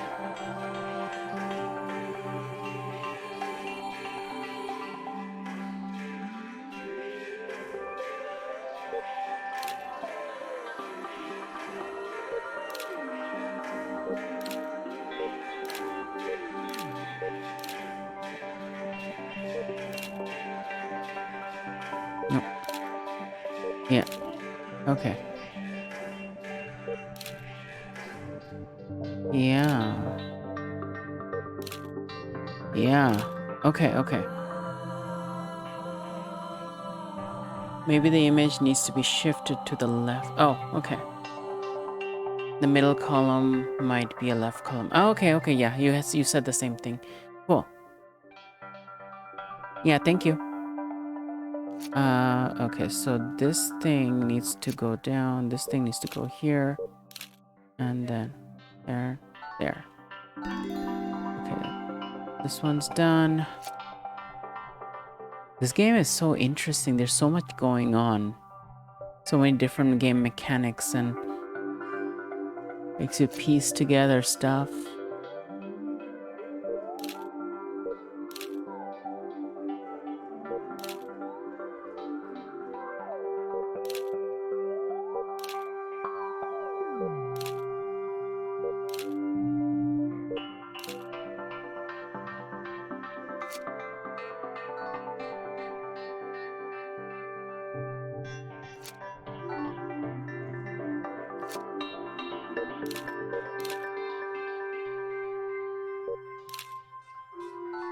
Just getting them all into the same panel first. Alright.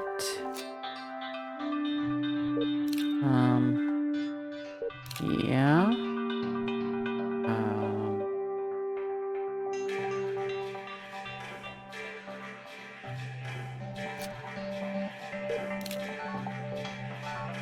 I don't think that's the right one, but I'm gonna put them there. Okay.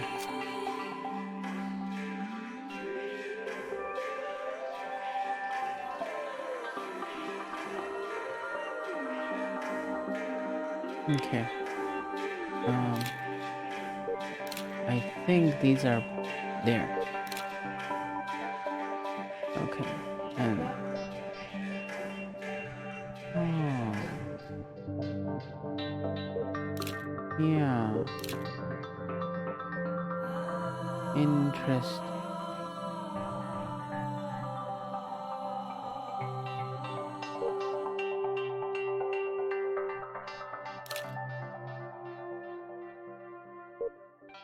Okay.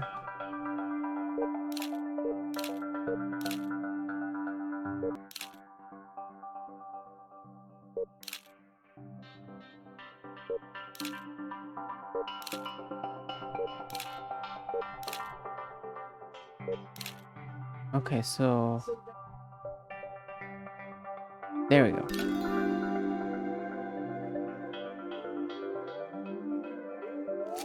Oh, these two are like so close. Yeah. Okay, we can work with the spaceship. Well, Rifna was also helping from this side, so all together, we make a great team, Gornzer.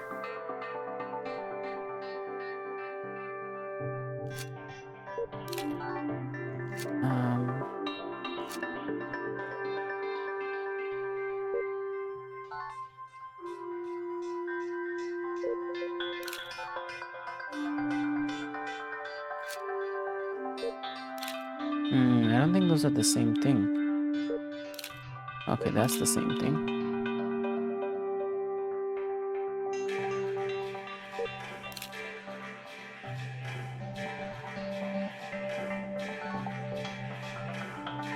These two are related.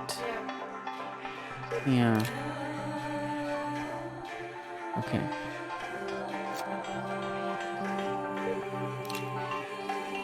These two are still related. Okay.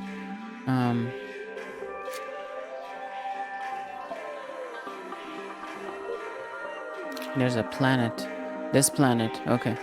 This here. Okay, those three are done. Now there's top half of the planet somewhere.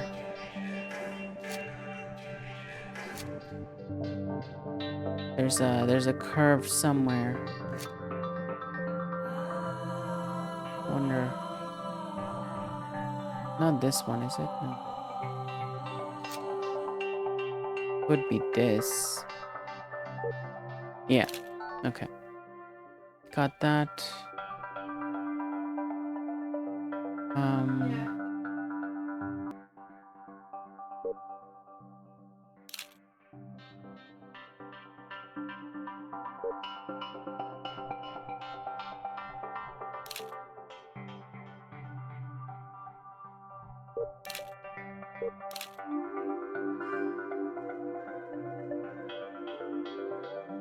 There we go.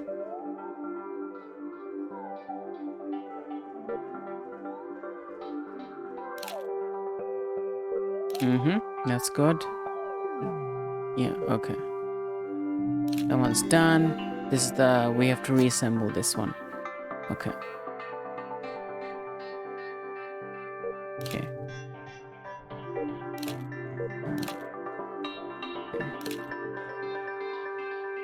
No. Okay.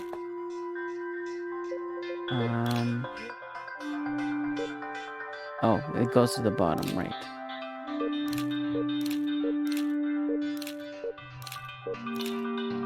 This must be it. We've won a special prize.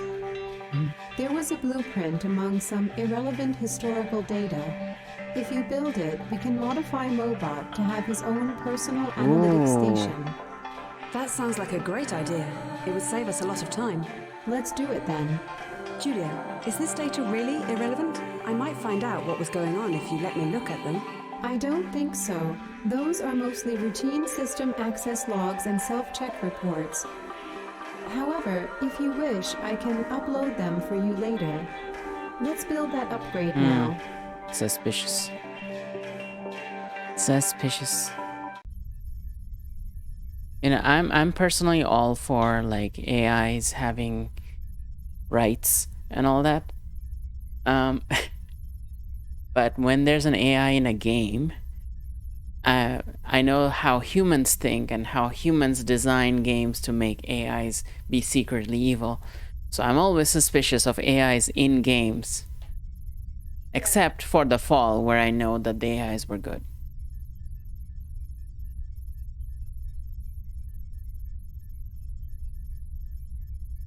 Launch upgrade interface. Okay. Ooh, complex. Cool. Alright, I love complex. Next is squiggly line. Okay, we're gonna... Oh, there's 4. Complex. Love complex. Okay. I haven't played with circuits in a long time, so I feel good. I feel good doing it. Okay, up. Oh, there's a straight one. But only one straight one. Interesting. Don't need it.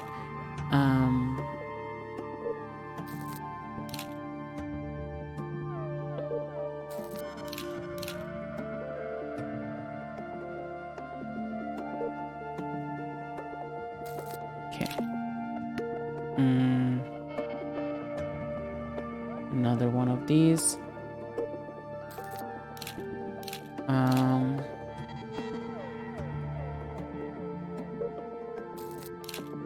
a squiggly. And then we go up to a triangle.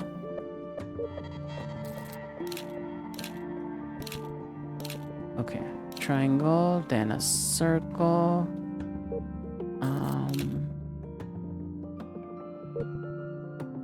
Okay, this is gonna be I could go straight, but I have only one straight, so we're gonna leave that for later. Okay. We're gonna do that later. We might shift things around a bit. So yeah. We got splitters here.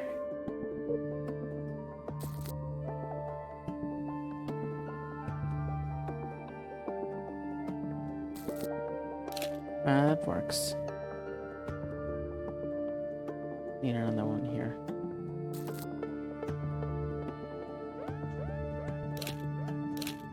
Yeah, those 3 going out. There's a circle here. Okay, now let's start from this end and go down to here.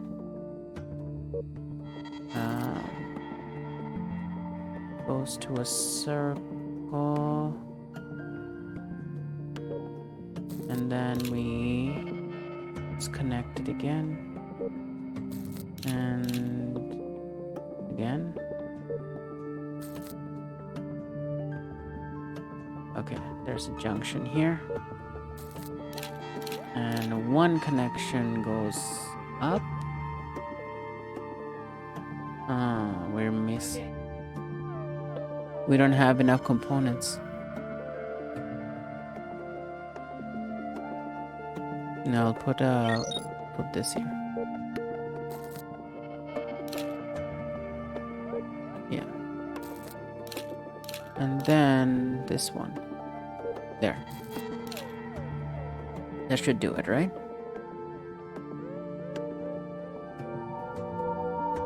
That's it. I did it.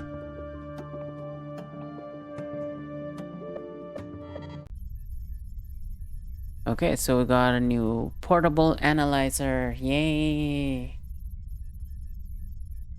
Okay. So are we in like the open world stage of this game now? We can go to any planet and we'll get stuck if we don't have the right upgrades and we have to backtrack and do stuff. That is another layer of complexity.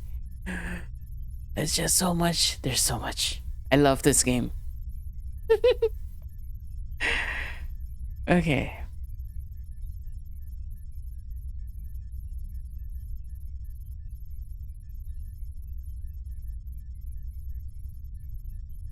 I'm wondering how much longer I'm gonna go on with this.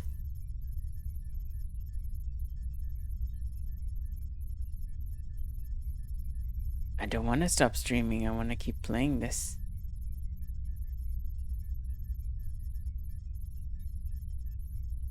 But I want to play it on stream. I'm gonna play it a bit more. Are we hungry? I don't think we're hungry.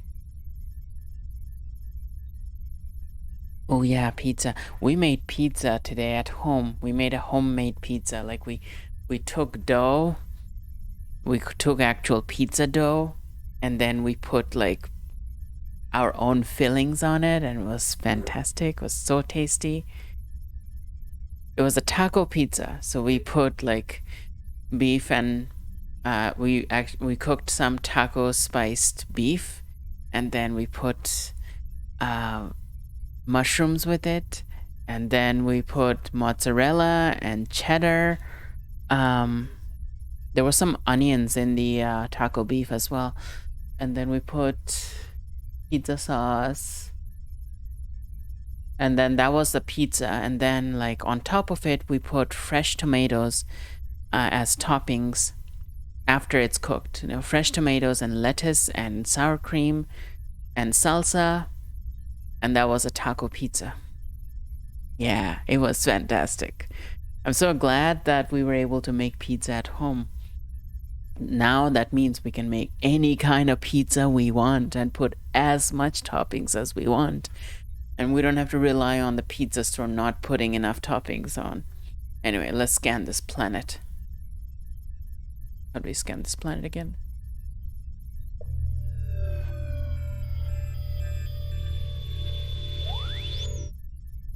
Okay. Description. Ambrosia Immortal is a rocky planet with a vast vegetation belt on the equator. Oh, interesting. With that purple thing. It's also the very first exoplanet with directly observable extraterrestrial life. Of particular interest is a massive purple spot on the surface, which appears artificial and invites a closer inspection.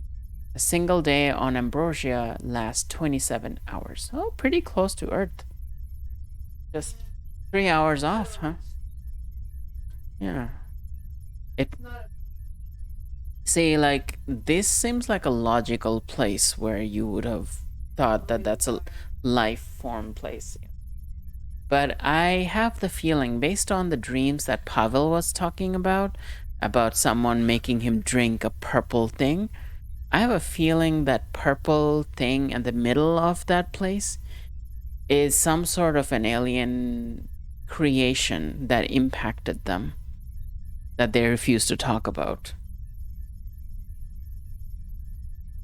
So yeah, something happened there. Either it made them extra paranoid and stuff, or maybe it went into J.U.L.I.A.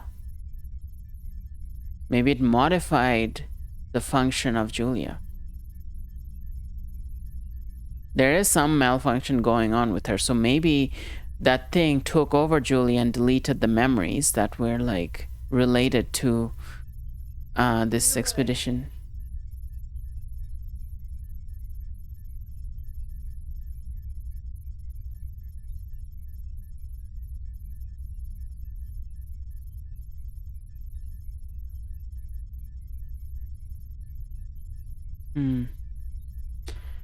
Rifna says that it's possible that Rachel was jailed, cryo-jailed, and her sentencing was due at this point in time.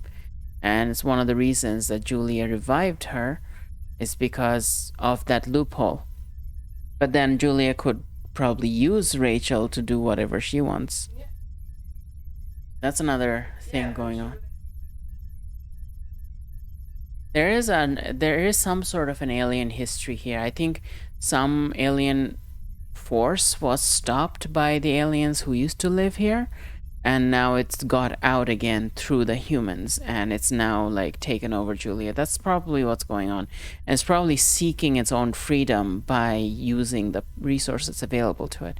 That purple spot is suspicious.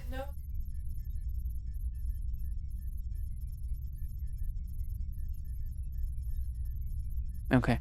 Yeah, let's land on Ambrosia. See what's going on in there.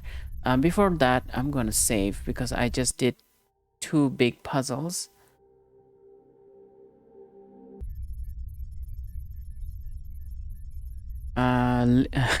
Gornger says living in a place with existing life seems like a bad idea. It is. It definitely is.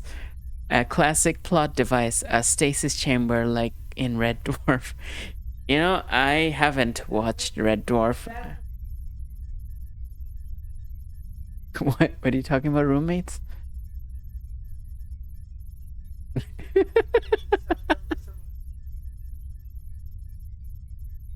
Burnser, do you not like roommates? No, it's not. It's okay. We're joking. It's like, but yeah, going into a planet that already has an ecosystem, it's kind of asking for trouble because you either like they might be harmful to you or you might be harmful to them, and like some life form is going to be completely destroyed. You're an invasive species. You're colonizers, you know. You might be going there just for the sake of the economy, but it's going to destroy the planet, and so it's Pandora, like Pandora from Avatar, you know, good for the economy, you know. Yeah, Red Dwarf is a brilliant but goofy sci-fi show. I've seen other people watch it. I haven't watched it myself because I have a lot of problem with British comedy.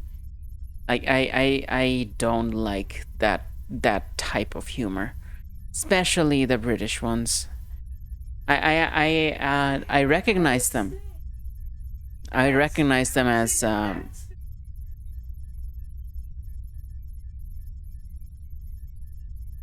I recognize them as important icons in nerd cultures. But shows like Red Dwarf and Black Adder, that's another one. They have a specific style of comedy that I have a hard time with. Any case, we're theorizing right now about what happened. Let's go actually see and find out what happened.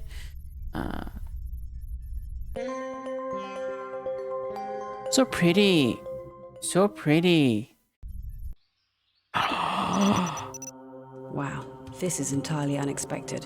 That jungle definitely Oh seems my to be God. inhabited. Can you hear me up there?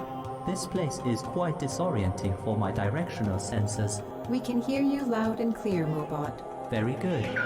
Can you provide me with any additional visual guidance? It depends on what we want to do here. We should definitely search for evidence of the expedition. Okay, let's explore the jungle to see what we can find. As you wish, Rachel. I'm activating the Advanced Visual Map Guide. Unfortunately, this place can't be mapped from above, so we have to rely on the auto-mapping feature. On the other hand, as soon as we map any important spots, I can automatically guide Mobot there without your further assistance. Simply click on the point of interest, and Mobot will go there instantly. Is the auto-mapping feature ready? Indeed. As soon as Mobot exits this landing zone, I'll make it accessible to you. Thank you, Julia.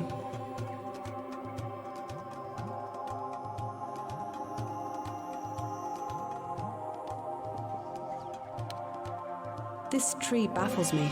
How so? Look closely at the leaves. They're growing in thick clusters directly from the trunk. Even though the tree has lots of space for growth, it doesn't create branches. That's a very interesting observation. Are we sure she's an astrophysicist? You could be an astrobiologist. Julia, do you know what I find the most surprising here? Tell me. This vegetation. It looks so similar to plants on Earth. Of course, I don't recognize any of these plants, but we're so far from home and plants look like plants. Rocks look like rocks, and it's even raining here. Pardon my interruption, but I am detecting a faint trace of a very corrosive acid in the rain. That's odd. Does it mean that the plants are resistant to it? Or is this the reason why some of the plants look so withered? These are very good questions. Damn. Now I've like the theory is like evolving now. Was there some sort of natural disaster here or some sort of artificial disaster that caused the air to be polluted, destroyed many of the life forms, and maybe whatever was causing it was stopped? Maybe it was another invasive species that tried to colonize this place. Not Coca-Cola. I mean, that's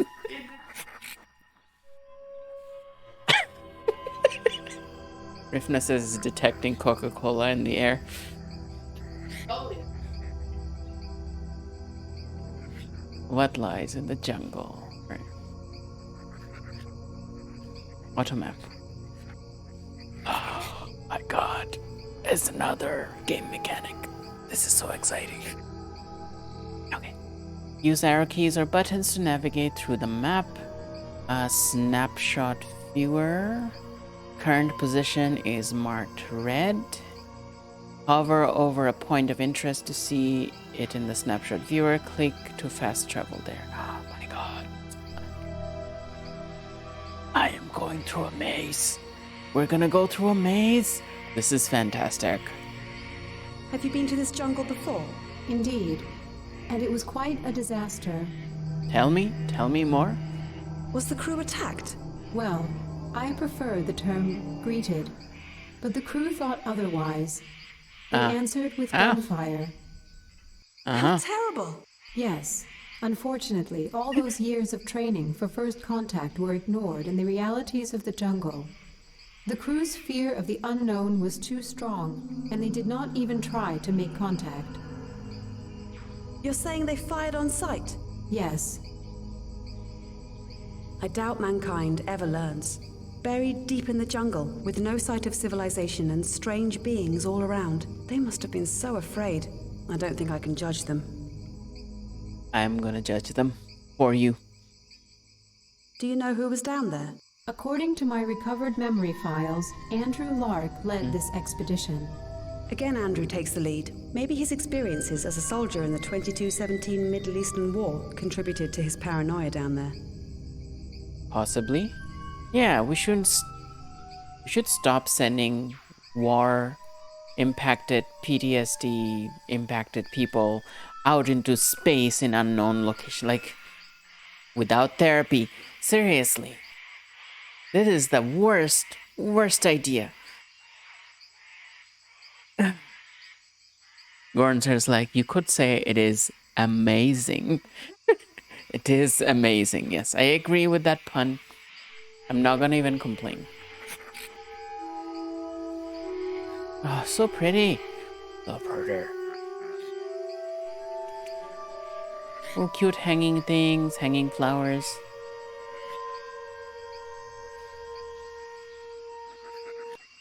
More hanging flowers. More hanging flowers.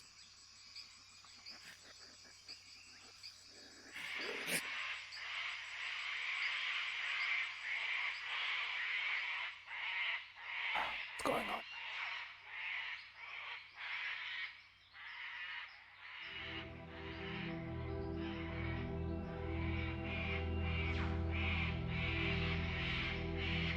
Wow, this can't just be a coincidence. No, this structure was created by sentient beings. This place is so tranquil, yet surreal at the same time. Almost mystical. Well, this story took a really wild turn all of a sudden. There's an obelisk. Oh, of course there's an obelisk. I'm getting more of that 2001 Space Odyssey vibe. Now there's obelisks. Although the obelisks in that movie were black structures. Very, very, very rigid and very like crystalline. They made it purple and with a glowy thing inside. I don't think they're fireflies. There's magical stuff going on. What if there's an alternate dimension on top of all this? You know, wouldn't that be fantastic?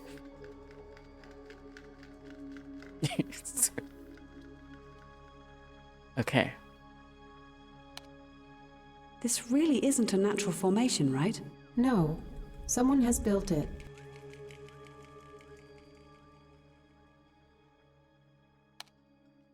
Look at that flora. It looks neither alive nor dead, as if it were attracted towards that swirling spot.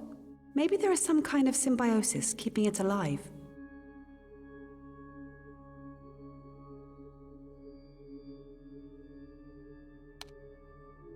Just look at this.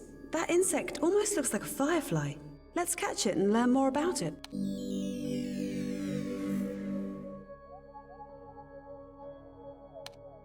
This tree looks hollow and dead. Let's check it out.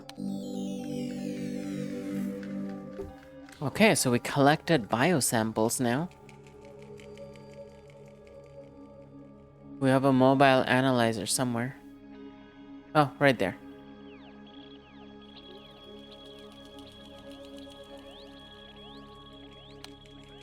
What the heck? I am detecting a strong energy field. Can you analyze what kind of energy it is? It clearly has some electromagnetic properties, but I am still not sure what it is. Is it dangerous for your circuits? I don't think so. More likely, my sensors are not sensitive enough to understand the true nature of this energy. Can we upgrade your sensors? Maybe that's an option.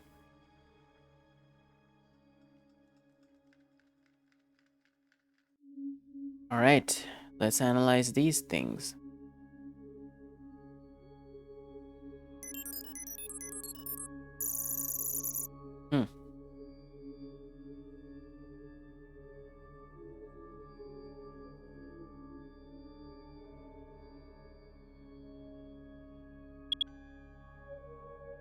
The insect shares a few common features with Coleoptera. Their eyes are noteworthy because the insect perceives an entirely different spectrum, resulting in their ability to visualize environmental sounds.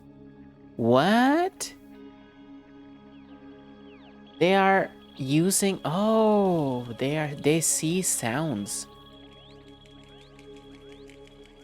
They see sounds as a visual thing. So basically it's almost like, you know, those humans with synesthesia, except it's naturally, like, you know, it's common for the insects. Oh, interesting.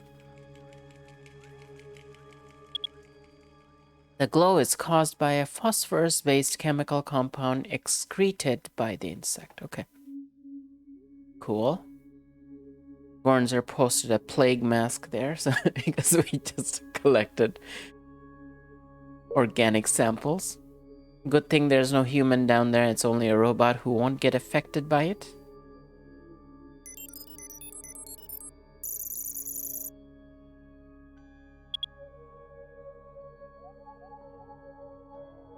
The tree has been completely consumed by millions of tiny insectoids. Upon closer examination, it's literally moving by incredible swarms of those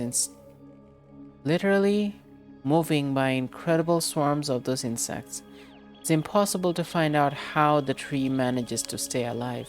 Wow.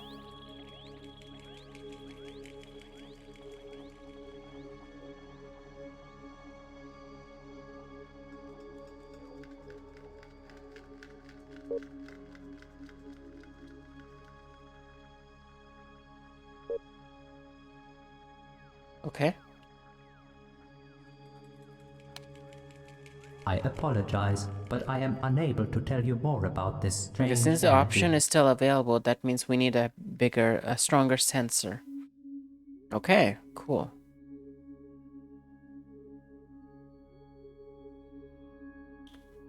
Cool. Let's get out of here, go explore more stuff. Okay, so that's one thing here.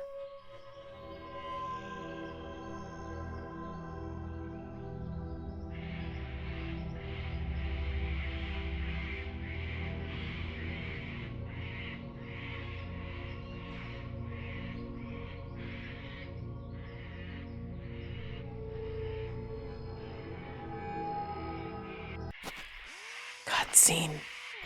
There's a cutscene. There's a cut. Oh. What is that? What was that?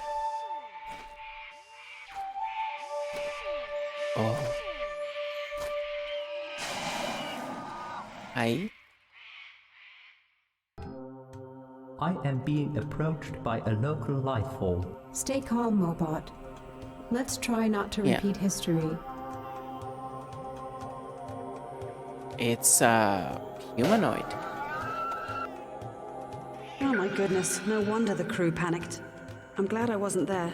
I don't know how I would have reacted. I think that it's trying to communicate with me, but I cannot understand what it is saying. Try to greet him and show him that we come How in would peace. you do that? Creature pauses for a moment in thought. Suddenly it starts drawing mysterious symbols as if wanting you to read them. It's trying to give you... Oh my god. Oh my god. Oh my god. We have to learn a new language. We have to learn a new language. What crows? There's crows? I thought the plague oh, maybe that's not a plague mask. Maybe that's a crow. But it looks like a plague mask to me.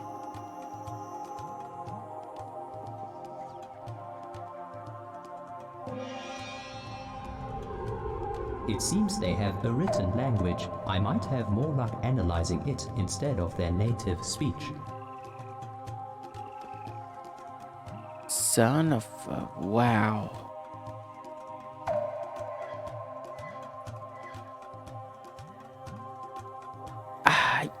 How... Why... Okay, how I'm gonna do this. Translate the symbol or symbols below by clicking on all the upper words in a matching cluster. What does that even mean? The cluster is formed by all connected elements. Okay.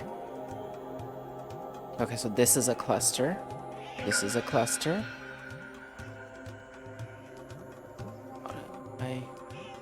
By clicking on all the upper words in a matching cluster. The cluster is defined by the number of output connections.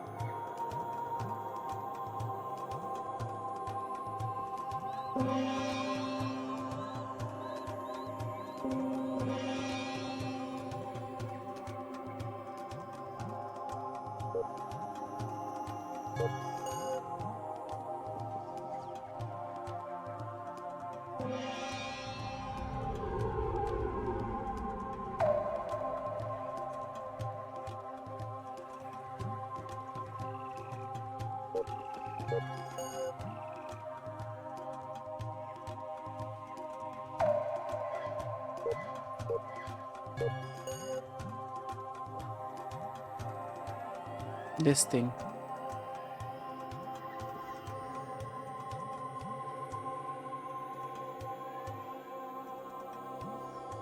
Yeah.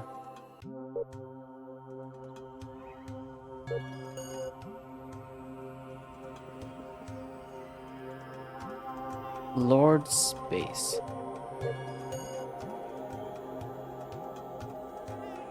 This thing.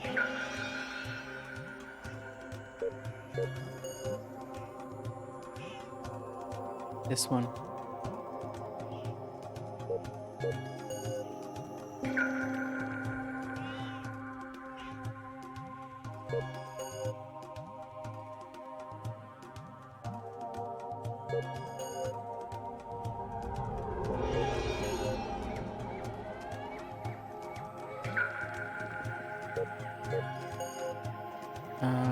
This.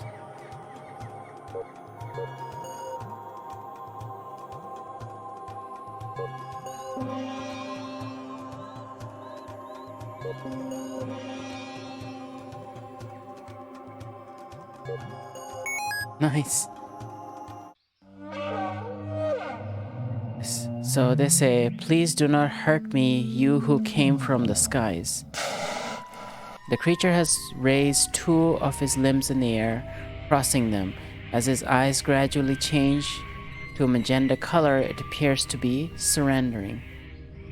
Don't worry, we come in peace. I am but a humble servant of my lords. I've always obeyed the ways of the ancients.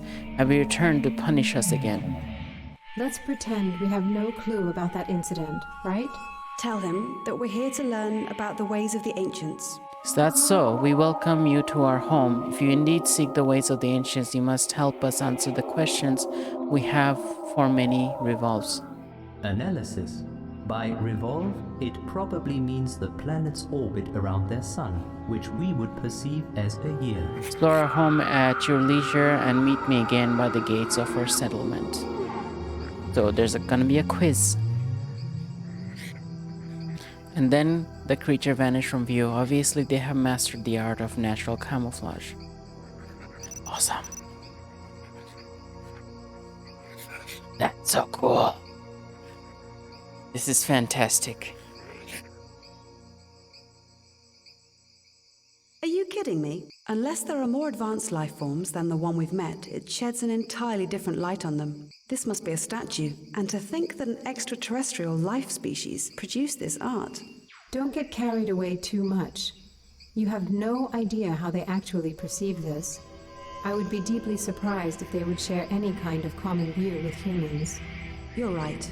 It's just so similar in a sense. I would have expected something different. Everything should be different. Mushrooms. Growing flowers. They are so beautiful. Mobot, could you inspect the source of their glow? Just a second. It seems that the glow is not actually caused by the plants themselves. What do you mean? They are covered by a thin membrane formed from little life forms. It is the life forms that are glowing. Wow. So here we are, far away from Earth, witnessing a symbiosis between Plantae and Metazoa. Mobot, you'd be so kind and get me a sample. What? What is that? That is so cool. It's a flower with arms.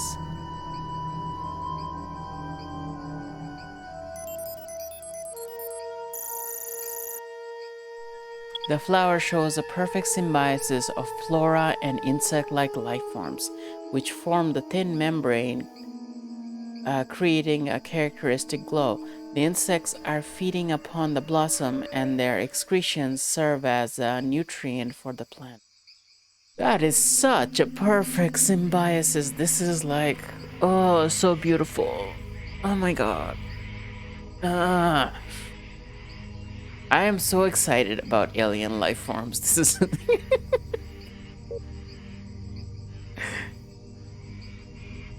I'm fascinated by symbiosis because capitalism is so opposite of symbiosis. I mean, it was supposed to be symbiosis, but they went down the parasitic path.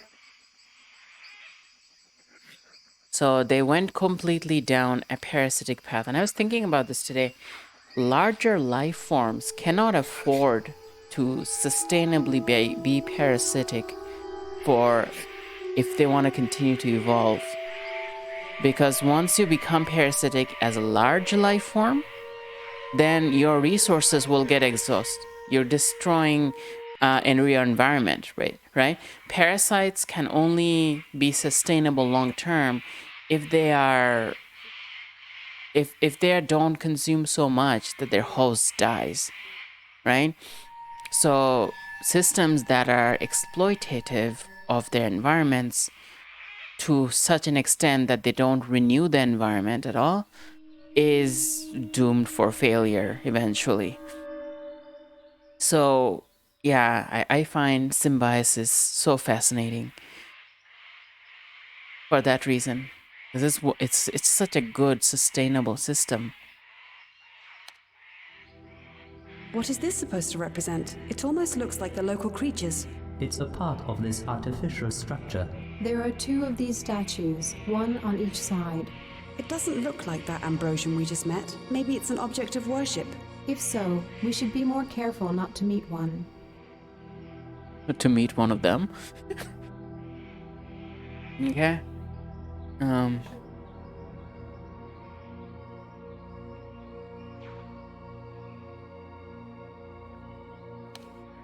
Observation. These vines are not growing naturally. Really? How so? They are tied around the trees to create some sort of nets. Nets? No, that doesn't sound right. They're too thick to catch anything. There must be a reason for those. Let it be, Rachel.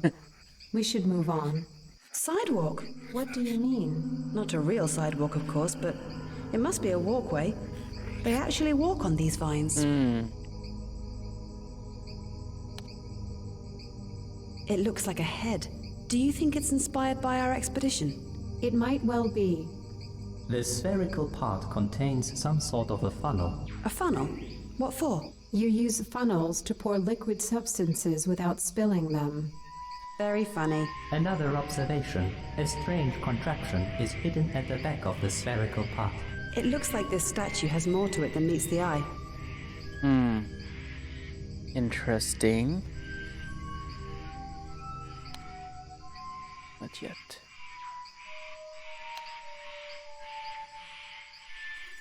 Oh, Grunzer was saying there were crow-like sounds in the background. Okay. To me, it does look like one of them. It could be. I have, based on the conversation we had with that creature, it sounds like there were some other ancient race that helped establish some sort of a religion in this part of the and on this planet, and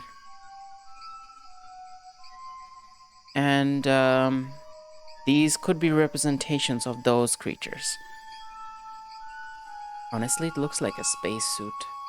Like the helmet part, the spherical part, looks like a space helmet.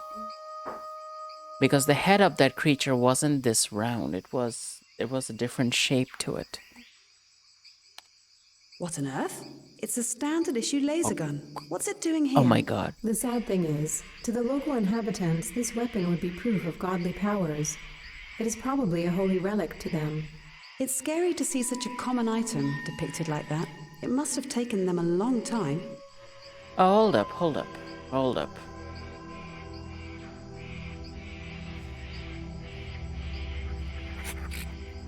Yeah, okay. I forgot about something. The expedition to this planet was 60 years ago. So that means it has become part of their history. So the people who showed up with the guns may have become part of their history of like what happened in the past, you know? We don't know exactly how long each of those creatures' generations last. So when the way we perceive time goes across how long each generation lasts, like our lifetime, right? So if it's like 3 generations ago, if like they each lived for like 20 years, let's say, then that would be 3 generations ago. So from their perspective, like their grandparents' time is when they had these people come by. So they might as well be ancients from that perspective. Damn.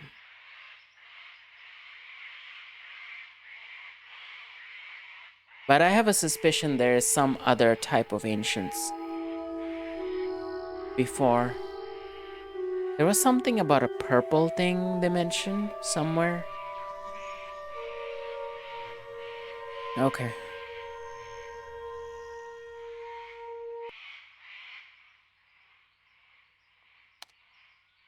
What an interesting plant. The rolled up part might tell me more about their reproductive process. I've already seen some of these plants straightened out. I believe that at a certain point, the plant simply shoots out its seeds like a slingshot. Let us validate this with our analyzer.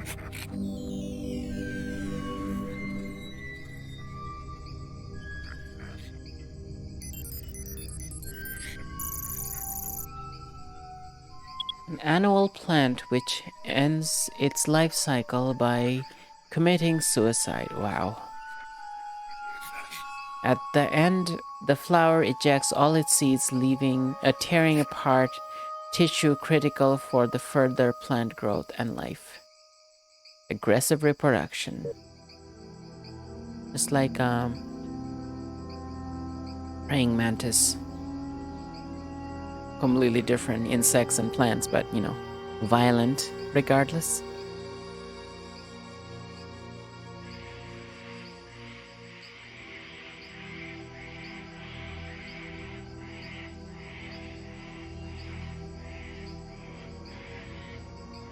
I'm guessing this is one of the critical places I'm supposed to find.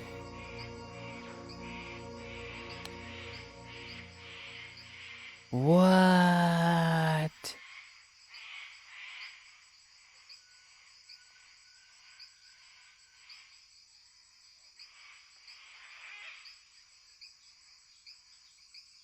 These symbols.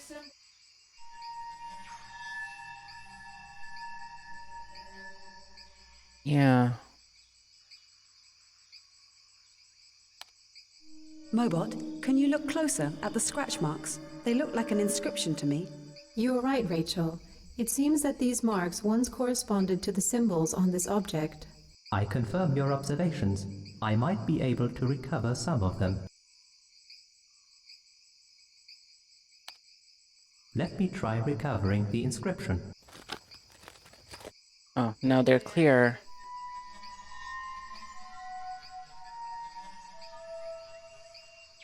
Wait, it's a circuit, isn't it? Nothing happened. Damn. Is that the end of the circuit? Is this the beginning? That would imply this.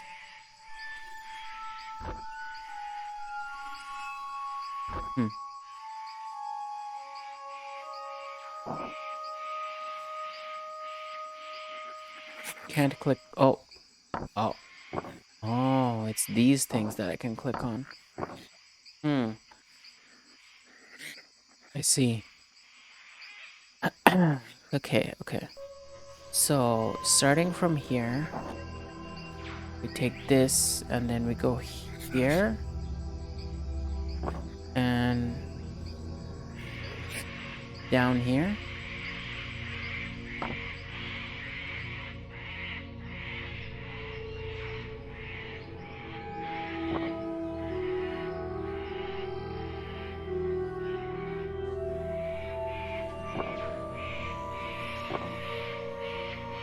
Up. Right.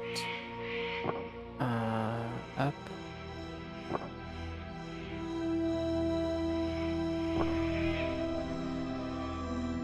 Wait, no. Up, no.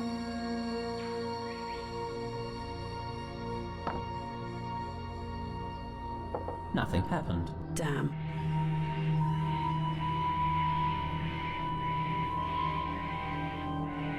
Maybe where this thing is. Okay, this thing is still. Nothing happened. Damn. We don't know the function of these.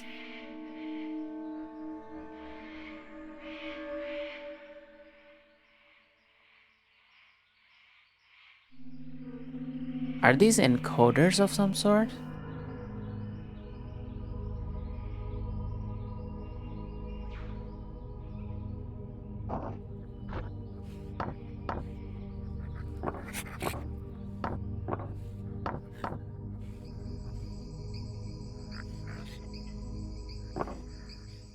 Okay.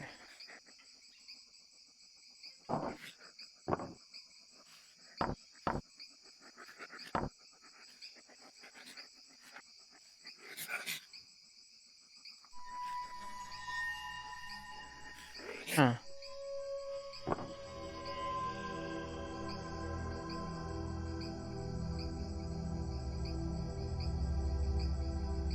One?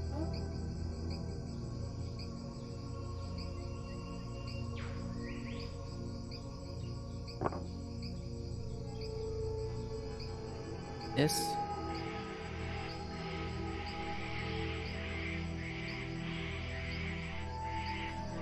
This.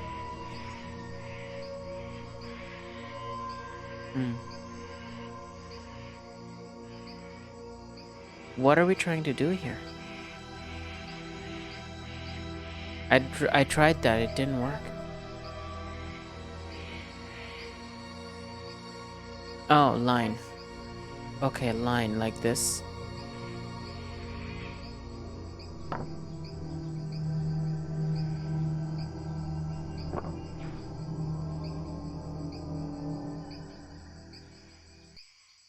Down.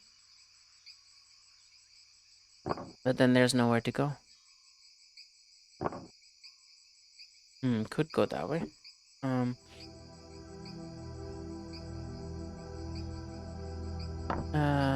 And doesn't explain what these are though. You can only have one at a time.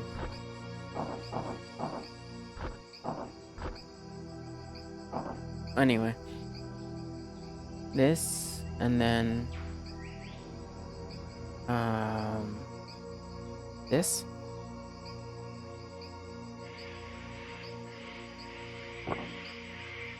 This? It's not. It's this thing. Yeah. Then it goes up.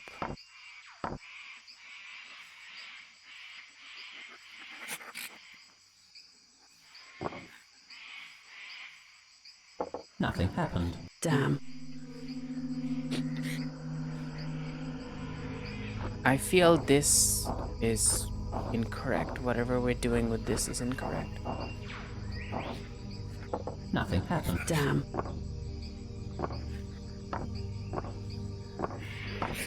We don't have the information for this yet.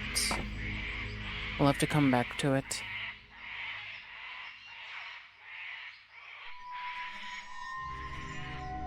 The instructions were just click on the stones to control the contraptions. This, and these. Gornger was saying, I liked your first idea better. Maybe try that path and test all the inputs. You know, I get the feeling that these are encoders. I don't know, like there was no permanent changes happening, but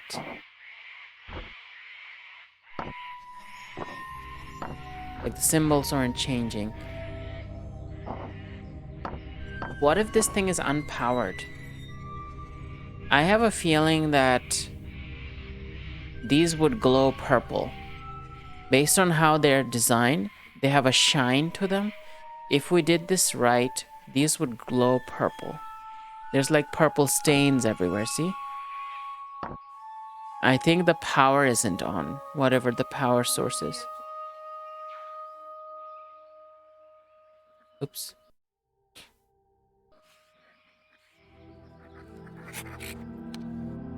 There's nothing in here. Any clue what the purpose of that strange cavity is? Maybe the locals use it to hide when it's raining. I don't think so. It's not very... I guess you'll never understand sarcasm, Mobot.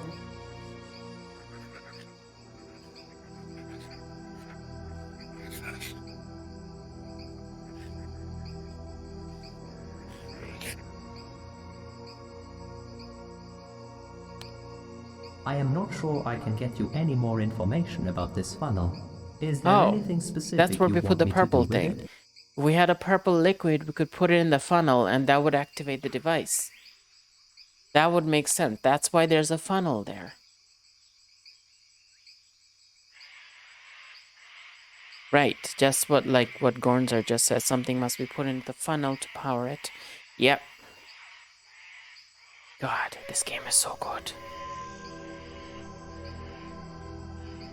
Interruption. The life form is approaching.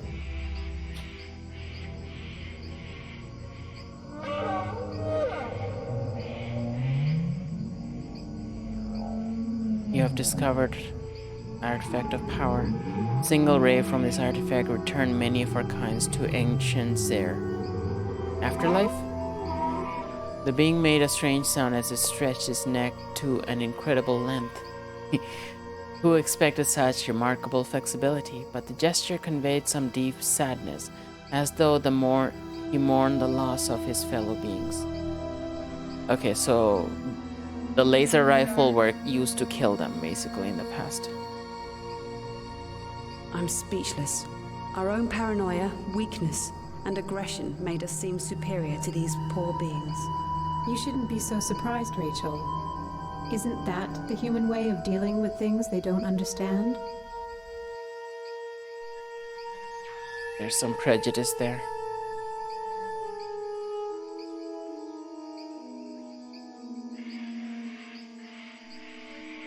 There's some bitterness, too, in what Julia just said. Okay.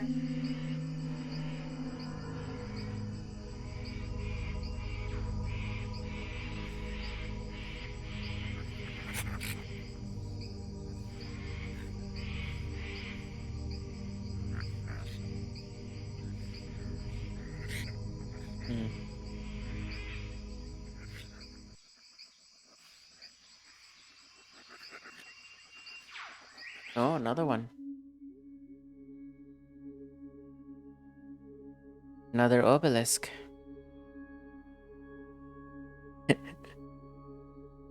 Gorns are posted out.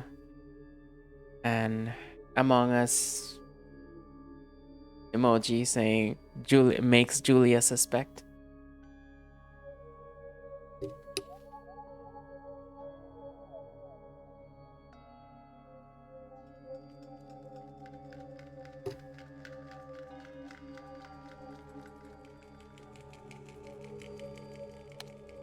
Another of those obelisks. I wonder what purpose they serve.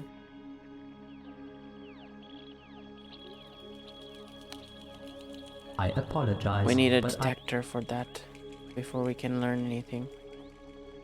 Yep. Well, at least we're examining it, like exploring stuff first.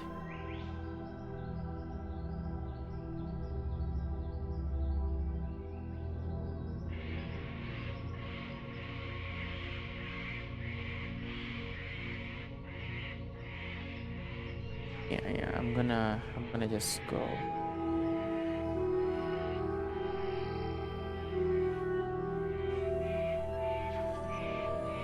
Wait, I'm gonna go there later. Oh.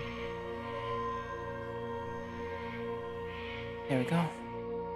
So it wasn't a coincidence. They did actually build these things.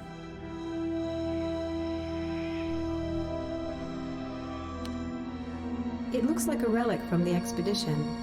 This machete must have been used by the crew to get through the jungle. And now the inhabitants worship it as a relic. That's sad. Either that, or it is here to remind them of the past.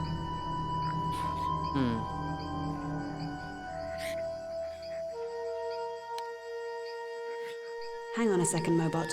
This tree looks different. Do you want me to scan it? Please do. It seems that it's sprouting from the spherical element at the bottom. Additionally, the spherical part is full of something which resembles dead vines. Dead vines? Are the other trees like that as well? It would seem so. Let's validate your claim.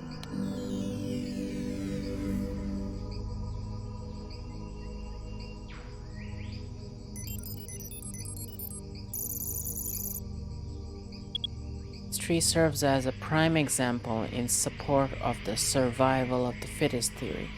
At first, only the bottom part grows, filled with various vines. Those vines compete, and the strongest becomes the bough, effectively killing off the rest.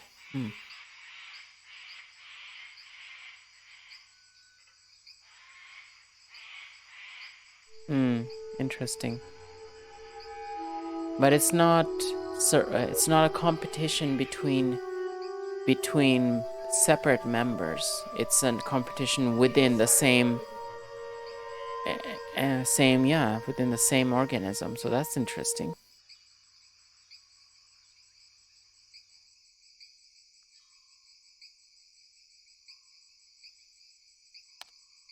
Warning, this place is built upon an incredibly deep gorge. Can you estimate how deep it is? I do apologize, but my current equipment doesn't allow for such a measurement. I could fly down to check, though. No need to do that. I don't think it's vital for our mission anyway.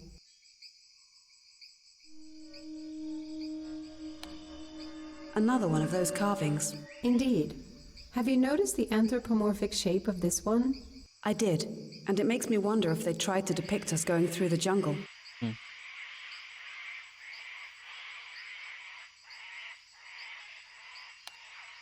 This one even looks more like a head. I agree. It is probably influenced by the overall shape of this construction as well. The spherical part again contains a funnel. I presume that all the funnels serve the same purpose. We just have to find out what it is. It looks like this statue has more to it than meets the eye. Confirmation. Another strange contraption is hidden on the back of the upper part. This time it's the buttons start from the right. And again there's a circuit. Yeah, we need the funnel function first. Because then we can see which button actually makes it move through the symbol.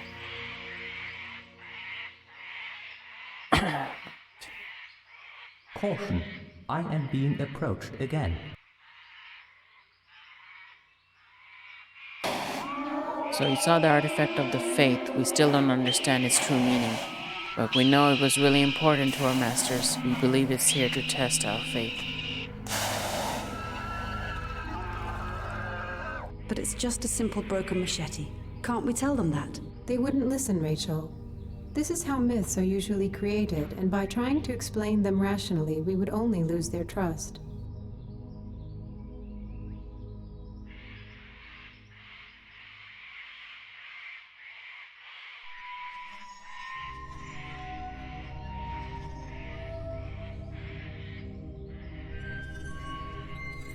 I don't mind exploring hard way. Nope, not too. I enjoy maze exploration.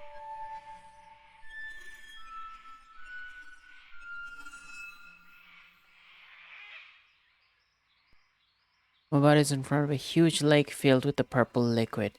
There's no sign of life, not even a sound, apart from the soft hum of Morwell's engine. That's suspicious. What a weird place. Indeed, it doesn't belong here at all.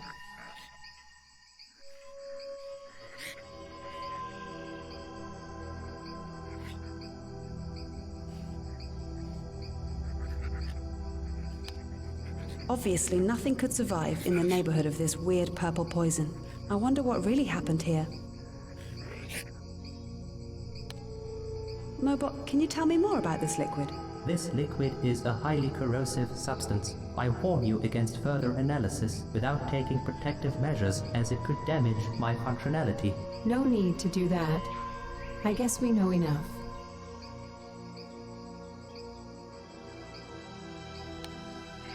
This liquid Okay, so we need a protective thing before we can grab some of this. So I don't think we can do much in this planet yet. We need to get those upgrades. Attention, I've detected that creature in my proximity again. This is a site. Purple Lake, as you call it, is our doom. How do you mean? The lake was originally filled with the holy essence of life, but the lords punished us and filled it with the purple liquid, which slowly drains life from us and our home.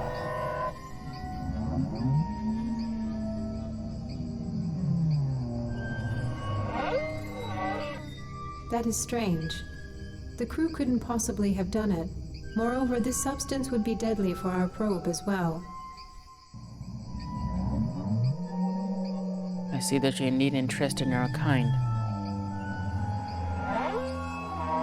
Meet me at our settlement and we will talk more.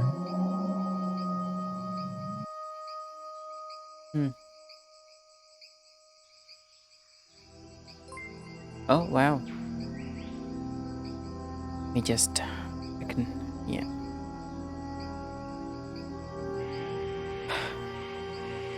Hey Mina, thank you for the raid. Oh wow, it's a double raid.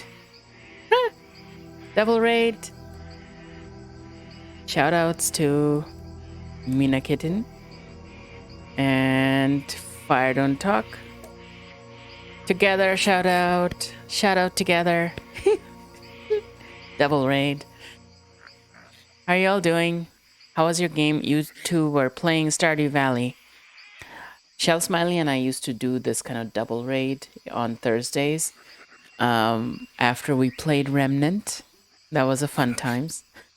Those were fun times. We got stuck in Remnant. That's what happened.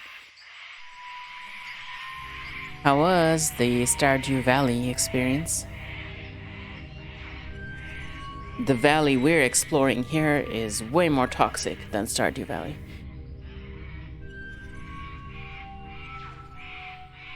I bet those creatures have farms, although they might have learned to live more in harmony with the forest until the humans showed up. Double raid power. So, yeah. With cats and fires, we just got lit. Just got lit by cats and fires.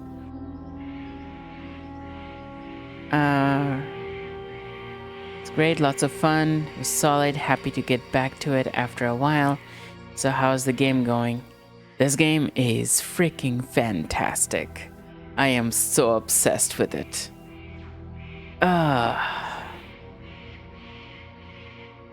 It's not gonna finish anytime soon, but it is just freaking fantastic. There's just new game mechanics that keep popping up. And like I can't show you the other stuff right now, but there is like in the first section when we investigated the how all the crew died, there was this thing that you could do where you get this map, like not a map of like a physical location, it's like a concept map of all the events that you think might have happened there. And then you take the verbs and the subjects and the objects and adverbs and stuff that you gathered throughout the mission, and you use them. They're like your clues, and then you put them onto that map to map out exactly what happened. And you also have irrelevant clues that you have to put in the discard pile. And if you get everything right, you complete that section. And it was just so fascinating to me. It was so good. You have to really like investigate everything and read everything to get all the clues. It was so good. And then you get like there like you can also recover the memory of the main ship's computer, and that's also another puzzle where you have to match images of different events together. And yeah, that was fantastic, and that helps you recover old blueprints and stuff like that that you can use in a circuit constructor puzzle to create new upgrades for the Mobot. And then like you're going to use those upgrades to access certain information that can't be accessed in other ways. And then there's like objects you pick up that you use on things, and then there's like this maze exploration thing we have when you're navigating a jungle. Yeah, it's just like there's just so interesting, and there's like the story is so like I'm just still trying to wrap my head around what exactly happened, because it's just there's so many unexplained things. Anyway, ranting. It was solid, happy to get back to it. Read that.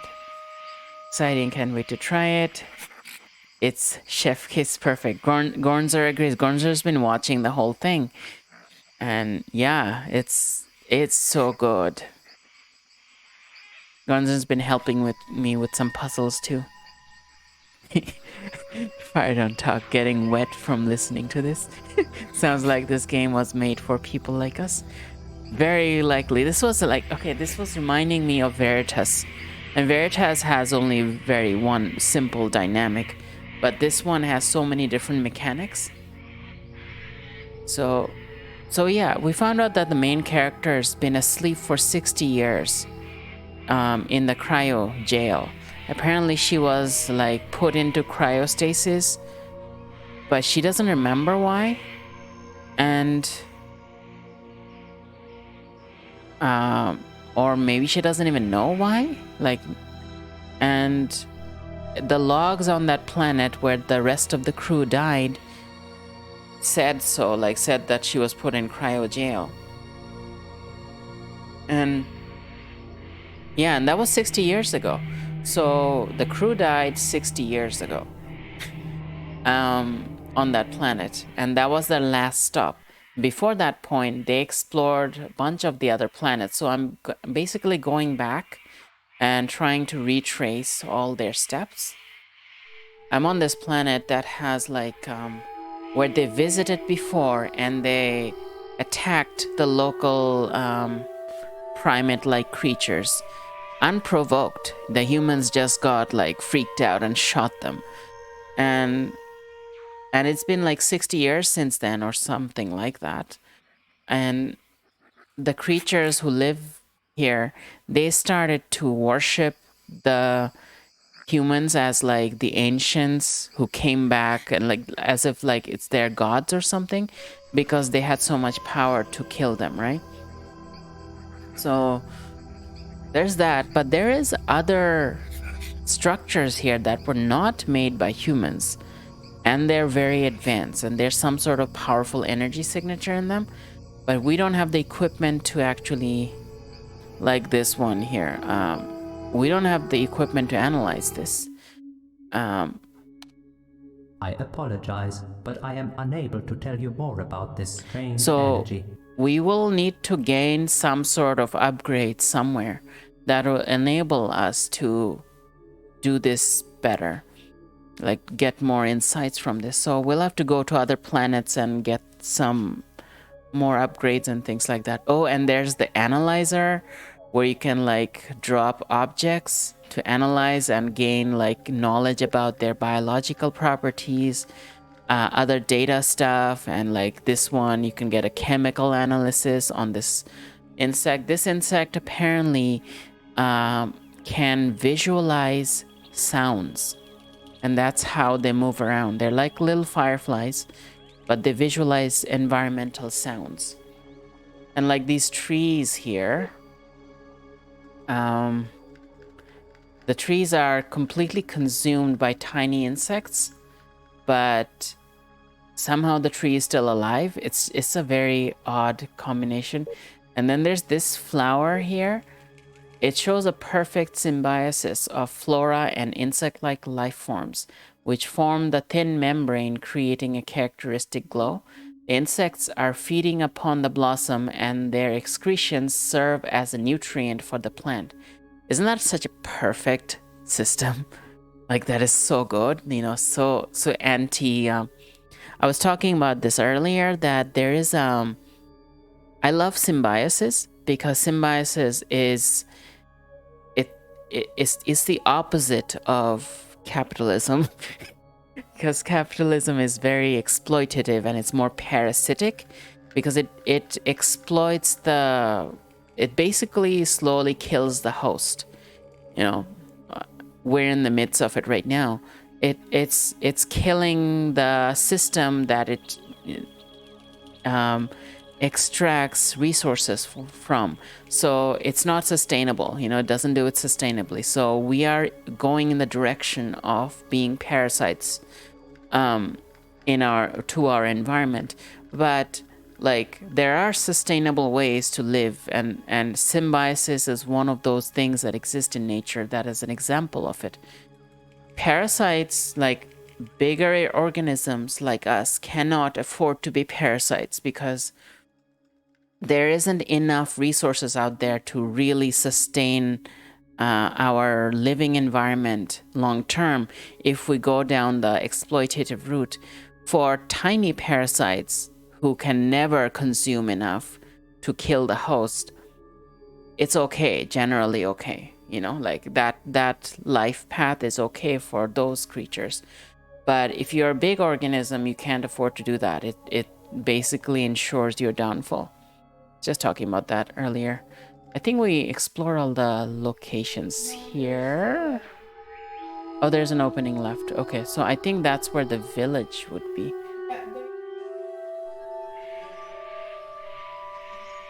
So they also made these statues which represent the humans who visited here before. They have like paintings of their weapons and equipment. See, this is a laser rifle that the humans used to kill those creatures. So they see it as an icon of power. That's why they made that one.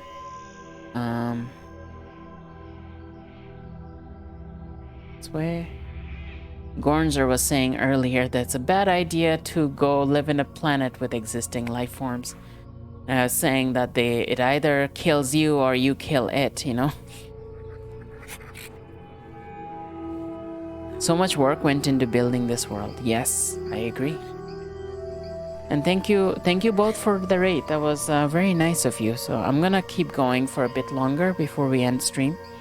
But I'm definitely not gonna be able to finish this game in this stream.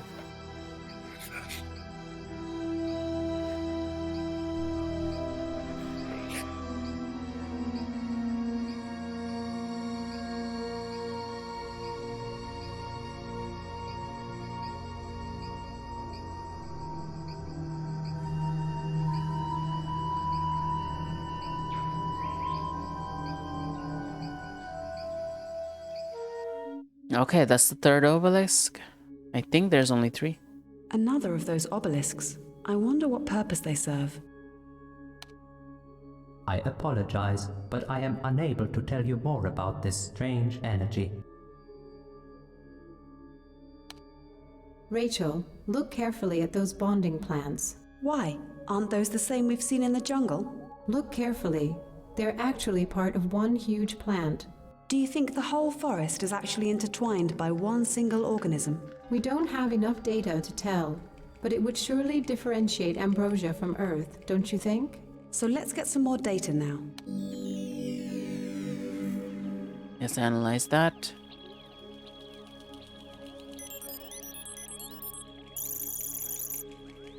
The bonding plant is a part of an incredibly large and complex network of stems and leaves.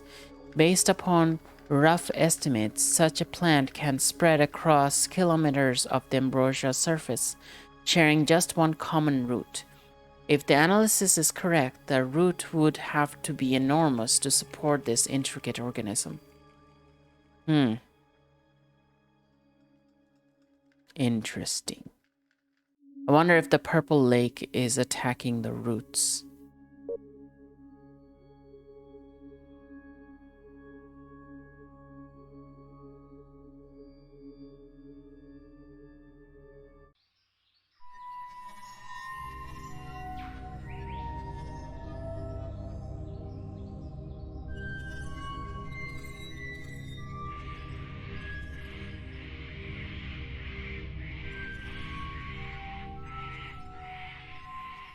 Whoa.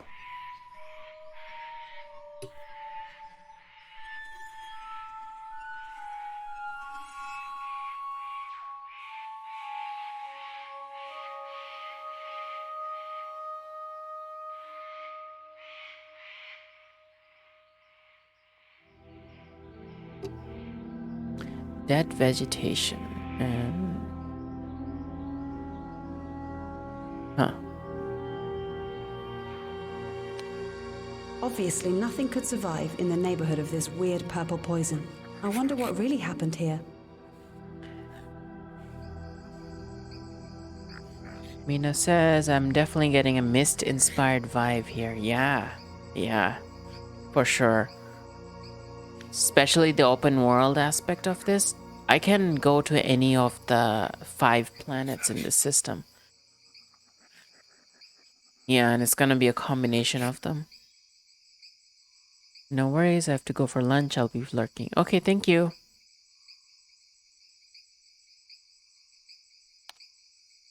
This liquid is a highly corrosive substance. I warn you against further analysis without taking protective measures, as it could damage my functionality.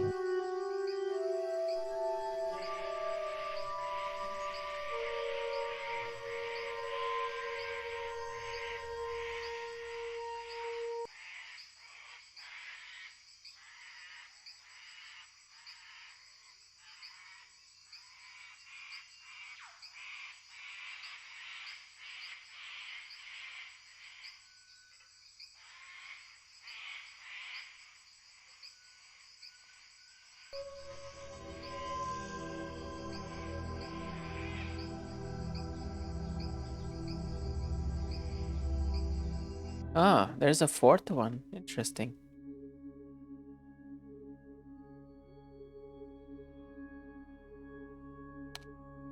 This tree is gigantic. My approximation is that the tree is around 1 kilometer tall. That's almost 10 times more than the tallest tree on Earth. It looks like it swallowed the obelisk and feeds on the swirling energy. I think you're letting your imagination run wild, Rachel. Maybe, but I still want to have a sample.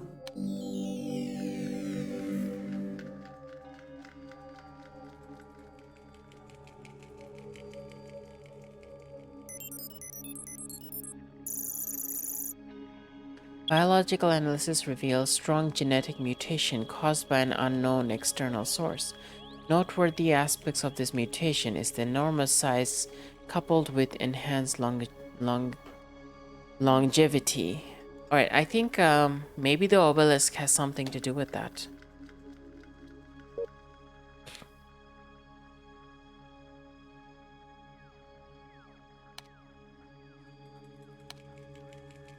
Another of those obelisks. I wonder what purpose they serve. Hmm.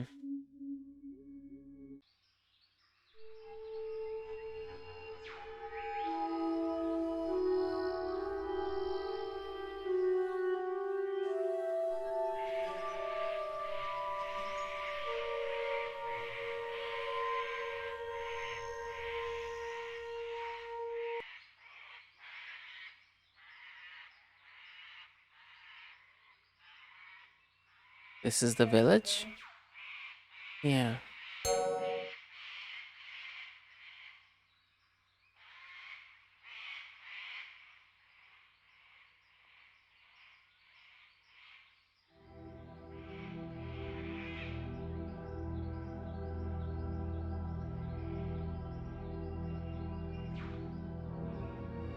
So many. These look like berries. That's an interesting idea, Rachel. Mobot, can you have a closer look at them? Hypothesis. The berries serve as food to the local inhabitants. Why do you think so? There are leftover stems of various sizes which have clear signs of picked or bitten berries. Couldn't it be that they just fell down? Negative. The ground doesn't show any sign of that. I will obtain a test section.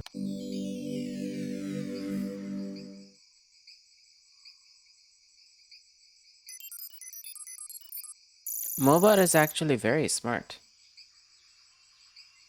Serving as food for herbivorous alien life forms, this fruit would be highly poisonous for people with a high level of cyanide-based compounds. Oh my god. It says interesting things about the wildly divergent digestive systems of aliens on Ambrosia. Yeah. Fantastic though.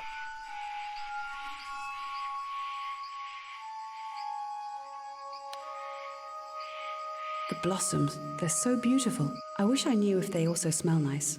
I apologize, but I was never equipped with scent receptors. It's all right, Mobot. Don't worry about that. I will get you a sample.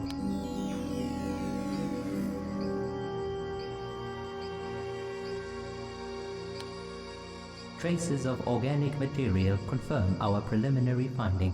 The local life forms built these walkways to quickly travel between various places in this jungle. How do you use them? Are they somehow tightrope walking? I would need to see this, but it seems that they might also be sliding. Let's see about that.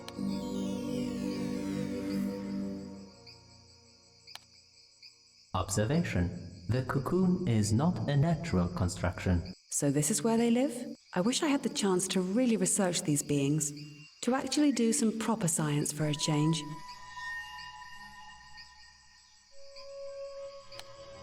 Observation. The inside of the cocoon is an elaborate construction which is probably capable of limited motion. Motion? What kind of motion? I would suggest that they can somehow pull the whole cocoon way up to the tree trunks, making the whole cocoon invisible. In addition to that, the cocoon can be sealed to create a rather compact and impenetrable construction. Clever. The being is looking at Mobot cautiously. Obviously, we haven't earned its trust yet. Would you expect anything else?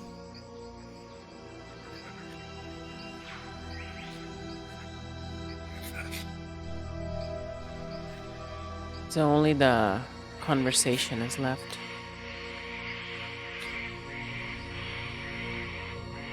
I'll save first because I have a feeling that's kind of critical.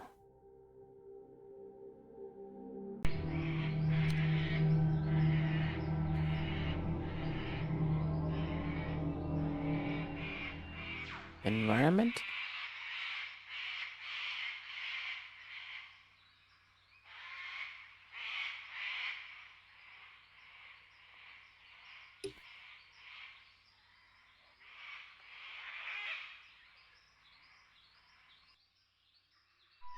It's really cold today because of all the snow. Yeah, let's talk about the obelisk first. I've come across a strange obelisk emanating some kind of unknown power.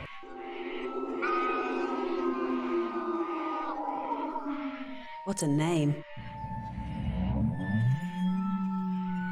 They've been erected by it as part of our pilgrimage of enlightenment. We should find out more about this Ith fellow. I wonder if he's real or just local folklore. I agree. Without further evidence, we should classify him among their legends. Okay. By it. Okay, Dead Lake. A sense of our doom, our punishment.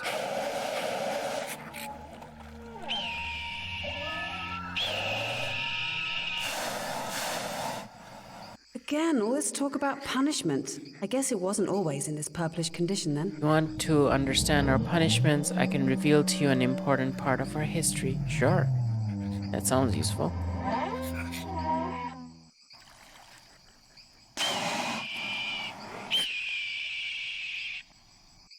Secret of Two Altars?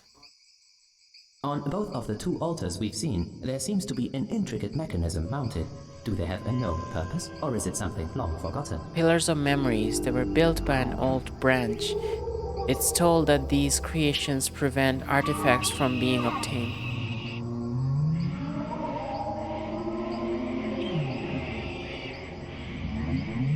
Oh. It's told, so you don't know for certain. We only have our stories and legends.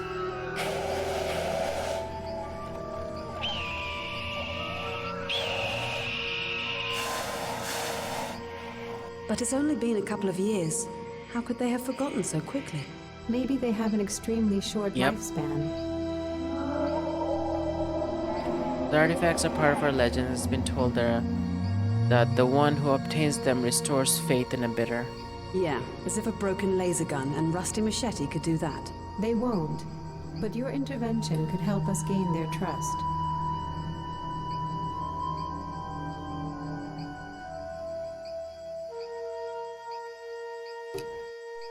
Yeah, so I could hear about their history or their mythology. Let's hear about the history. History lesson. Alright, I am here for your history class. What is a class? For Forget it. Tell us about your history. Our past is plagued by a darkness into which we've been cast for a long time. While we've now learned the way of modesty, we're not always this way.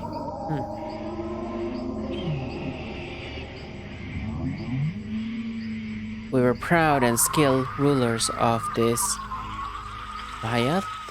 Hypothesis. By J.U.L.I.A, he probably means the J.U.L.I.A solar We system. built our settlement in a place far away from here and proudly sought to expand into the vast blackness of stars.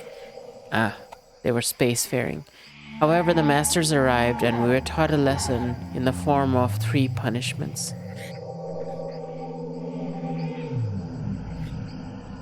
Now this is interesting. In theory, they might have sent the signal we intercepted on Earth. You let your imagination run too wild, Rachel. Still, I'm curious to learn more about those punishments. The first punishment. We keep the first punishment close to our hearts. It was back when we were proud and strong. We thought to rule the universe, but then the ancient lords came. They destroyed our settlements and everything we had invented. Only a handful of the obedient were transported to this world. We were warned that everything would be destroyed if we remained so proud. Do you have any memories of the world you once lived on? No, all that remains is this tale.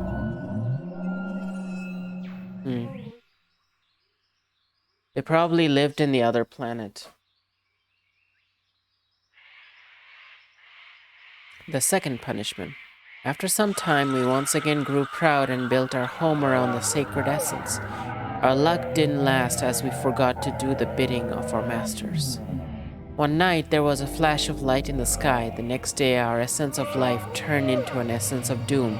Many of us died trying to repair it. The lake. Then Ith, the prophet, performed an ancient rite and was taken away by the masters. To me, that sounds as if the acid in the lake was a product of an accident, but maybe we should learn more about this mythical Ith. Interesting. Third punishment. After Ith returned to us, we lived for many turns in happiness.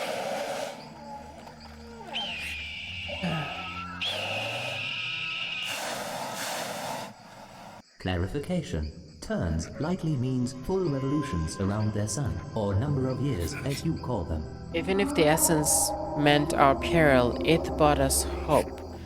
His death, however, led to many branches forgetting the old days. It was many turns ago when the masters came. The one who bore the title of before me saw that descent. Unfortunately, he didn't face them as brave one like the others, and he survived his big shame. Commentary. I presume he refers to some title of hierarchy within their community. I don't have enough data to provide further analysis. So this visit corresponds with the arrival of our probe at this planet.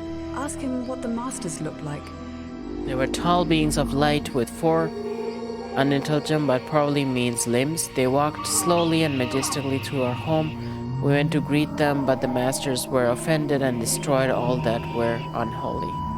Oh, damn. Ask him if anyone survived. Apart from the one who bore the title of blank, nobody survived. It was a big shame to us that he had hid himself instead of accepting the punishment. If he did, though, we would never hear the story of what happened. Maybe our masters have now come to teach us what happened. This would give our branch new meaning. I think branch is generation.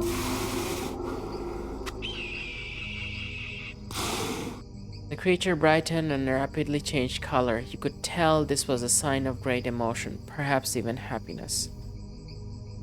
Analysis. They probably organize themselves in some sort of families that they refer to as branches.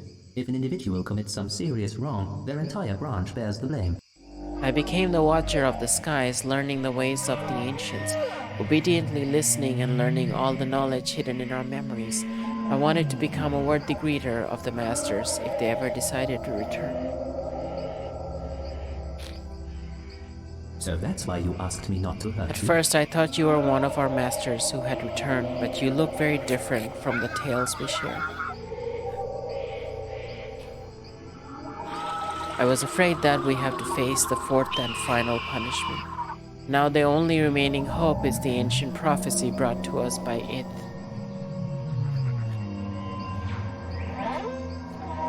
Now we need to learn about the myths.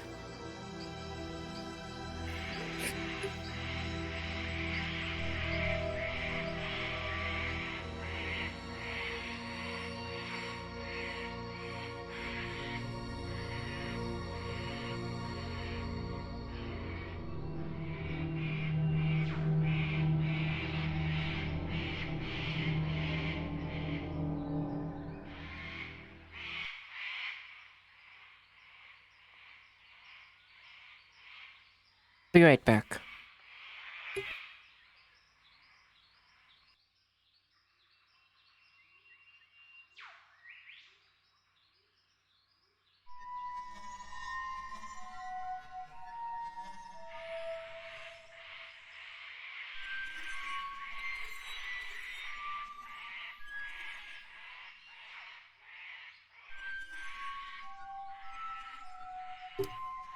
Sorry, I had to get some blanket. It's really cold here because it suddenly started snowing today. Okay, let's learn about this Ith character. Ith, the great prophet, traveled to the edge of the known space to the place in the mist.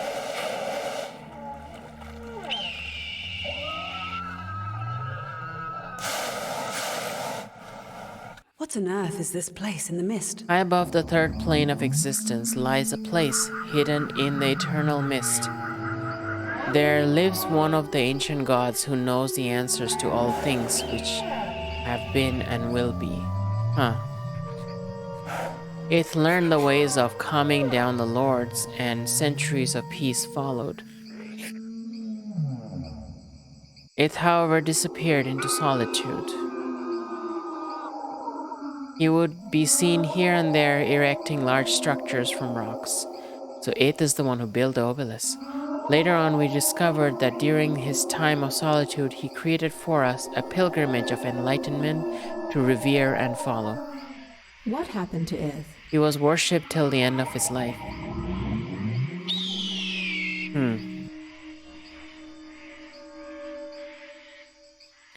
Are we going to travel to a nebula? No idea, but there are gas giants that look like mists, so it could be reference to that.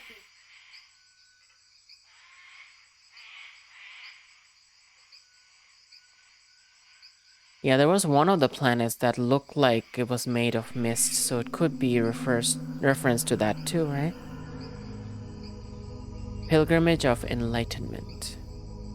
When Ith returned from his solitude, he gave us 4 empty parchments.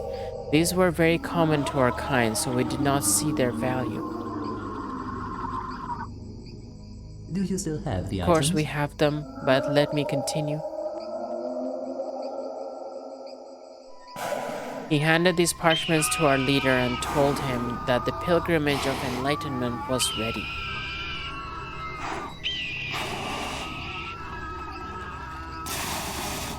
He refused to tell us any more, so we let the parchment sleep. Much time passed after its death, and we forgot about the parchments. The whole story became nothing more than a fable for our young ones. When we were punished, we sought ways to change our fate. That was when the fable of its journey was spoken again.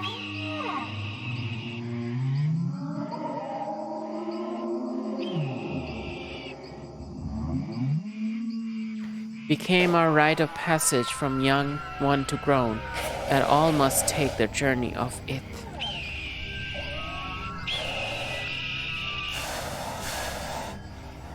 They would be handed the parchments and spend many days alone.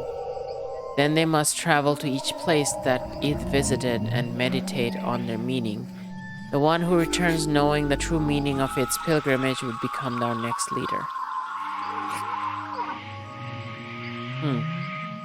Many tried, yet none succeeded.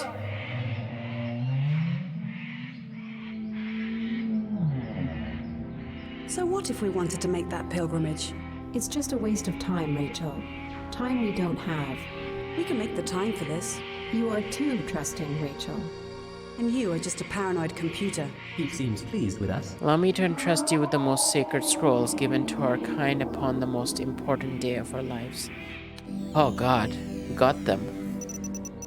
Go now and seek the sacred places to meditate upon our ways. May you return with answers to the sacred pilgrimage. Oh God. That is a lot of responsibility. Okay. So what's this prophecy about? As you've learned, we lost our essence of all life. Without it, the last of our kind will die and we will be no more forever.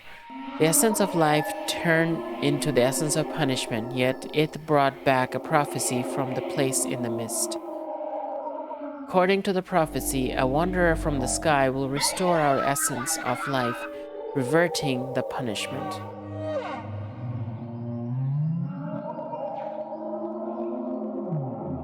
Hidden somewhere in this BRJE lies a place where the essence can be discovered and understood in its intact form. Observation. He drew a solitary symbol for this so-called essence. We should copy the symbol. You never know. Maybe we can help them. We'll try obtaining the artifacts for you. The being looks at you with all of his eyes wide open and suddenly changes color. This could mean one thing: he is in awe. You've indeed decided to obtain the artifacts. I have to warn you, it is said that such a deed can be perilous.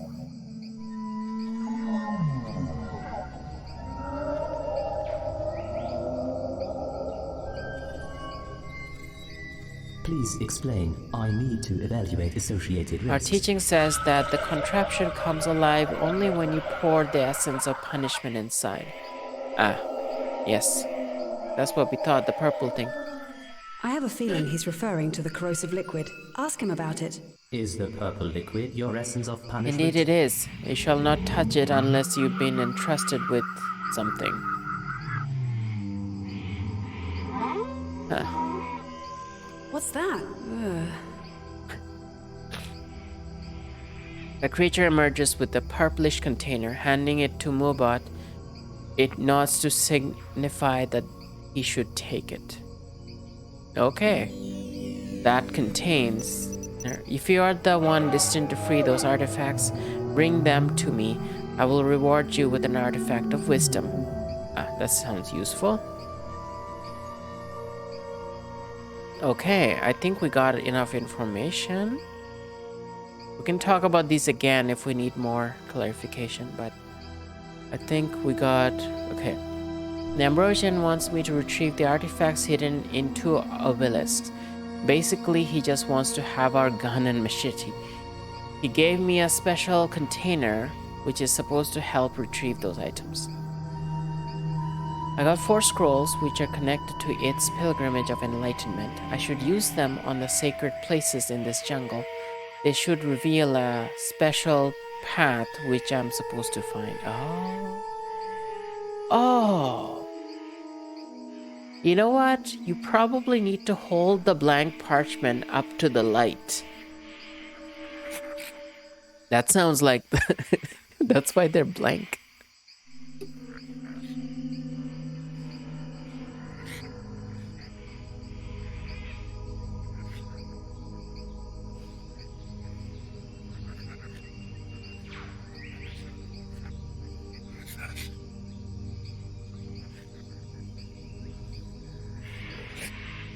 Okay.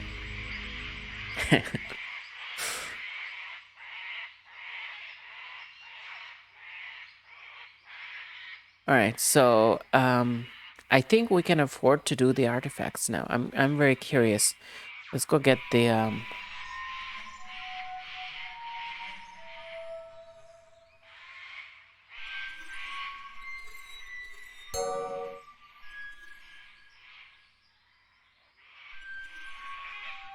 Okay, so we got Alright, so let's go here and grab some of the purple lake stuff. This liquid is a highly corrosive substance. I warn you against further analysis without taking protective measures. Wait, you got a thing.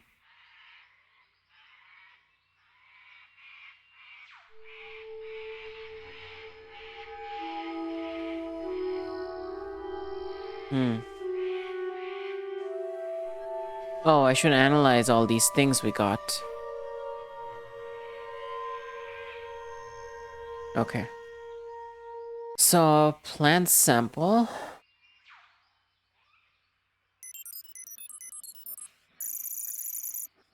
This plant is carnivorous. Whoa. That's interesting. This plant is carnivorous. Traces of digested insects can be found inside the blossom. The flower probably attracts insects with its glow combined with a strong aromatic scent and traps its prey in an internal pouch filled with a sticky substance.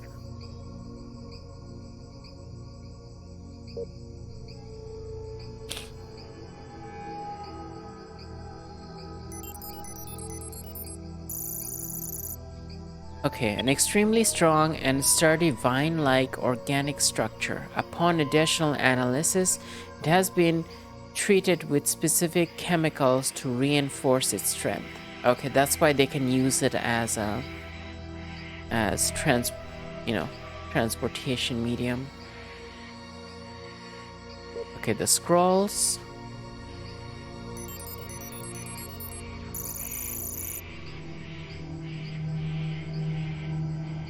Peculiar light sensitivity. Huh. Interesting.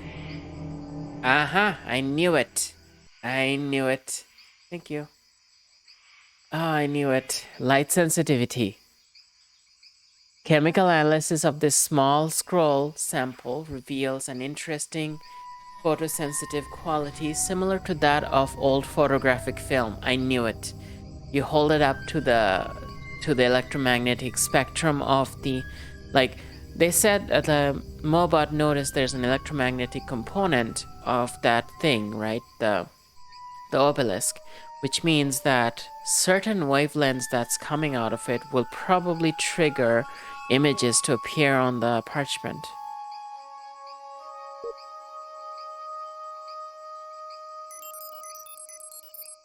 Ooh, nice. Okay. The material doesn't react to any available chemical substances, including the most potent acids. Huh, so it's neutral. Interesting. Cool. Unbelievable. This container is actually indestructible. I wish we could have taken this to Earth. Spectral analysis of the sample has revealed some outstanding properties. Based upon those findings, it's safe to say that this container is practically indestructible. Ah, this is fantastic. Yeah, now we can do this. Now we can do this. Do this. Yeah, fill container with acid. The container is indestructible, right? Mobot, fill it with this corrosive liquid to see if it can hold up. As you wish, Rachel. The container seems to it like be a flask? intact. So the spectral analysis didn't lie. Alright. Yeah. And then over here. The machete.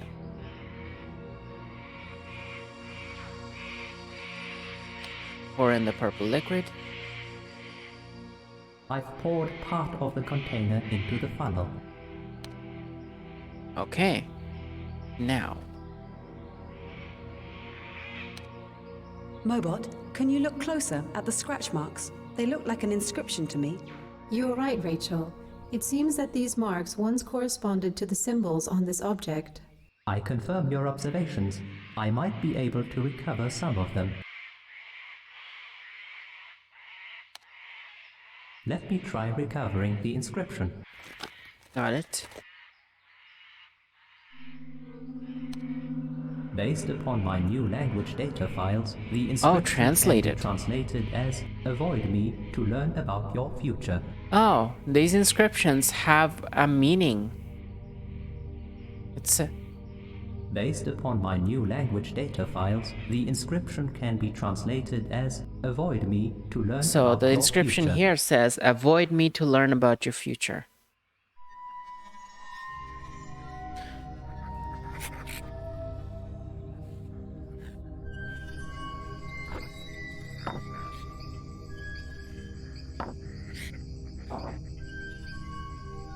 Avoid me, huh?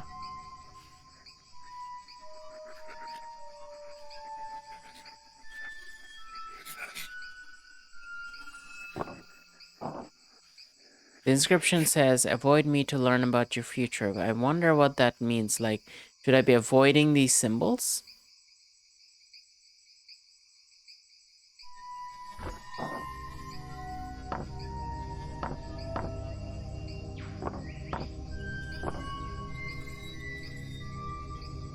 Okay, let's try that. Like, this is where we start from, then we go here.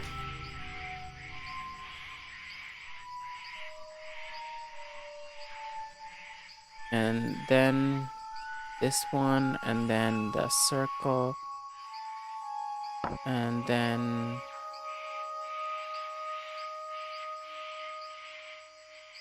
this thing? No. From here, do we have this? Where is it?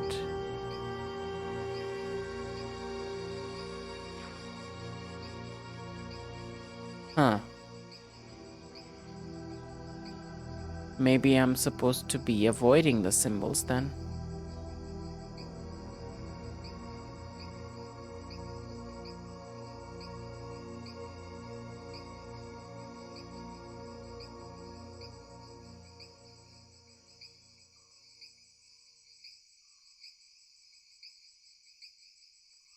From here, like we got up to here, and then where's this thing?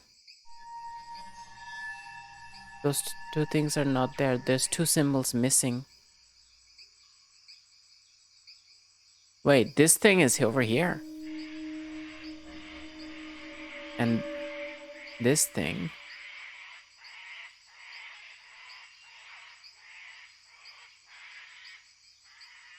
over here. Huh. Maybe the interpretation is wrong. Maybe we're supposed to just avoid any of the symbols that are here. That would actually make it different. Okay, so if we want to avoid this, is this one in there? No. What about this one? It's there. What about this one? It's... Okay, so we can start either here or here.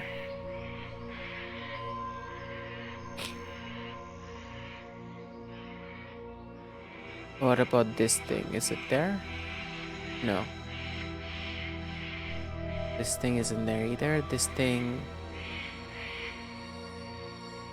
That one is there.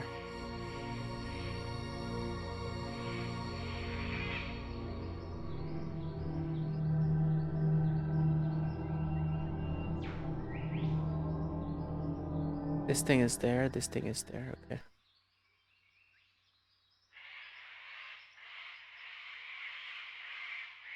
Oh, yeah. This is the only one in this row that it isn't on here. Okay, well, this is a for sure thing then.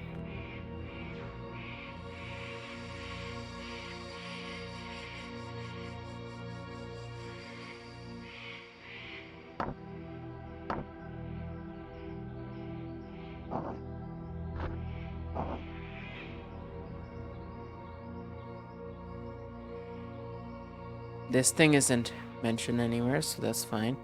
But these three are, right? No. This one is. This one isn't. And this one isn't. So we could be here. I'm here. And then we could go this way. somewhere.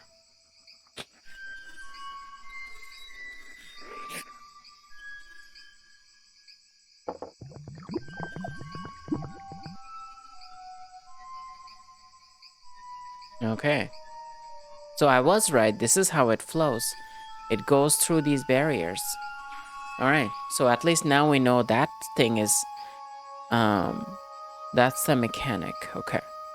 So now, I wonder if we, so it is starting from here. If I do this, for example, yep. So it starts from the lever I pull.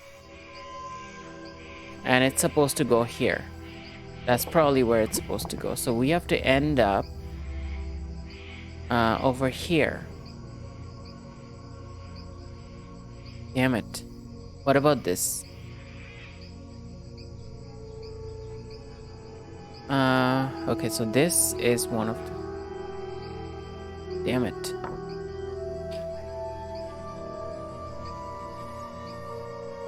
Yeah, so we have to go down. We can go this way. This way. Okay.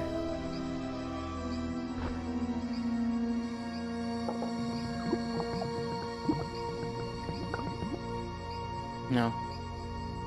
I think we have to touch everything that's not here. I think that's what we need to do. We have to touch everything that's not here. Then, okay, so this is not there, right? This. What about this? Okay. Right, that's fine. This thing. Okay.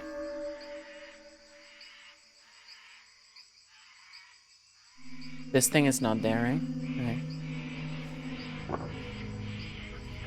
This is.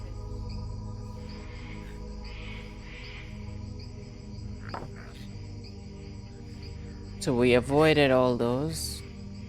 This thing, yeah, okay. Okay. I don't remember seeing this up there. Okay, there we go. This thing is up there though? No, we left. Okay, that's fine. This can go up and up then. Let's try this.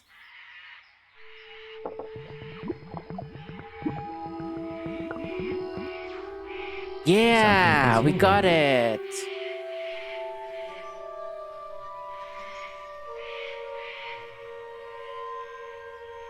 The machete's there. It's sticking out. Let me recover the machete. Awesome. Interesting. There's no rust on the machete. That's weird. That is weird. It's been years, so that's fascinating. Is there a way that they can put things in stasis in this thing? Huh. Alright, so let's go to the other place.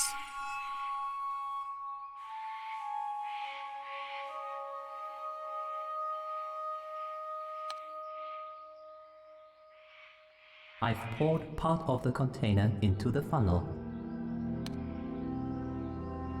Okay. Based upon my new language data files, the inscription can be translated as "Flow with me to understand your past." So we are going to flow this time. So this thing.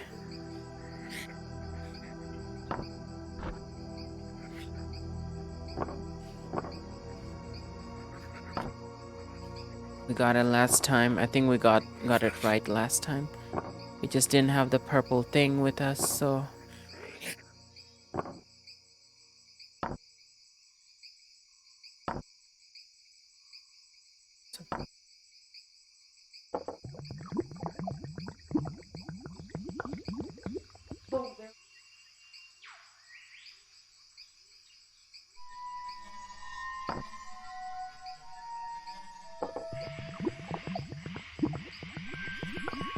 Perfect. Something is moving. Laser gun.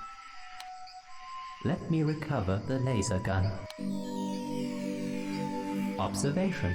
It's actually very well preserved. Okay, so we got both of them. Fantastic.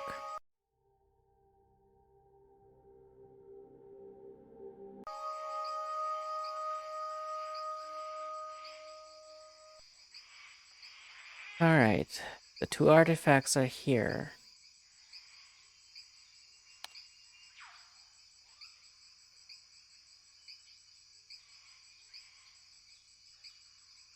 Here is your artifact. Ming took the artifact and without saying a word, took it inside his home.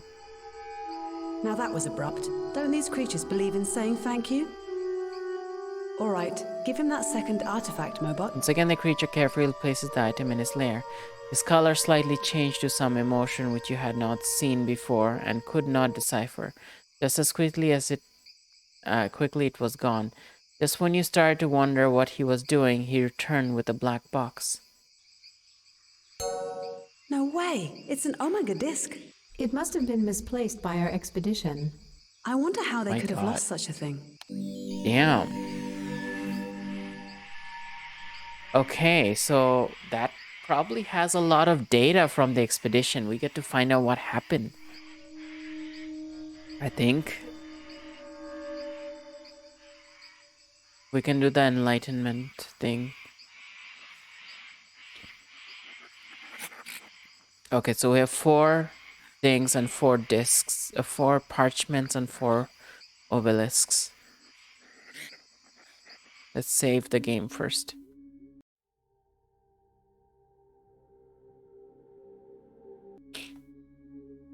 If our Ambrosian was right and this scroll has anything in common with the obelisk, we might try exposing it to that strange swirl. And how am I supposed to do that? Maybe you could make it into a plane and see if it would fly inside. Not helpful, Julia. I think we are just wasting our time. Let's just see what happens. Expose parchment to the swirl. Try holding the scroll so the swirling energy goes directly on the scroll. I think I understand what you mean. And nothing happens. Shut up. Let's wait a bit longer. We're just wasting time. Nothing will ever... Something is happening.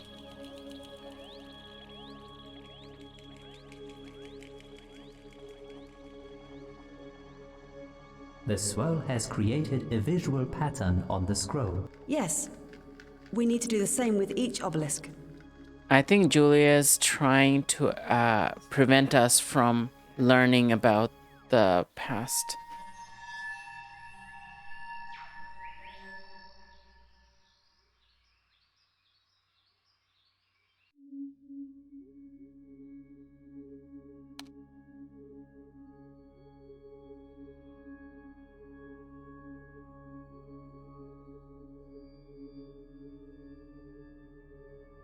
I have obtained another visual pattern.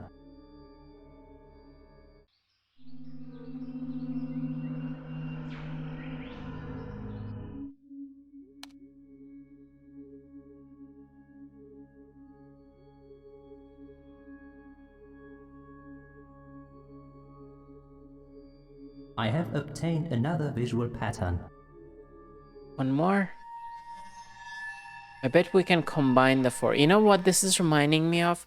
I don't know if any of you've read that old comic by old Tintin comics. There was one episode back then where to find a treasure map, they had to find 3 different scrolls inside like this ship in a bottle. And like there were 3 of them, but they weren't like, each were like not meaningful on its own. But you had to hold them all together and then hold them up to the light, and then you would see the full message. And the full message contained coordinates where the ship had crashed. Holy callbacks. Callbacks, Batwoman.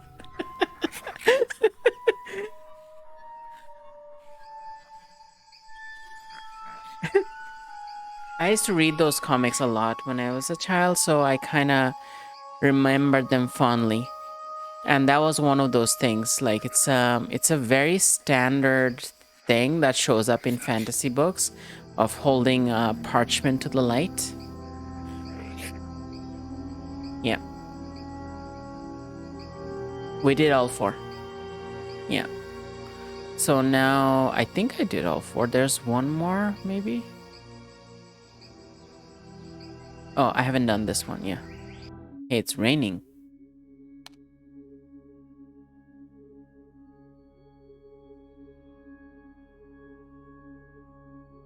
So each one of them has part of a pattern. I have obtained another visual pattern. That would be all of them. Let's bring them to our analyzer. Let's analyze. Oh yeah, the Omega disc.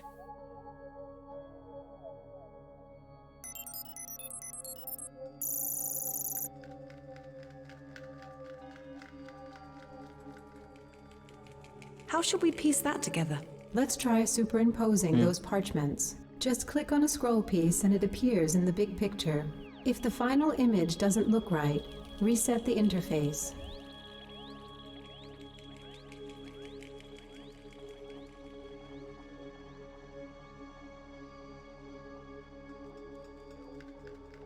This doesn't look right.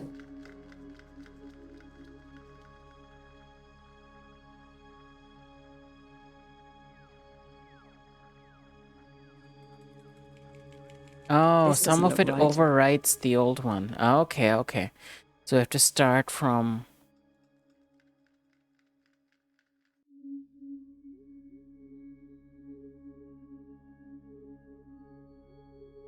No, no, it's not it. This is fine.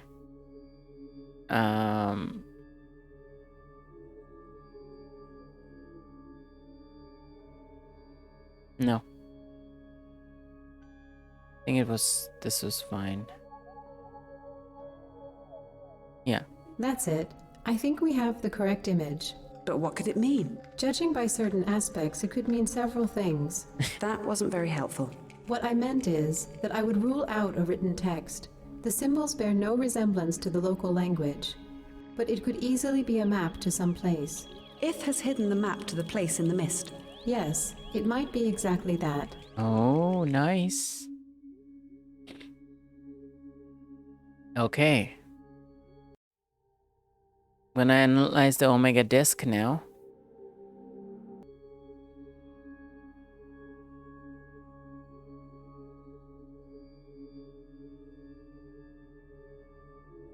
Could do more hot chocolate, I guess.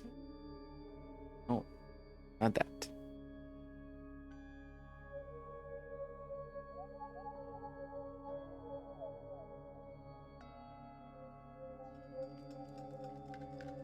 Okay. Yeah, we're trying to have some hot drinks because it's really cold today. All right, let's scan this Omega disk.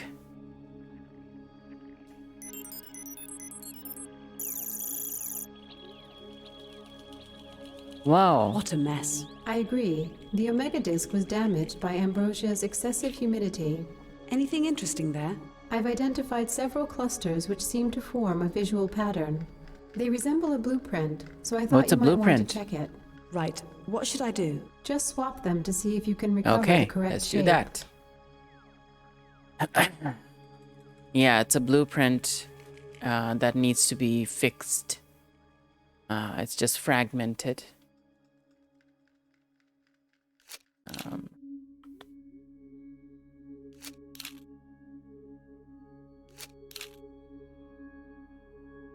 Hmm.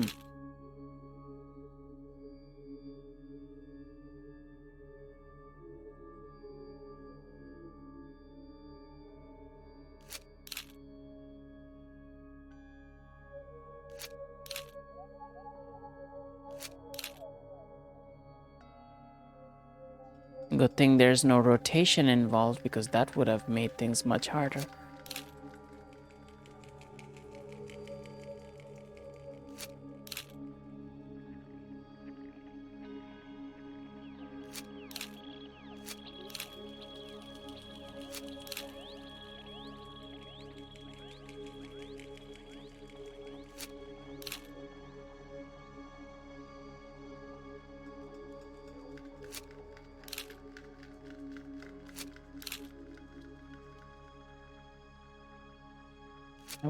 Not close enough. Yeah.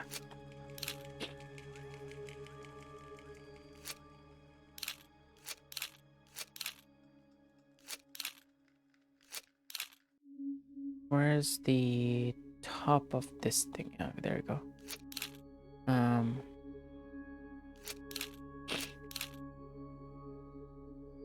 And this side, not this.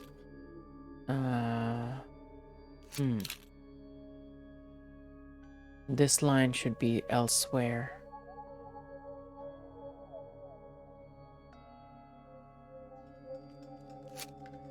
Move them over here for now. All blanks over here. Oh, wow. Got another raid. Damn. It's another raid from... This one is from Sir Gallowin. Gonna give him a shout out. He's playing Resident Evil Village. Oh, a resub too. Thank you for the resub, Sir Gallowin. Really appreciate your support. It's been 15 months. In a 10-month streak. You're just so fantastic. That's so generous of you. Thank you for supporting me for this long. KB, don't have time to stick around way past your bedtime. Oh, of course. Have a good night. I just gave you a quick shout out. Really appreciate your raids and your supports and subscriptions. I will have a good stream. I've been doing this for a while now. It's been probably 6 hours close to it. Still enjoying it, so gonna keep doing that for a bit. So yeah, have a good night. Thank you for coming by. This is our game 600, so I'm really liking it. Super special. It is excellent. Start a bit of time before me. Yeah, well, the game 600 turns out to be really good, so we are just really, really invested in it right now.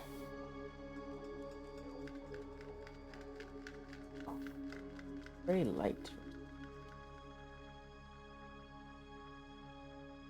That's okay.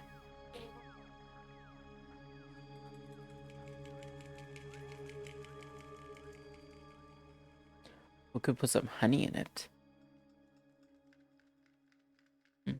That's fine. No, that's good. You started a bit of time. Yeah.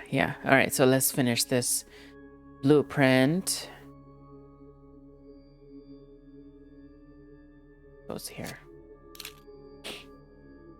This side. Nope. Ah, okay. Interesting. This whole row probably moves up, but trying to see. Nope. What's measuring? Ah. I have a feeling these two don't relate. I think it's supposed to be like this, and then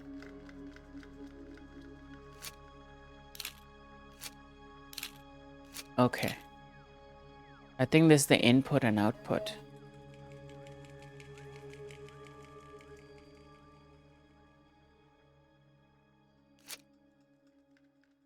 Okay, I think that's working. No, that's not right. This is here.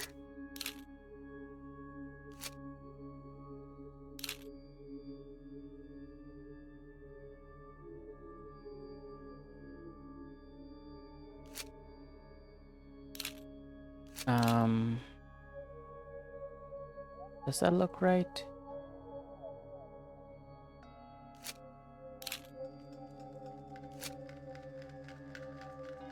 Huh, there's something missing.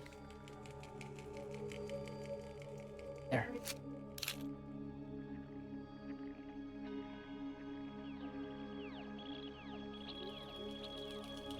Hold on, these are inputs and outputs. Oh, that's what's missing. Okay. Um, this needs to be at the very left. I didn't get that those are inputs.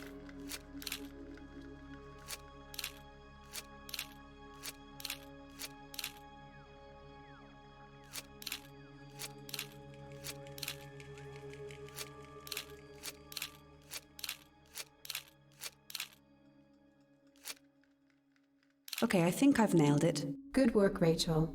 I believe it's what we've been looking for. How so? This blueprint, if built, would allow us to extend Mobot's functionality to include a powerful laser cutter. I think the laser cutter would probably be used for overcoming certain obstacles in other planets.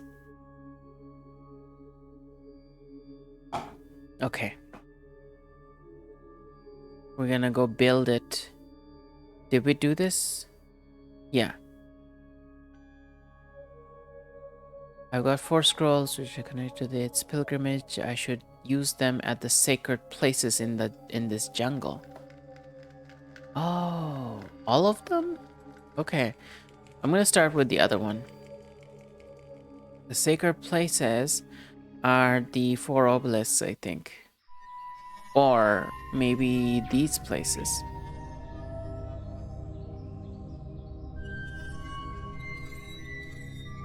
I mean, we could try it here. Oh, there's no interactable thing left, so it's gotta be the obelisks.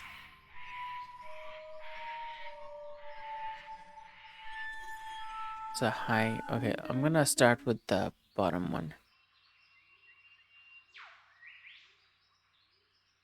Oh, we can't use them anymore.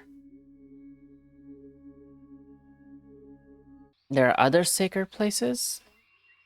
Oh, these places maybe. Maybe the lakes? These are the 2 lakes.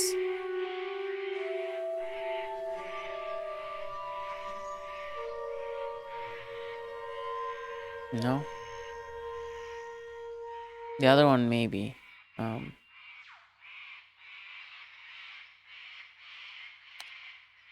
This liquid is a No. highly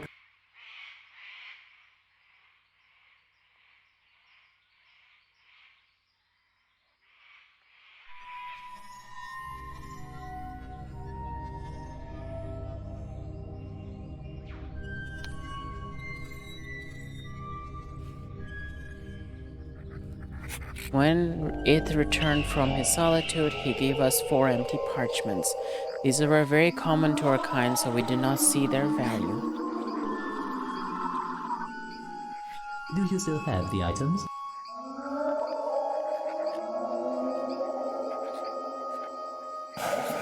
He handed these parchments to our leader and told him that the pilgrimage of enlightenment was ready.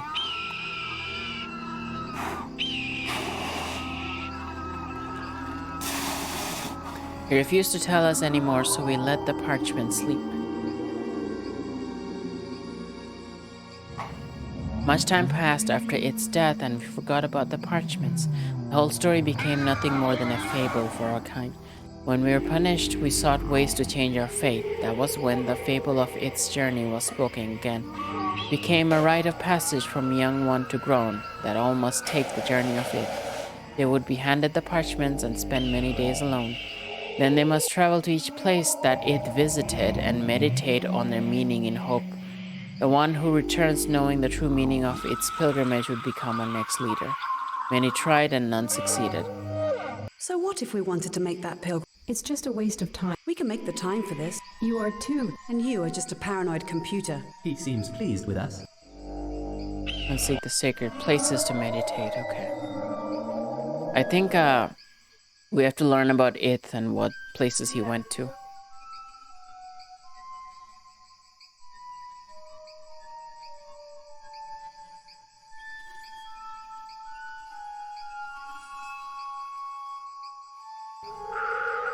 What on earth is this? The third plane of existence lies a place hidden in the eternal mist. There lives one of the ancient gods who knows the answers to all things which have been, will be. It learned the ways of calming down the lords, and centuries peace followed. He would be seen here and there erecting large structures from rocks. Later on, we discovered that during his time of solitude, he created for us a pilgrimage. He was worshipped till the end of his life. Okay. We don't know the locations.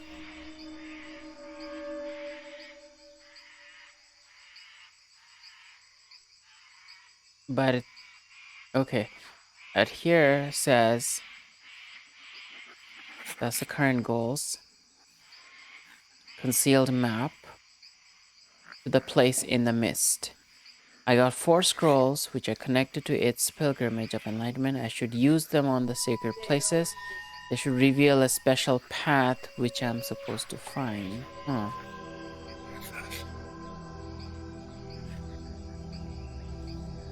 Okay, let's take a look at the thing if we can in the analysis.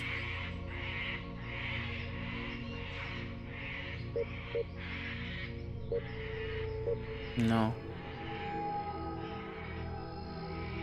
Where did we see it? We saw it somewhere.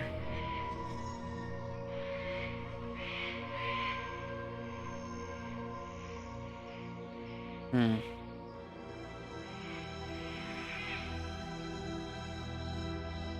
We analyzed it and we put it together. Okay, no, let's look at the analyzer again. Maybe it is there.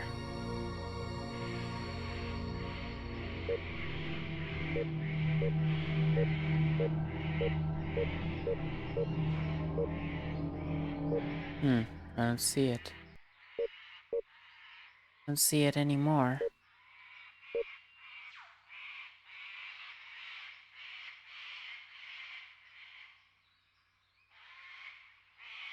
No. We got the map, but we don't... Because if we go to the obelisk, they are already used up.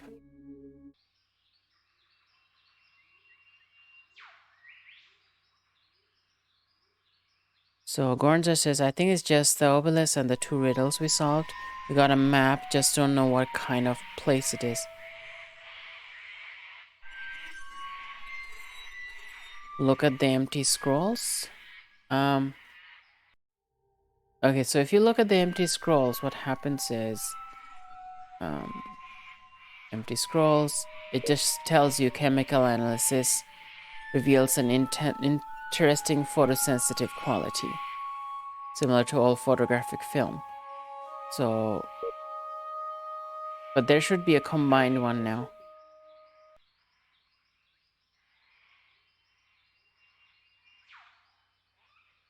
We probably need to go to a different planet, but I wanna make sure. I feel like, okay, it had a place in this jungle too, right? I feel like I visited everything.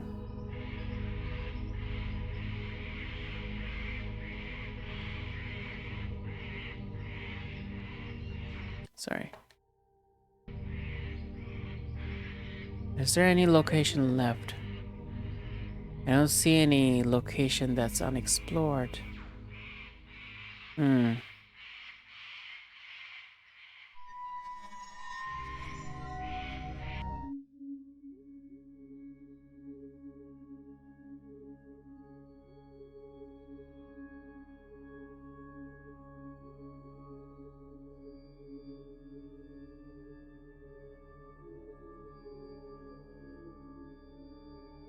Let's build that blueprint.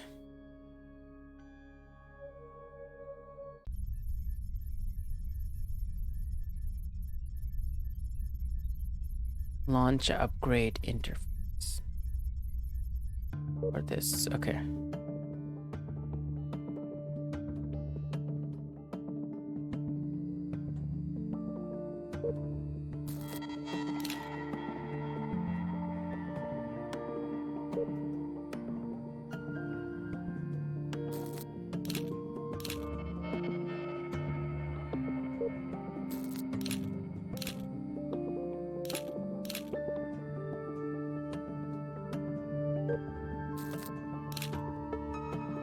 That way. Okay.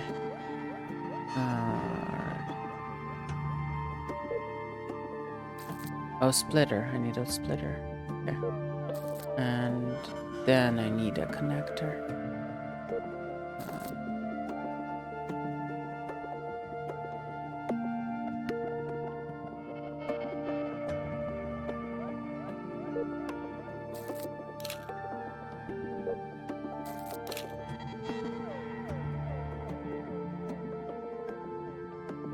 Start from the other side.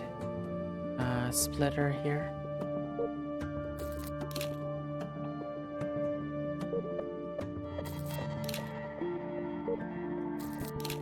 And these. And running low on connectors here. Okay.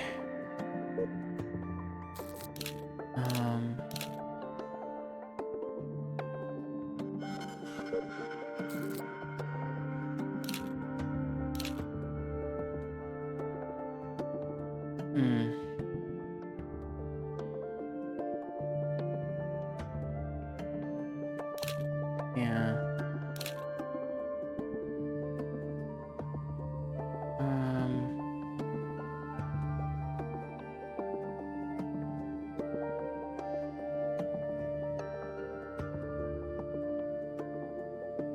Yeah, it's very tight here.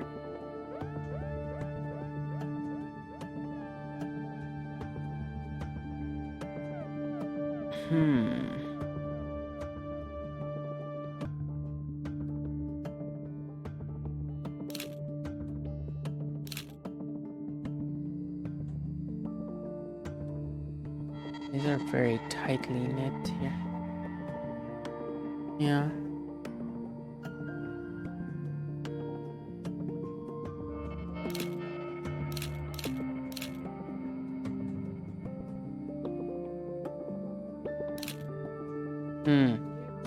Oh, yeah, that's a good idea. So then...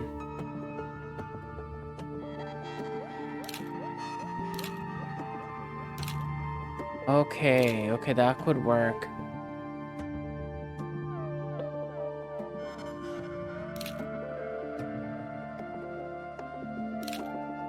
Okay, yeah, that could work. Kinda.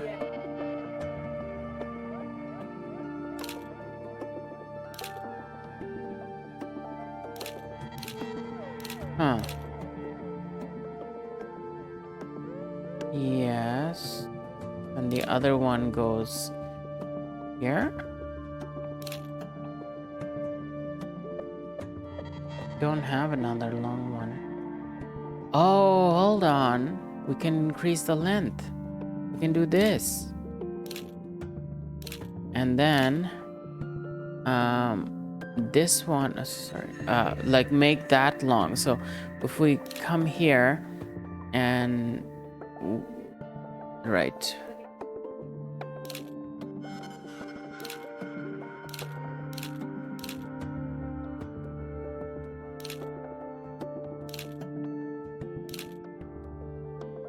And like make it long like that. But yeah, that can come close.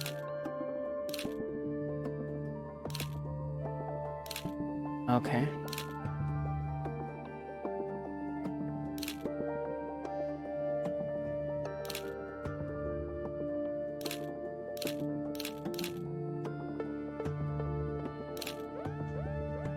Okay, so that goes there, and then this goes here. Yeah.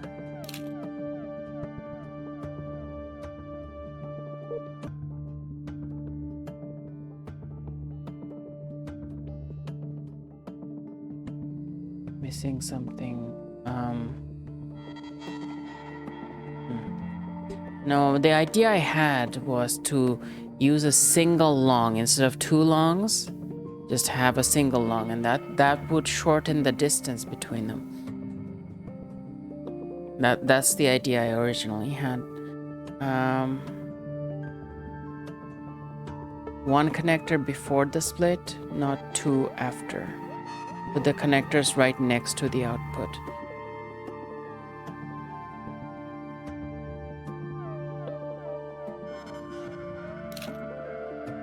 Okay, everyone's using vague terms here. I need more specifics. Yeah. Yeah. Yeah, that's what we had originally. Where is it?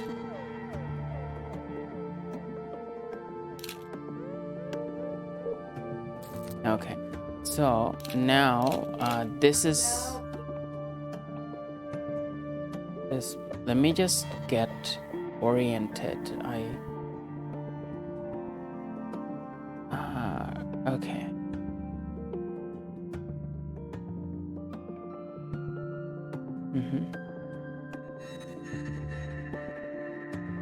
Yeah. Yeah, there we go. Right. That's what I was thinking. Closing the gap by yeah. There.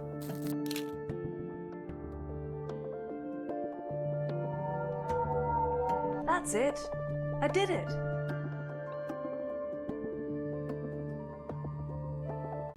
That's done. Great suggestions, everyone. And laser cutter.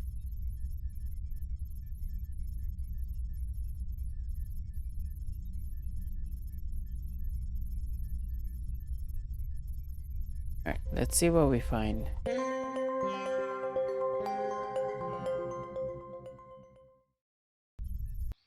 There was an obelisk and a wall of green.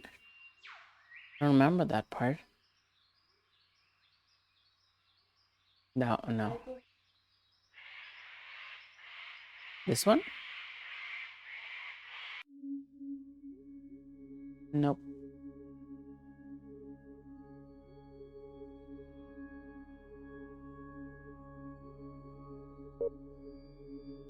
Yeah, it has to be somewhere else. I have a feeling there's I hope it's not a bug. Where's my map?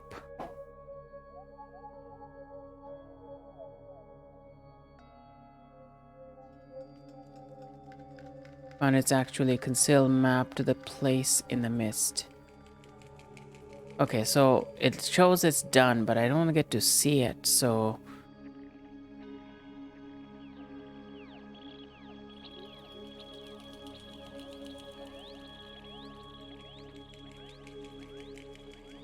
I wish I could see the map itself. That would be so useful right now. Nothing here.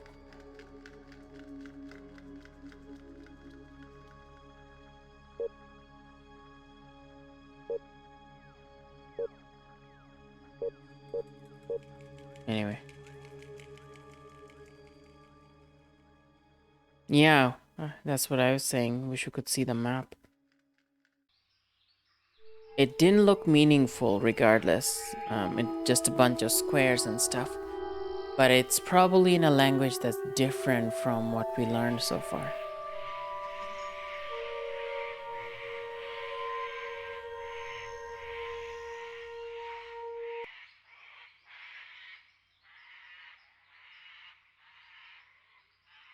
Go to all unmarked places that might have a new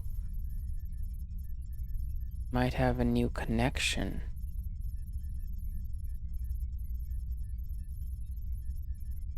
You know, I wanna try that.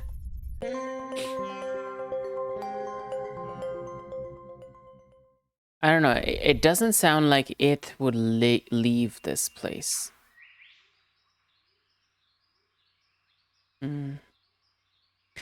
Gornger says, go to all unmarked places that might have a new connection. Oh, these places, you mean? Okay, okay, I see. Oh, we can we go start from the bottom.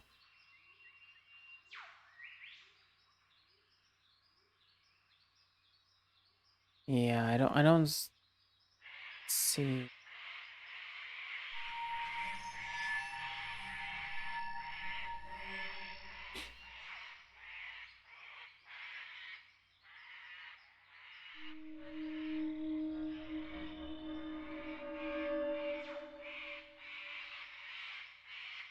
Mm. No. Okay. Well, we can come back to this planet later if we need to, right? All right, let's go see if the mist planet fits our... The mist planet was on the outside, right?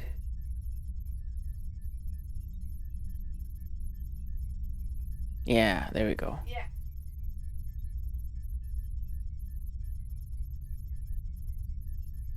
There's 3 moons here. See, that kind of is suspicious because there was a few dots on the map. So it could be this thing.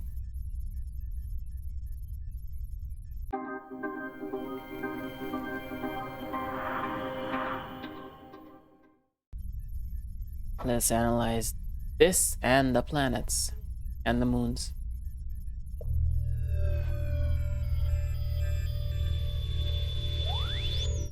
Okay, Hermes Isle of Stones is a gas giant which got its name from peculiar stone formations which are present across the planet's 3 orbiting moons. Okay, that sounds like it. That sounds very much like what we saw on the map. It's about 12 times larger than the Earth, and it's composed mainly of hydrogen, helium, and ammonia, together with a gas mixture impossible to analyze using the internal scanner. Hermes is absolutely unsuitable for landing, but its moons are probably okay.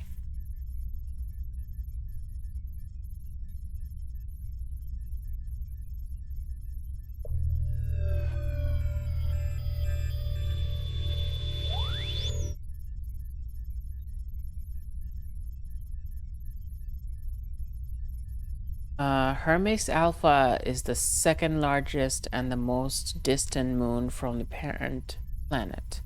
While huge, tall, solitary rocks formations vanishing into shrouds of mist are the world's main feature, its atmosphere looks safe enough to land, even the existence of the world is a mystery, as it's somehow connected with Hermes through a gas tidal bridge. What? That's interesting. So you could maybe walk through those tidal bridges? That sounds really scary, but okay, that's one.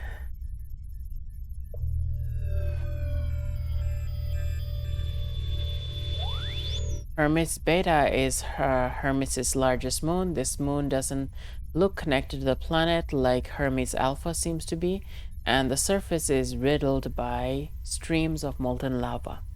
Obviously, the core is extremely hot, and current conditions make Hermes Beta unsuitable for landing. Okay, so we can't land there.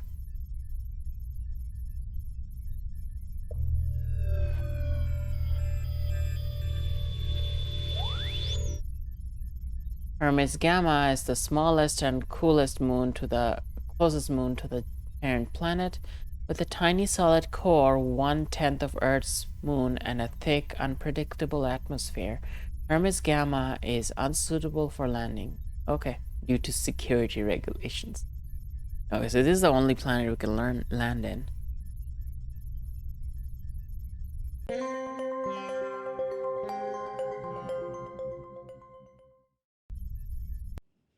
Unreal. It doesn't look like anything I've ever encountered in my life. If there was an atmosphere, I could build myself a little hut on one of those pillars, and no one would ever find me again. You might not want to believe it, but this planet has almost exactly the same atmosphere as Earth. It's just much thinner. Look at those fantastic shapes. My apologies, but all I see are rock pillars. Do you want me to analyze their composition? No, I wish I could share this view with someone who was alive. Wait a minute, this must be it. The place in the mist. It's obvious. But does it mean that Ith was able to travel through space? Remember that he was taken there, So probably another space-traveling race was involved. Let's check this place out. Right. I'm switching to the overhead view and we will try to find the marked region according to our map. Okay, we found it. Oh, So what should I do? Ith's map indicates a location. I'm pretty sure it's the place where he encountered another life form. You should find the place which corresponds Oh, with God. the map. This damn mist is not making that easy. I can try cleaning parts of the view digitally. You can zoom in or out to look for that formation. And when I find it? Mark the place by drawing a rectangle around it. All right, let me try.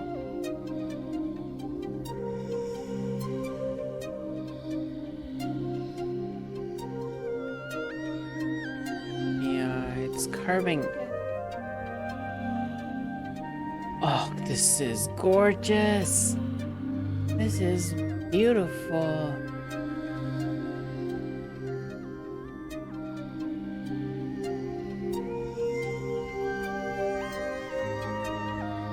This planet is fantastic. It's so pretty.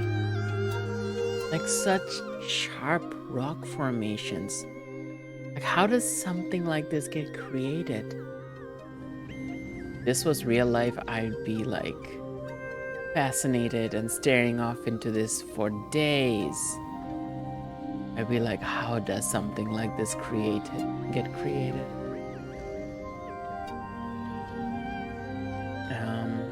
Okay. So we is it no.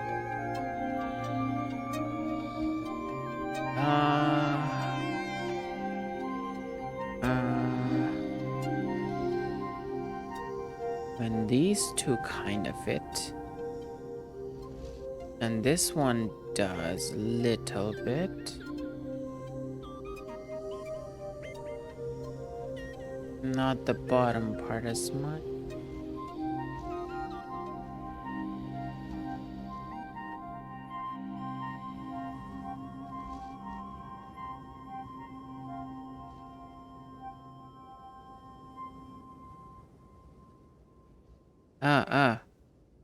Yeah, it does.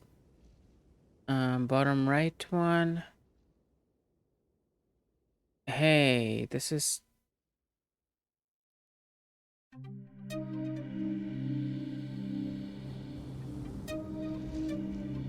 Yeah, this one looks like the top one, but it's too far.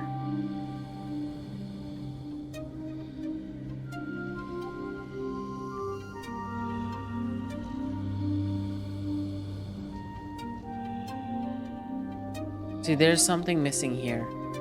Between these two, there's supposed to be something. It's not here. There's something supposed to be here. And there's supposed to be one here. No, that doesn't fit. But we'll look for something similar elsewhere.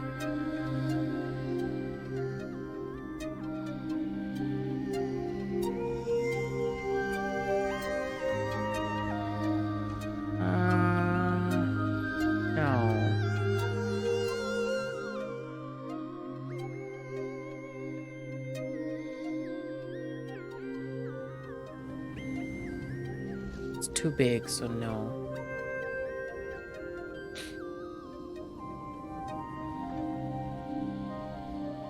No. This place is the closest we found so far.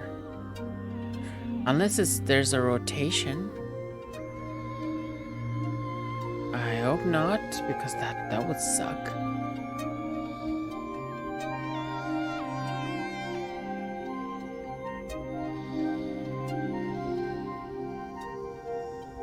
This is the only place I found that resembles the bottom right corner. This and this.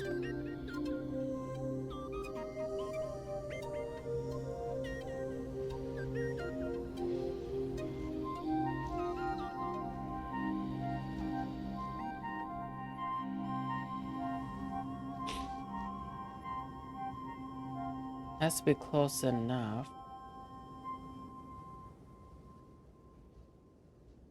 They're like more stuff to the side. I hope not.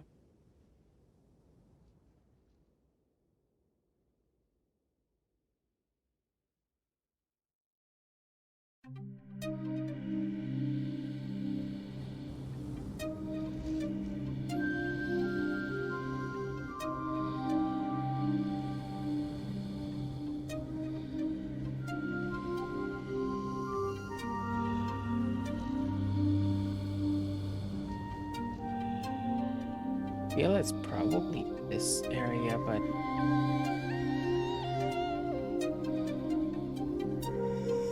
no.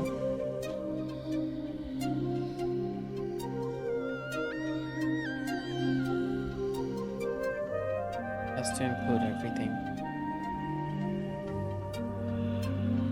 No, you can't draw it from that. As soon as you click it, it zooms in.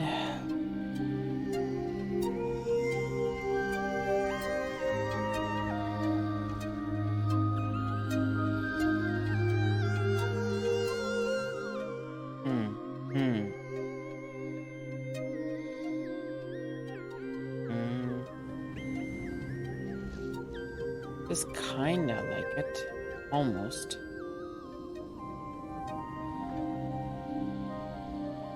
No? Doesn't take it.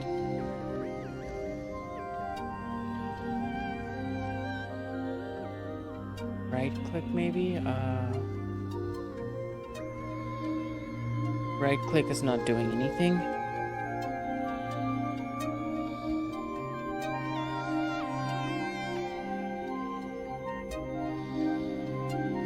Right click isn't doing anything. Scroll is not doing anything.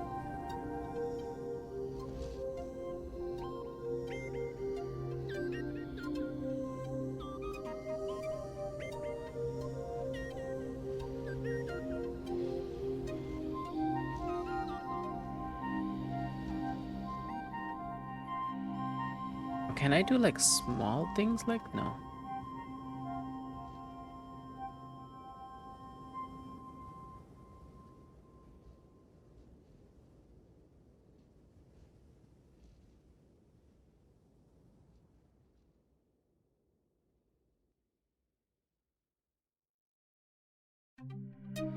Would it?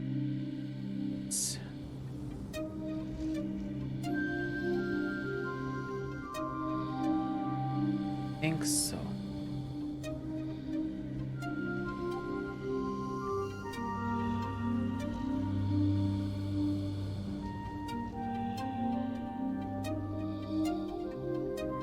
Oh, like it's just so hard to find.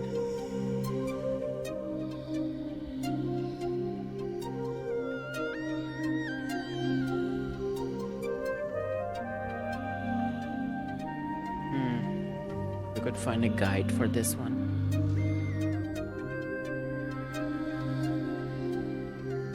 Click to zoom in, click to zoom out, or click and drag to mark the location.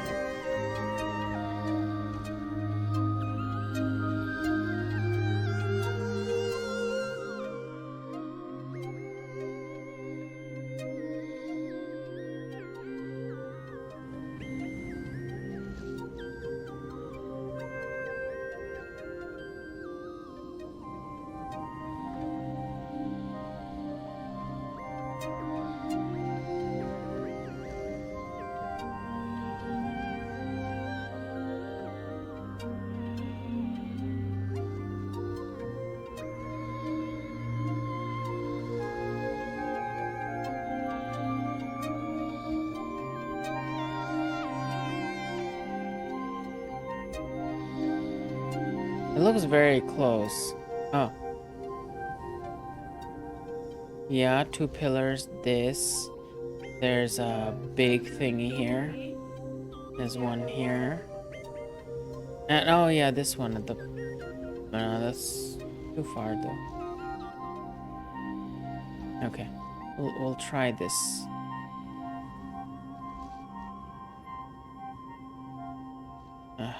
Eat that.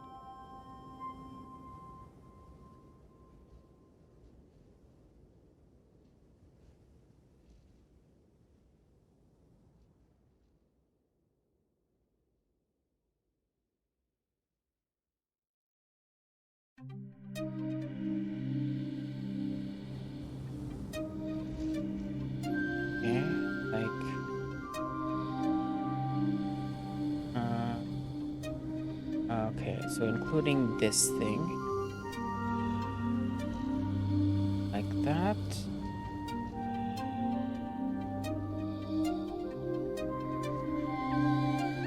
Nope.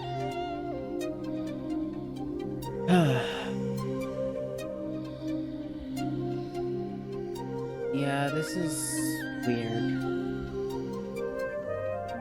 I can't like get any guidelines or anything.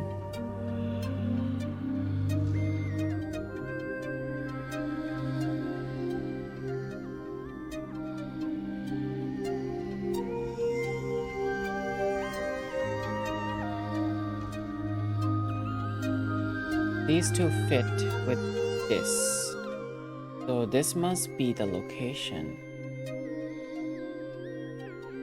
Like these three kind of work, I think.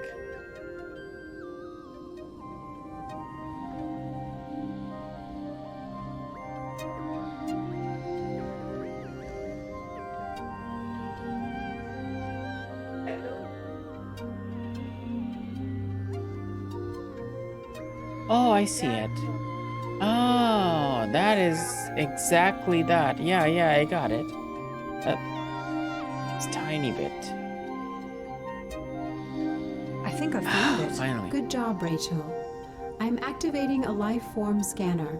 If anyone still inhabits this place, we can easily find them. It should tell you when you approach life and helps pinpoint the exact spot. Okay, we got a scanner.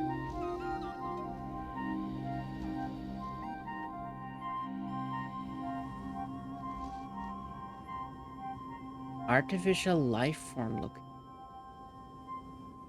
Why artificial? I have arrived at the place you've marked. This place doesn't look particularly inhabited. I believe that our scanner marked this place in the formation. Yes, they'll live inside those pillars. Let's look around. What formation?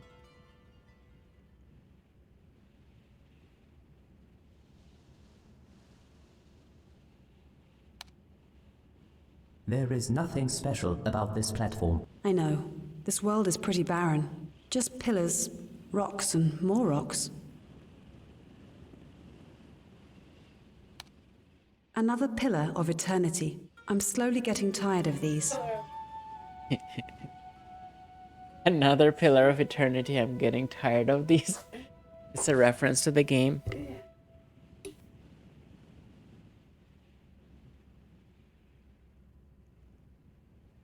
No way. This bloody place is totally barren. It's possible, Rachel.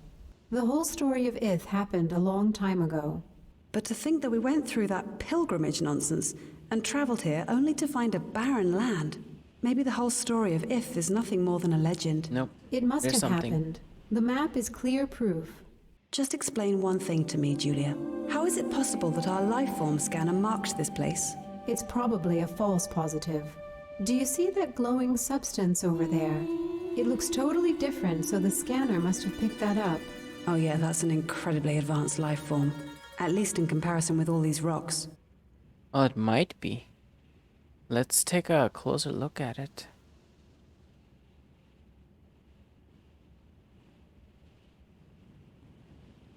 What is this? Mobot, can you check if those rocks are somehow hollow? Negative, they are rock solid. Solid. I can't click on this. Huh. This substance is very peculiar. It's glowing and emitting vapors of an unknown origin. I wonder why we haven't seen anything like this before. There are so many pillars.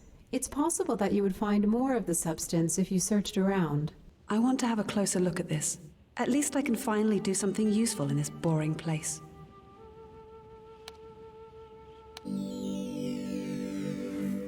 I think I've had enough of this place. Let's get out of here.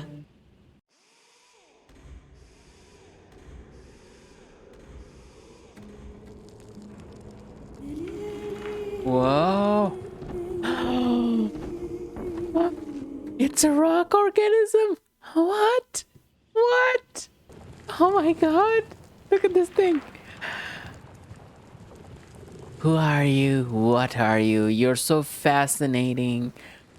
You're connected by crystals. You're like a bunch of rock connected by these like weird vein thingies. You're just so cool. Oh, you make nice sounds too. Looks like sounds like whales. So excited. Examine question mark, question mark, question mark. Just look at that. I can't believe it moves. Can you tell me anything more about that thing? I don't know. My internal circuits are confused. I guess I'm not prepared after all. It's getting closer to me. Should I retreat? I don't know. It looks kind of clumsy. Let's wait just a bit more. You can always run if it gets too close.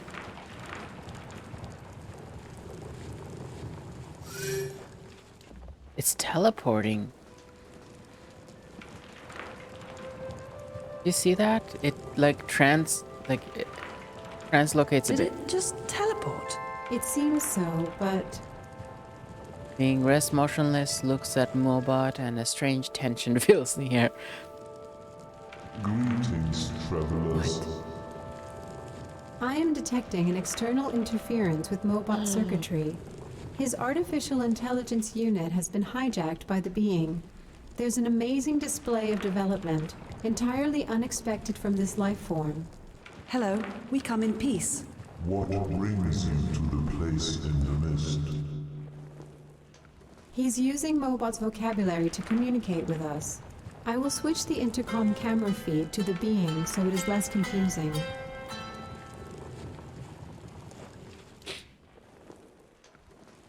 The being. What? Who are you? We are guardians. We stay hidden, watching and learning. We do not seek influence over beings, yet they may seek us. But how did you get here? And why did you come? We have long lived in hidden places across endless systems, including the one you call Earth. Ooh. Long ago, we attained great wisdom.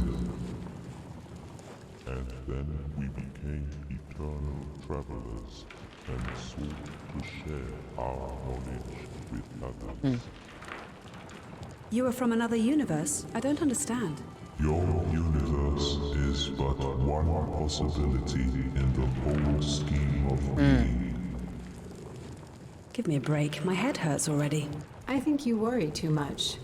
You will never understand anyway. That was not helpful, you know. Have you noticed that the being keeps referring to itself in the plural form? I did. Do you think it's a hive mind? That's one possibility. The other is that these are actually many different sentient beings working closely together. Clever moss. Hiding place? So you've traveled to different solar systems and hidden there waiting to be discovered.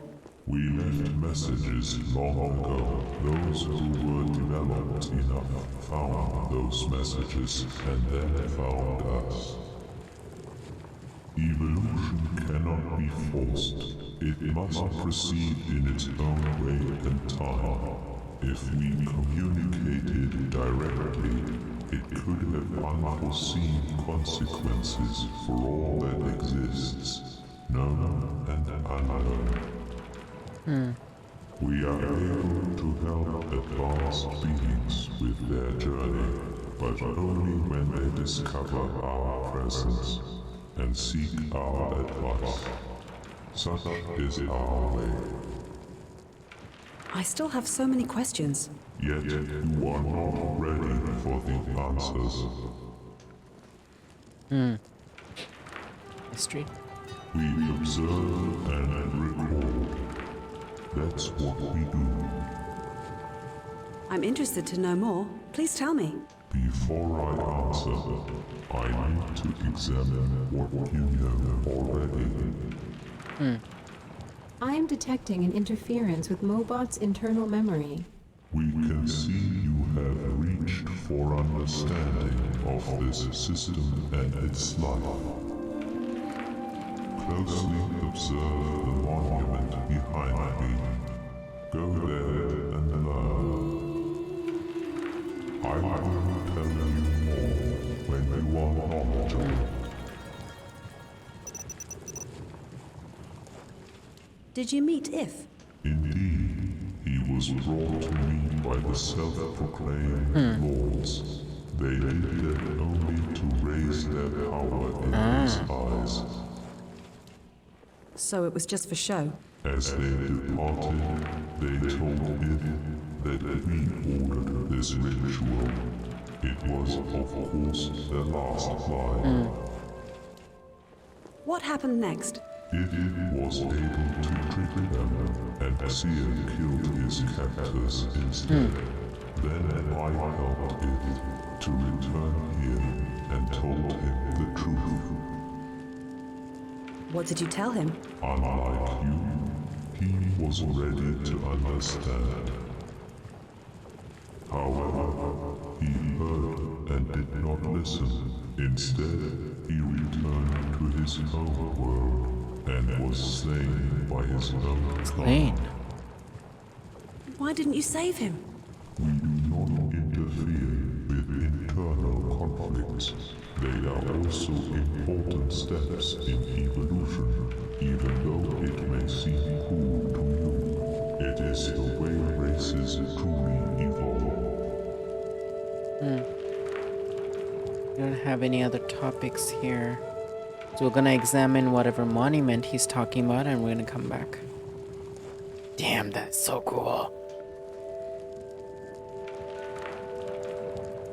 Scanning. Oh, scanning. Oh, that's why this thing was there. Apply to suggested rock formation.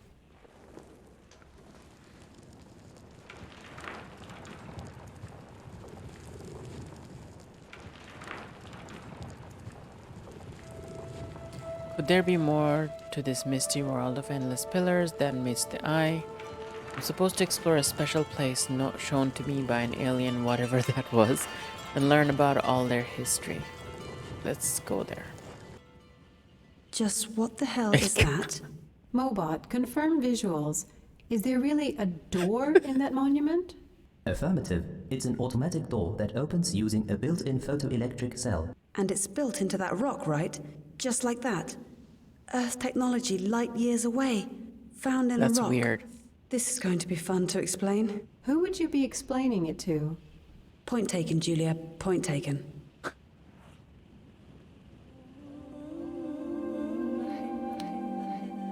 Handrail? Why is there a handrail here?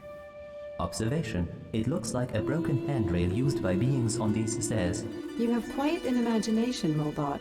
Clarification. My unit has no imagination upgrade installed. You will have to find the correct component and build it. Whatever this is, it's definitely weird. Yeah. If this is a stairway, it leads to the door. Maybe it's a stairway to heaven or to limbo. I'm losing you, Rachel. Don't worry. It's just that nothing makes sense around here.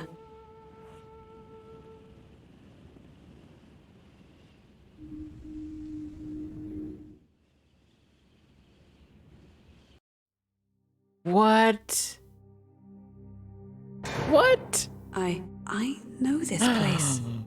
I was here when I was a kid. Allow me to inform you that I find this highly improbable. I am detecting a strange interference with Mobot's visual feed. It seems that the visuals we are getting are not from a real space.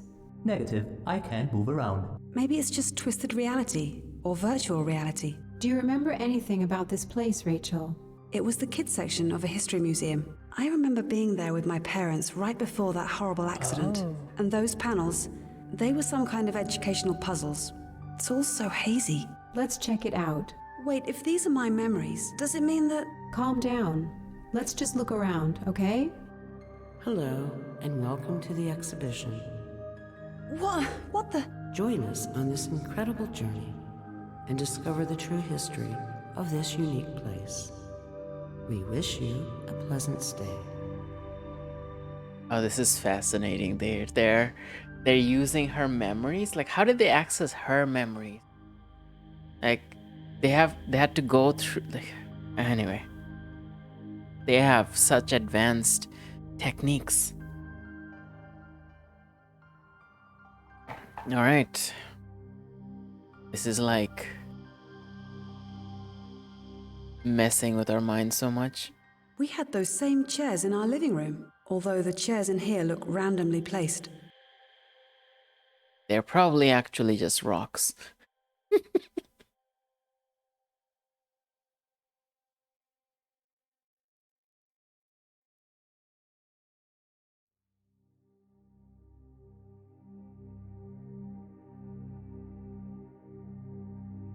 Alright, let's press the button. The 3 punishments. This display depicts the 3 punishments of the Ambrosians. Oh. A long time ago, the Ambrosians lived in a thriving community. Their technology was so remarkable that they were even capable of space travel. They, however, posed a threat to another sentient race. So their home was destroyed. Then a small part of their population was preserved and moved to Ambrosia. To understand their full story, assemble their exodus to Ambrosia as it happened in time. I see now. That must be the real reason for Xenophone's insane radiation. Xenophone must have been their original home. Indeed it was. Wait, you can hear me? No answer.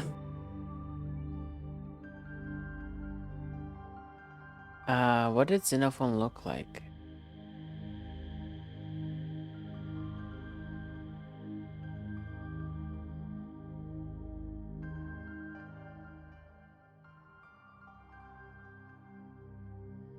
Well, it was not this one. Not that one.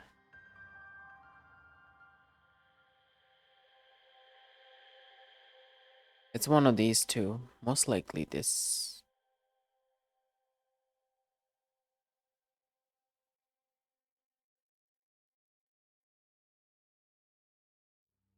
Oh, there's text.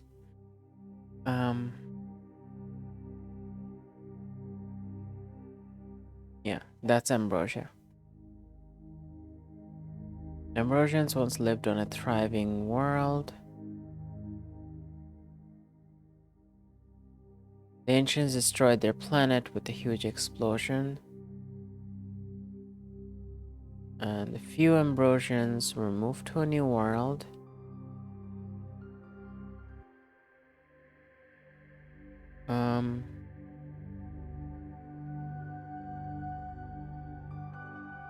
Yeah. Then ancients poisoned the lake. Then the expedition approached Ambrosia. Wait. Many died because of the poison.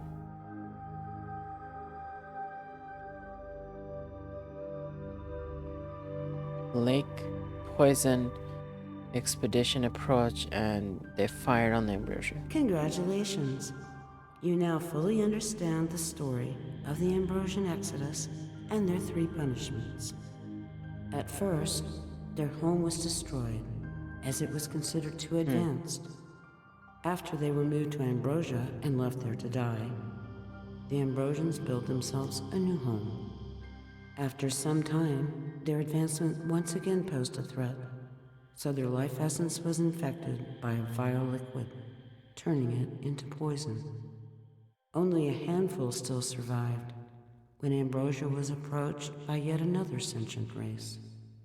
Many Ambrosians died at the hands of this race, and that was considered to be the 3rd punishment.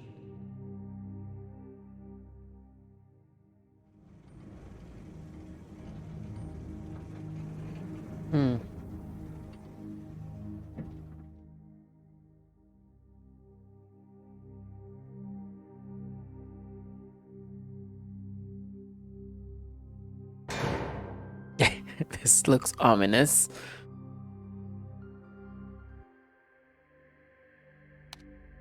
This is a chair. In other words, please stop messing with my brain, okay?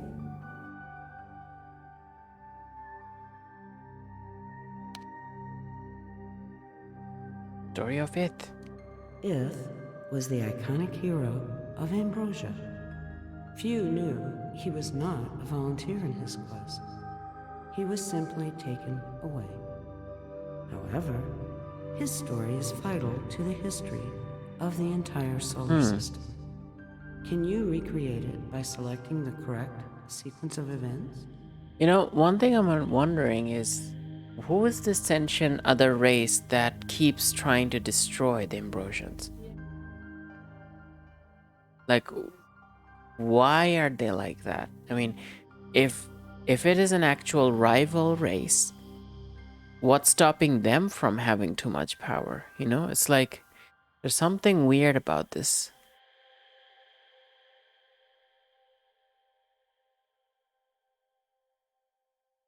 It was abducted by the ancients. It hurt and enraged Ser. Oh, this is where I'm gonna place them?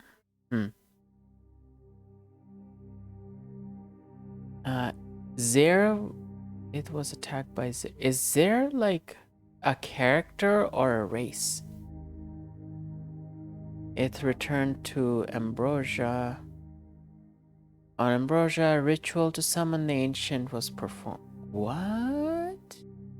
Interesting. We didn't hear about that. It was slain by the Ambrosians. It escaped in a spaceship of the ancients. It was brought to the place of the mist.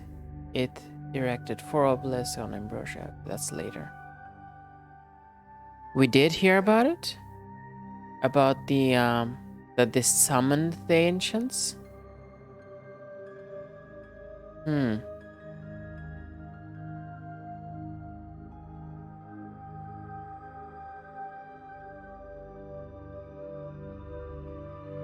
Oh, okay.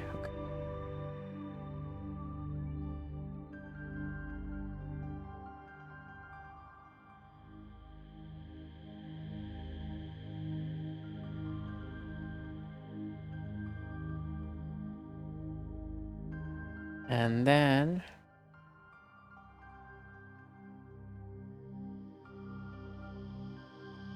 it was abducted by the ancients, huh?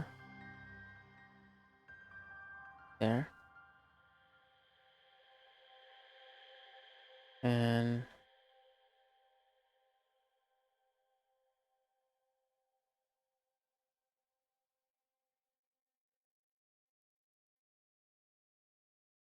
huh. Okay, so it did a ritual to call the ancients by the Ambrosians, okay.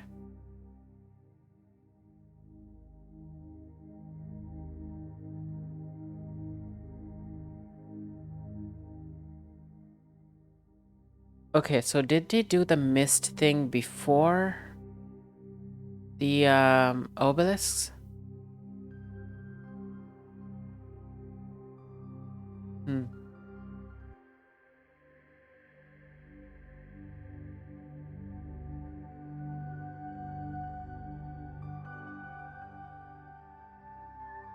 It returned to Ambrosia.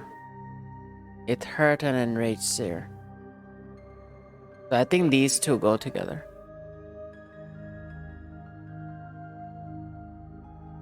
He got abducted by the ancients here.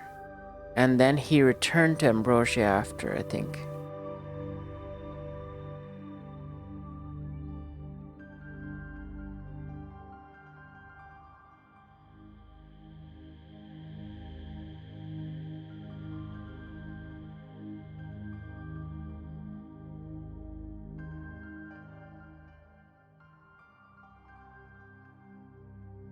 Yeah.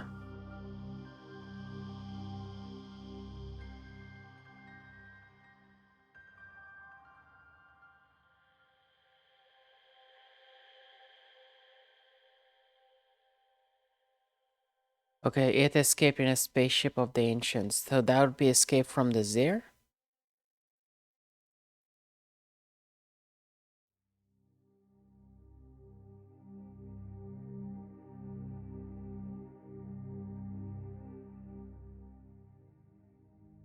Okay.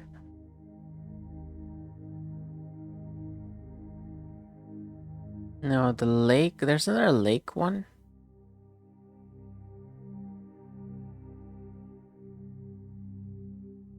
What's it?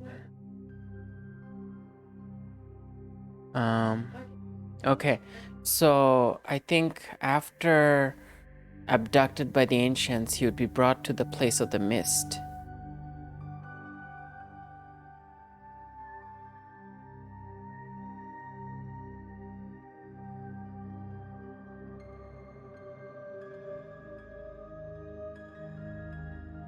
This one. Place in the mist. And then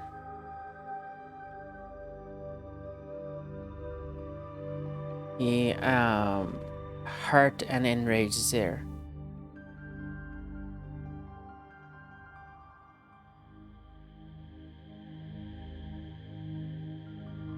Or he was attacked by Zir first? Huh.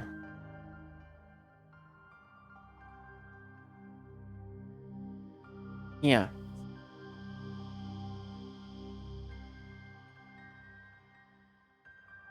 Yeah.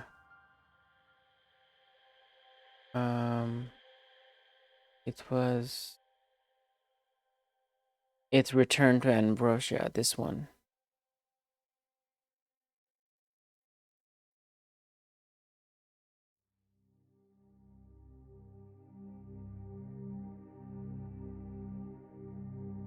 He got on an ancient spaceship. That one is...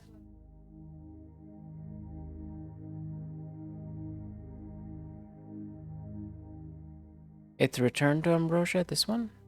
No.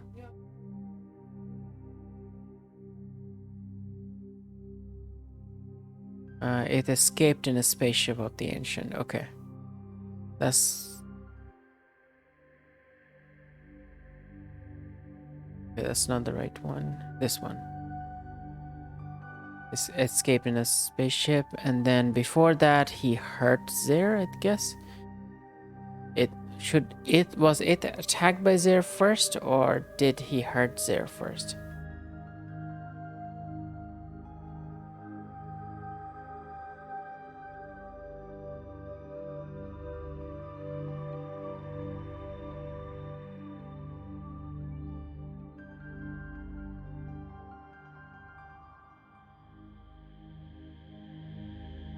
Okay, so that's it. It's a spaceship. This one, the other white one.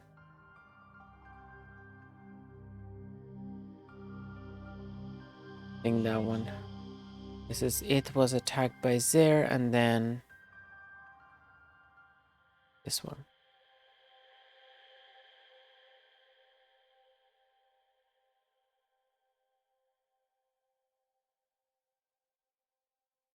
Yeah, that's the right one. It was attacked. Great work, Rachel Manners. She knows my name. Don't panic. It's probably just constructed from your memory. Its story should resonate with your species. He left to save everyone, and at the end, he was killed by his own people. Huh. When Ith tricked Kazir to attack his captors, he managed to return to Ambrosia. After erecting the 4 obelisks, he was declared dangerous and killed by his fellow Ambrosians. One thing is bugging me about this story. How was If able to pilot an alien spacecraft? Yeah. A good question.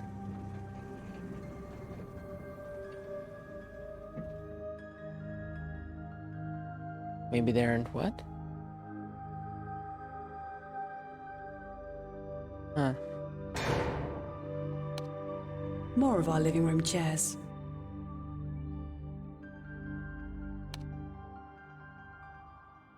Oh God. To understand this sentient life, you must also understand their Oh, no. language. How they express themselves and communicate is a vital part of their identity.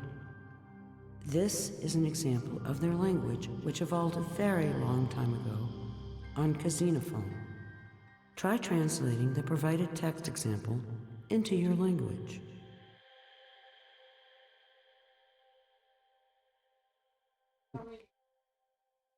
Yeah, don't have the knowledge for this. We don't have any context for this. Click to learn the translation. Oh. Oh. Okay. Okay.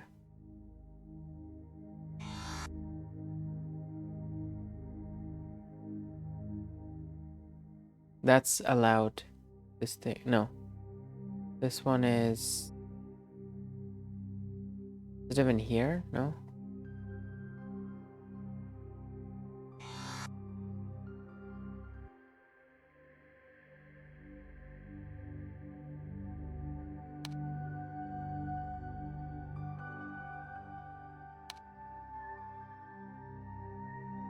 Hmm.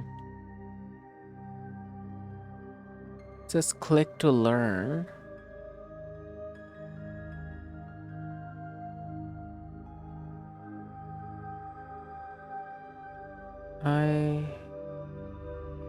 No, I can't right click. Just click to learn. Oh, this one and this one is B. Okay, cool. Enter. R.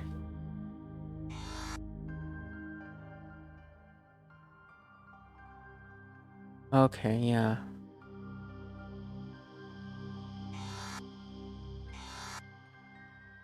Ah, 2.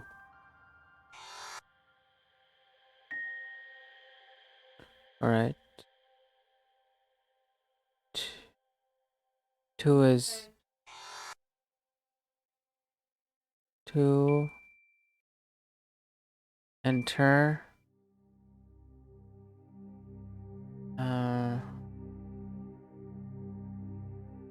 Oh, I see. So this will just list all the translations and then I have to press it in the right sequence. Okay.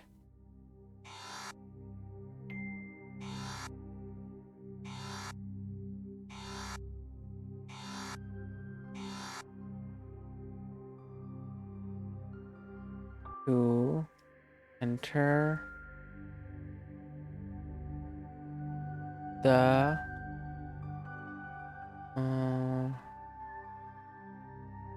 enter the kernel.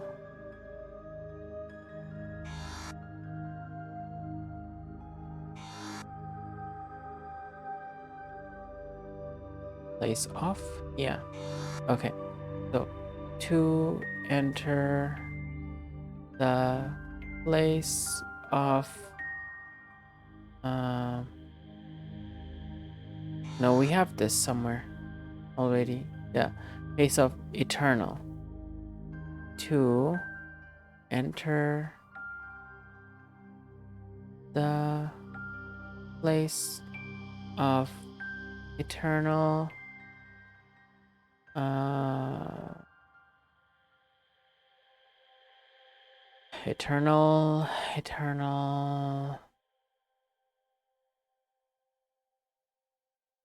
eternal knowledge? No. Eternal flow? Yeah. You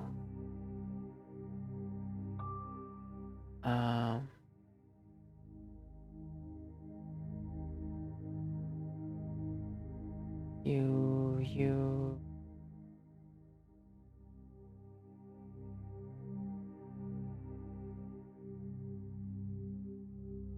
probably have. Yeah, you have. I think I saw this earlier. You have 2. Okay.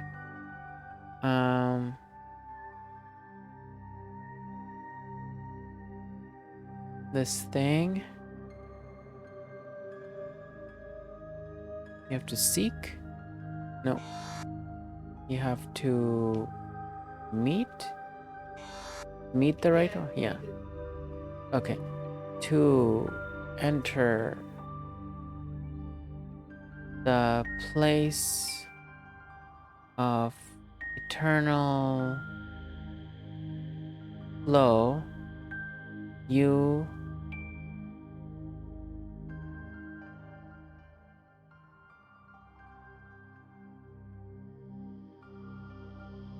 you have to meet the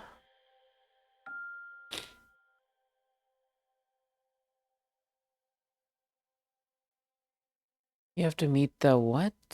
What is this? Oh, requirements. No.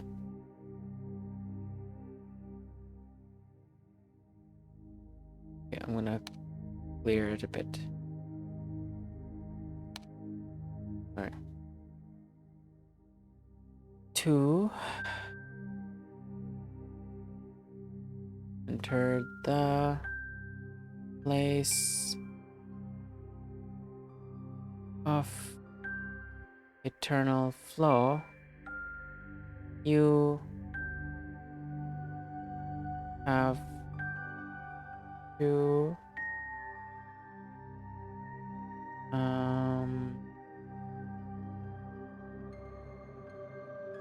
meet the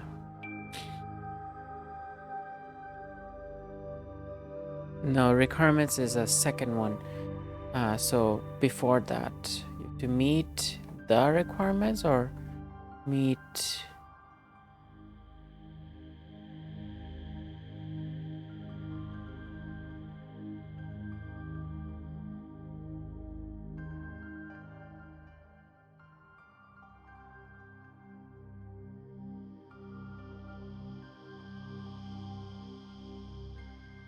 Knowledgeable? No.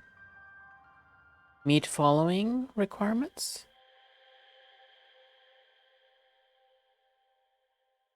Is that in there? Okay. Following requirements. Okay. So this symbol, did we see it before? No.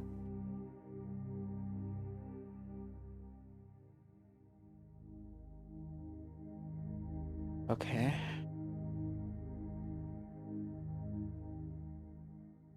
Yeah. Be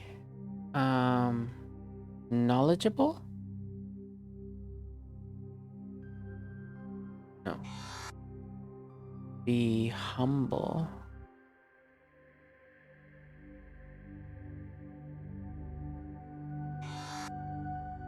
Be humble. And is there an and?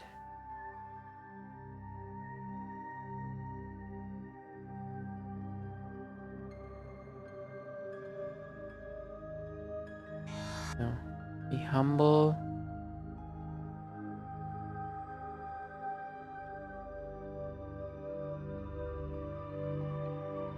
Patient? Huh. Maybe patient. Yeah. Be humble, patient, knowledgeable. Okay. And what is this thing?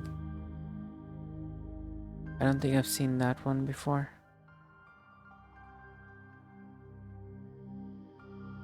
Seek, maybe. No.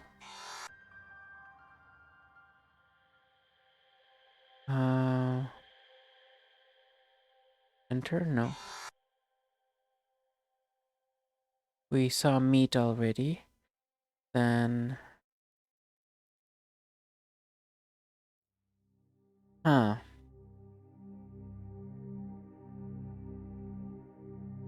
Be humble, patient, knowledgeable.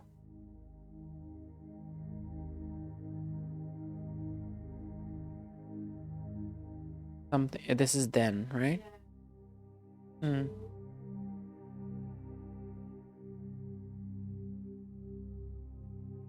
Okay. Then... Have? No.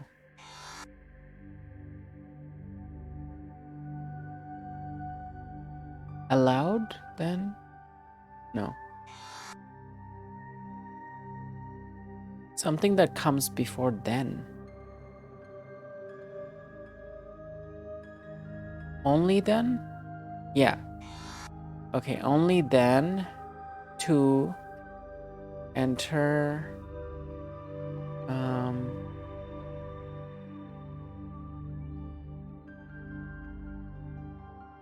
Didn't we identify this already?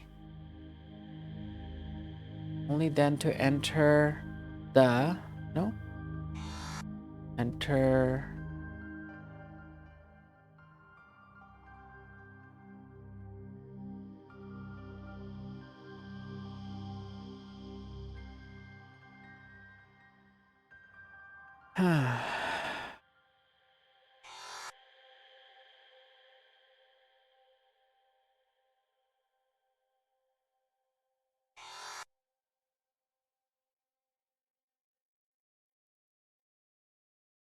Entrance didn't work.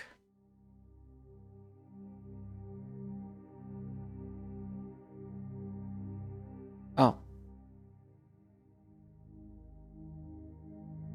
Only then the entrance... Shall? Will? What is that?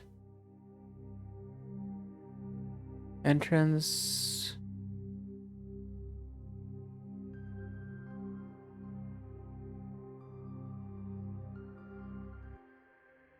Yeah.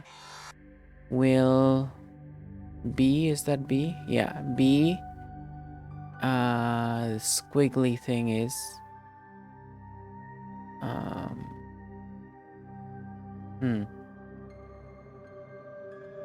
Allowed, huh? Allowed... Is that 2?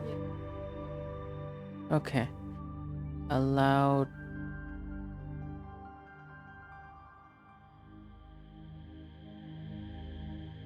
Allowed to...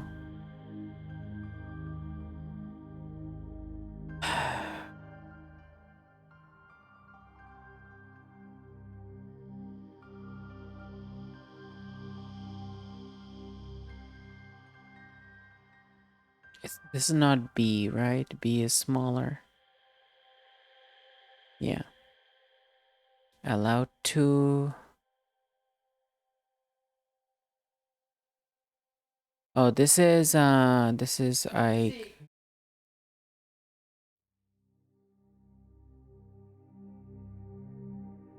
Huh.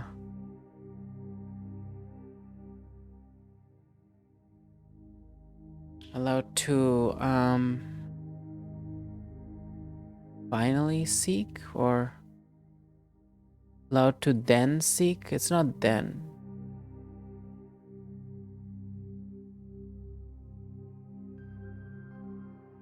I think we have... Yeah. Allowed to those... No. Allowed to... Allowed to...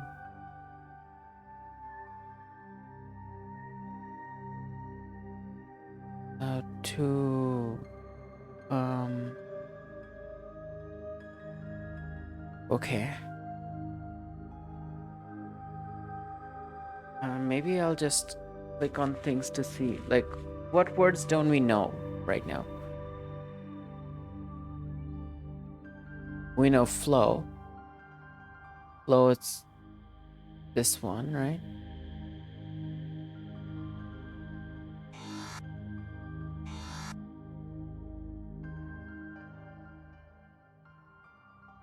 Yeah, that's flow. This...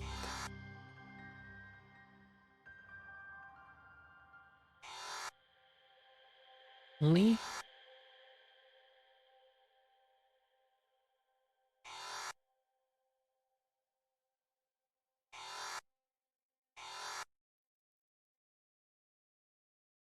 Humble is... doesn't fit. Something that fits before seek. I don't know what it could be.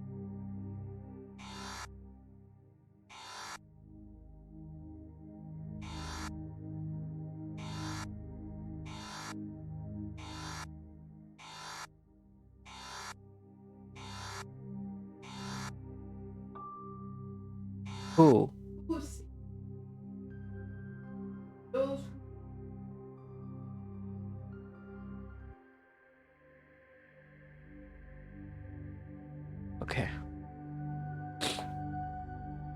Let's try this again. Alright. Alright. To enter the place of eternal flow, you have to meet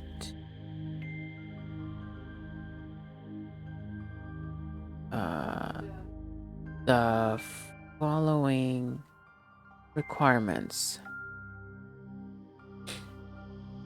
What did you say this one? B? Okay. So, be humble,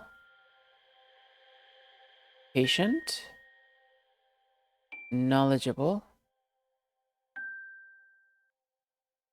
is, yeah. Only then, right? Only then, the entrance to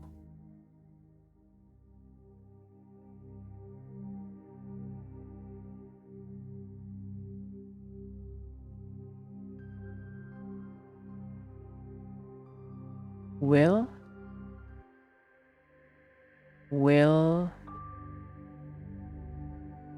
be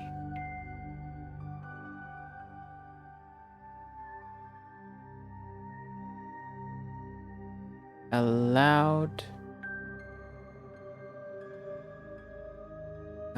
to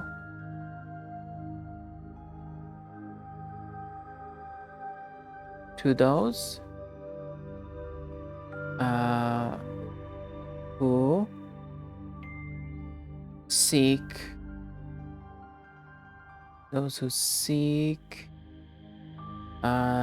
that's the seek the eternal flow.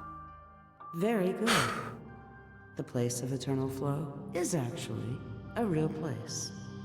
Your understanding of the written scripture helps with understanding Ambrosians. Thank you, Gornzer, for the full statement. He just wrote it down for me.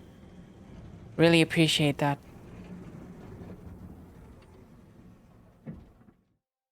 Yeah. He was helping throughout the whole place, like he was typing part of the statements. I was looking at it too. But I was really focused to say anything. Oh, there's another door.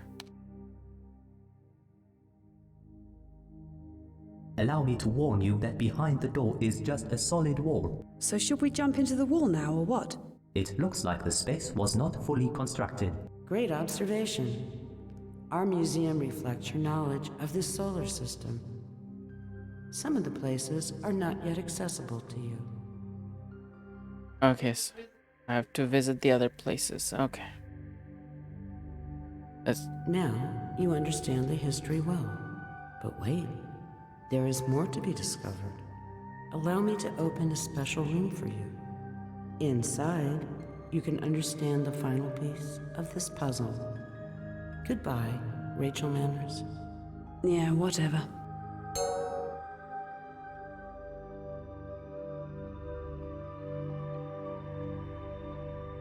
But we haven't done this. No, but we didn't. No, see, like this thing, we haven't done this. I feel like we're skipping ahead. Let me get this straight now. I am in a place constructed directly out of your memories. And you really think it's safe to explore further, Rachel? Oh, come on, clever clogs. You know you want to see what's out there. Would you go there if you were me? Just get on with it.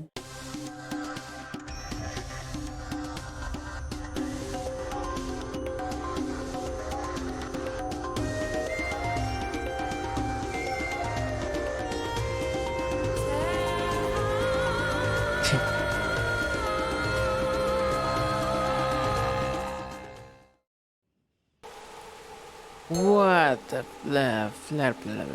No, just let this madness stop, please. I somehow like this place. Yes, especially when it's part of a museum constructed directly out of my own memories. I don't think so. This place looks real. But how can I tell what's real and what's just an illusion? What if all the camera feeds are an illusion? Or what if there are no planets or quests and this is all just your trickery? Are you playing some kind of stupid game with me, Julia? Just stop it, Rachel. Your paranoia isn't helping. Look around and learn what you can from this place. Yeah.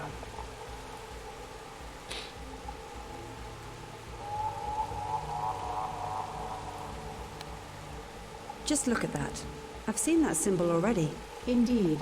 We've found the place our Ambrosian talked about. So this is the Temple of Eternal Flow. Observation.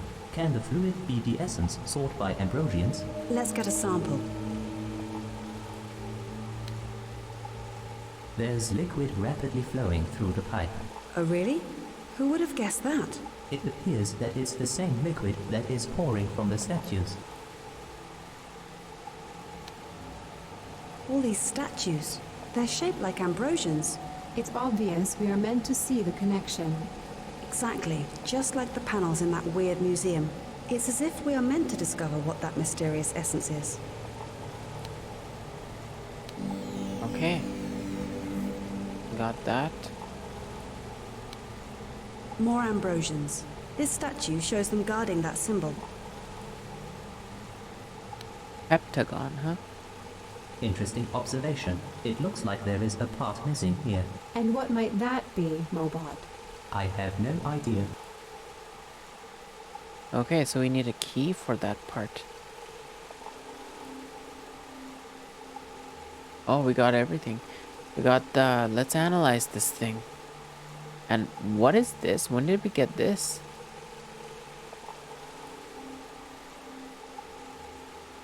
Right, we collected that sample, right. Whoa, it's got all 4. That's amazing. Okay. Error. No, number 17. Stack overflow, internal failure. Oh god. It's got so much data that that his data buffer overflowed. Gornger said, wrote it out for me as much as anyone else. Well, we still appreciate it. No data res exception X. Chemical analysis. Chemical analysis reveals that the edible runtime error. Okay. Spectral analysis. The substance shows the presence of all the in a known spect. Okay.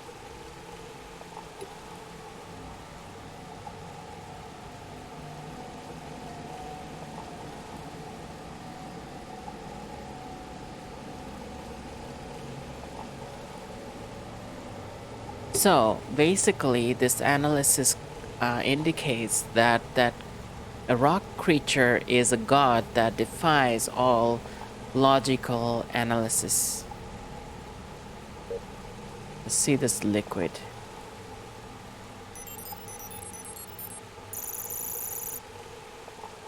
So the rock creature is a god that defies all analysis. It's overflowing all the buffers. All 4 analysis is overflowing buffers. So the liquid, on the other hand... What? It's just ordinary water? So we went through all of this just to learn that ancient conquerors poisoned the lake? Isn't this exciting, Rachel? You humans went to such extremes to find extraterrestrial life, and here it is. And you discovered they need water for survival, just like you. But what? You should be excited that beings from another solar system not only exist, but share similarities with your kind. you're right, Julia. Given the fact they're so different, their common need for water is a major discovery. Indeed. It may turn out that water plays a much more important role in the universe than we thought.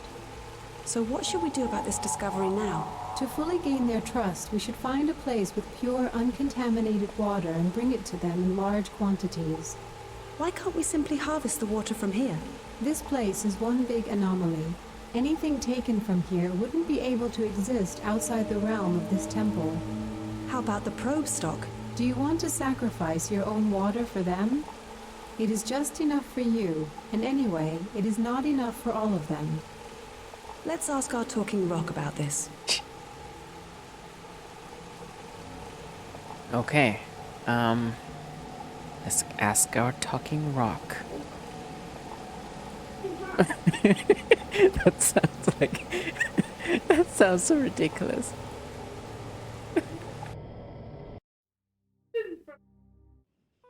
Rock, rock, rock, rock, rock. Honestly, I do have a special rock myself. You know, it doesn't talk, but it is super special. I don't talk to my rocks. I just feel their presence.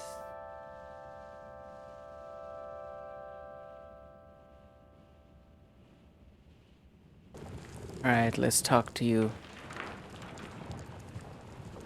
Ambrosia, the essence. Not many visitors have found the place you call Ambrosia. We have met those who thought to be our emissaries, but they failed. What do you mean by failed? The illusion of each species is complex and unique. The nature of their triumphs and success are equally unique. This may be difficult for you to comprehend.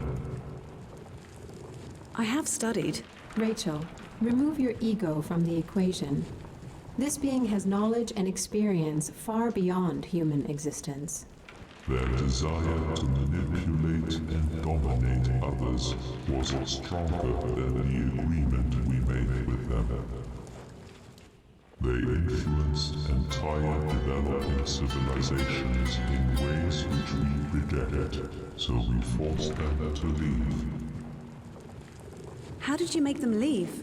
They had massive weapons of incredible power, and you are just one. Your understanding is limited, so you will not comprehend our ways. Just accept this fact.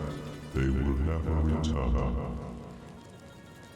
But I can see that you are trying to help them, even if your kind influenced many lives in this system.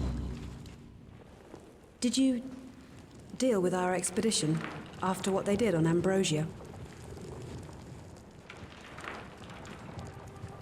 I see you still don't understand yourself or your own kind enough. I will not reveal any information about that. It might be an unhealthy influence which could hinder your own evolution. I have nothing more to say, but know we did nothing to your expedition. They destroyed themselves, but we don't fully understand that. Is what's like he's suggesting that she doesn't fully understand her own species, which is why she asked that question. And herself, yeah. We've found out what the essence is. It's ordinary water. So you really want to help the Ambrosians?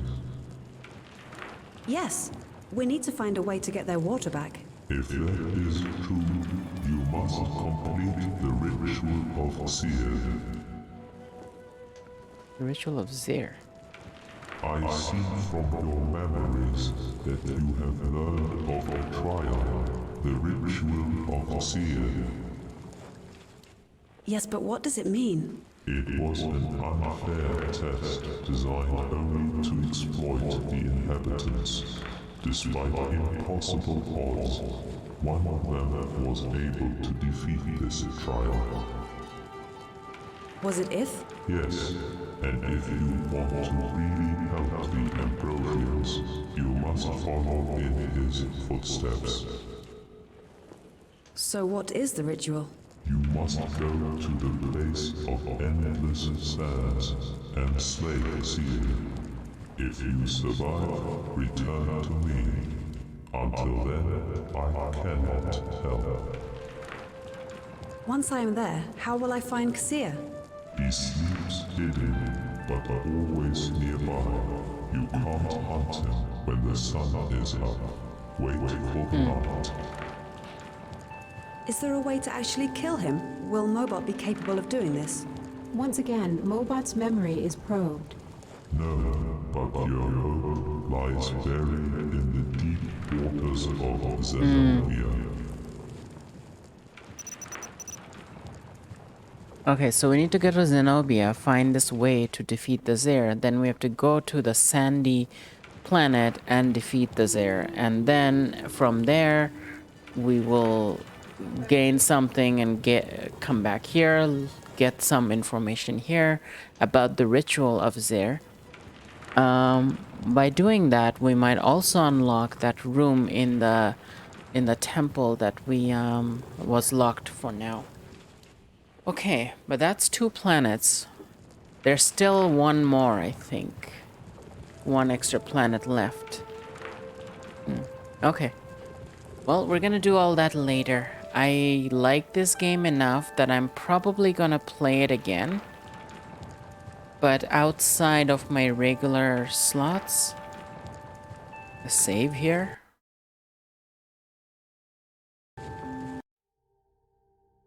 I'm gonna play this game outside of my regular normal game slots, I guess.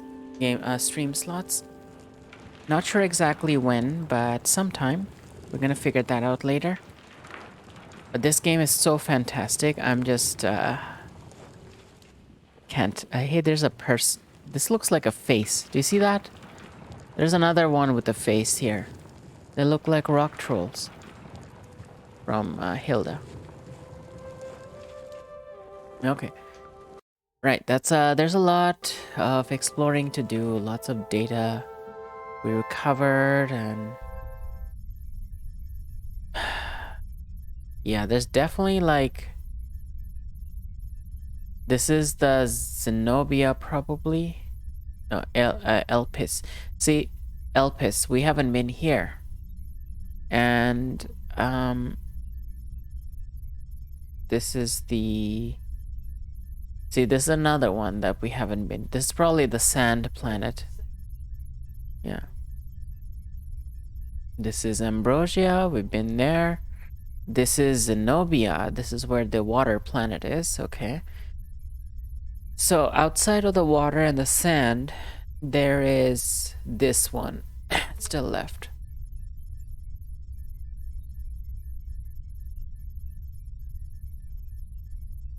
Okay.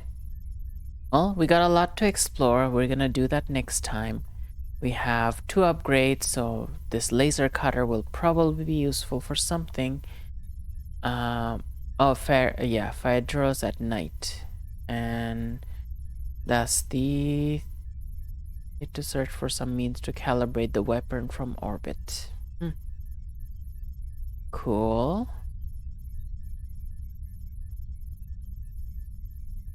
And a recreation effort means to learn about the history of the Ambrosians. Right.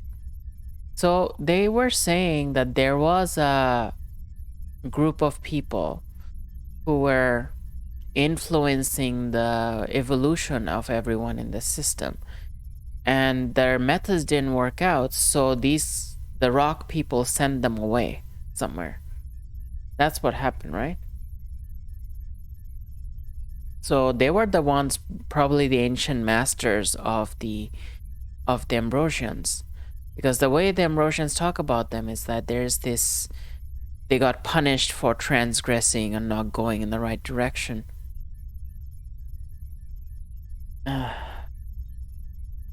Yeah, so it is. That's what it is.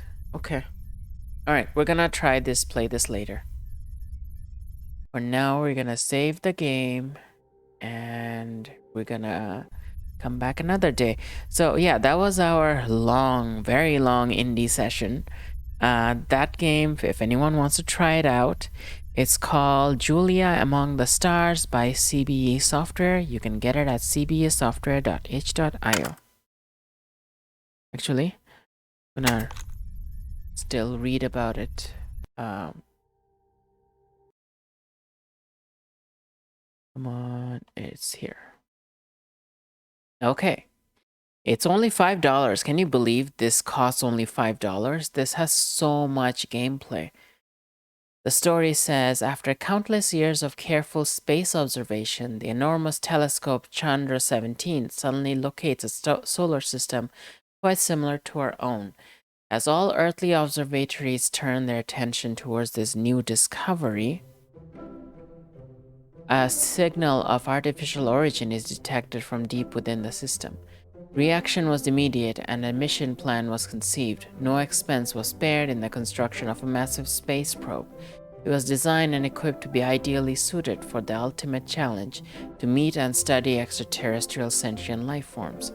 Equal care was taken with the crew. Only the most prominent scientists were selected and trained to ideally represent planet Earth. Everything was perfect, planned, and success was certain, yet somehow everything has gone terribly wrong. Now imagine being jolted awake from an emergency alarm. As your surroundings come into focus, you realize you are deep in cryogenic sleep on a vast space probe.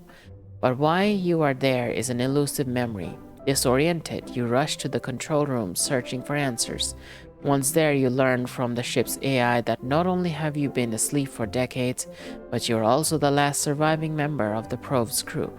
To make matters worse, the probe is severely damaged by a disastrous impact with a passing meteorite swarm. First, you must make repairs. Not only is your own survival at stake, but you need to find out what happened to the crew and why you alone survived. Yeah, are you prepared for the spacesuit of step into the spacesuit of Rachel Manners and find out why she was the sole survivor? Utilize an ingenious Mobot, solve the mystery of the mission's failure, travel to 6 unique planets, solve puzzles, gather clues. Are you prepared for Julia? Okay.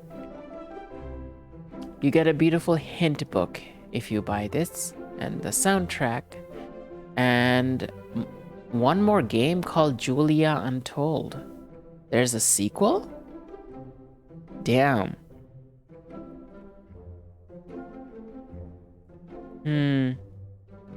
God damn, this game has so much content. Thank you for the hydrate.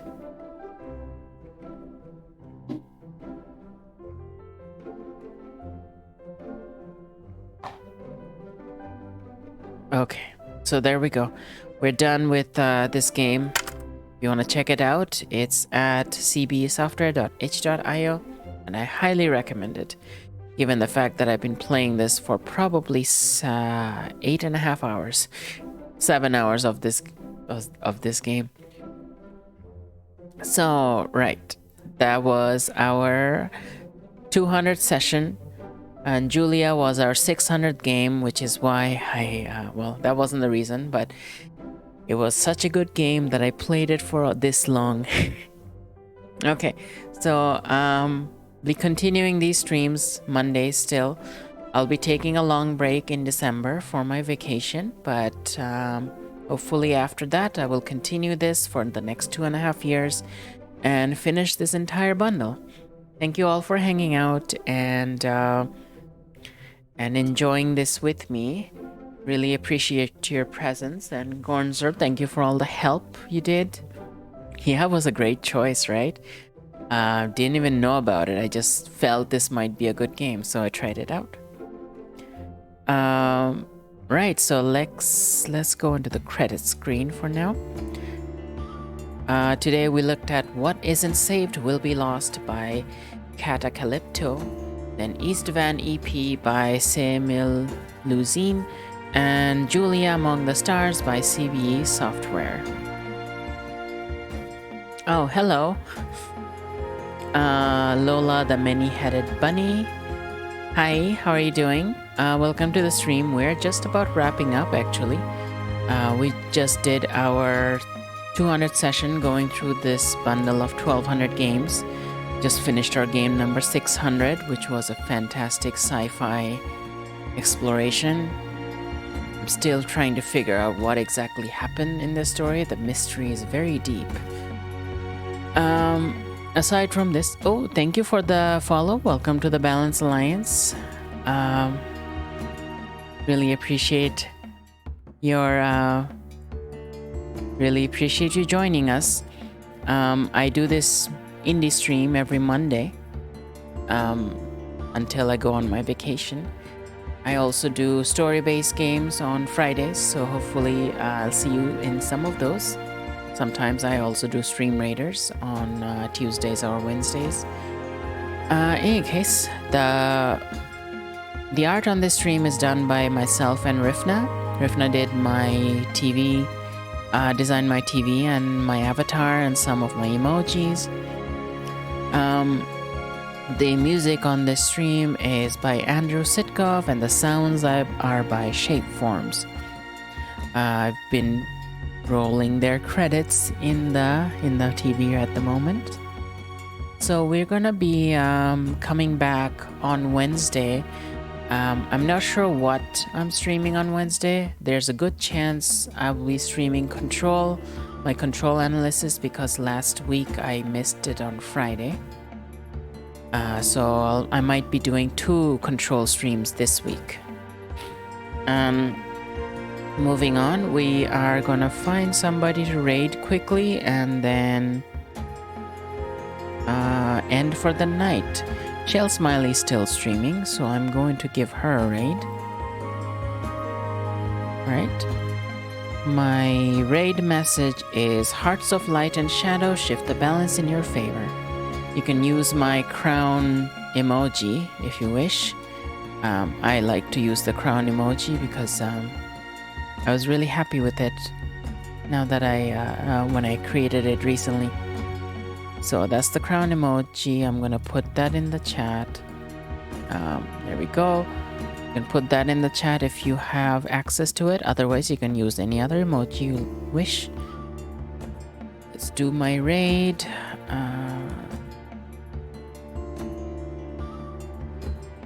I don't know what she's playing. It looks very different. But let's go give her a raid. We can paste the raid message in chat once we go over there. Bronzer has access to the crown emoji, so you can use that. Alright, so you all have a good night or good day wherever you may be. Stay hydrated, stay safe, stay balanced. We'll see you next time. Bye.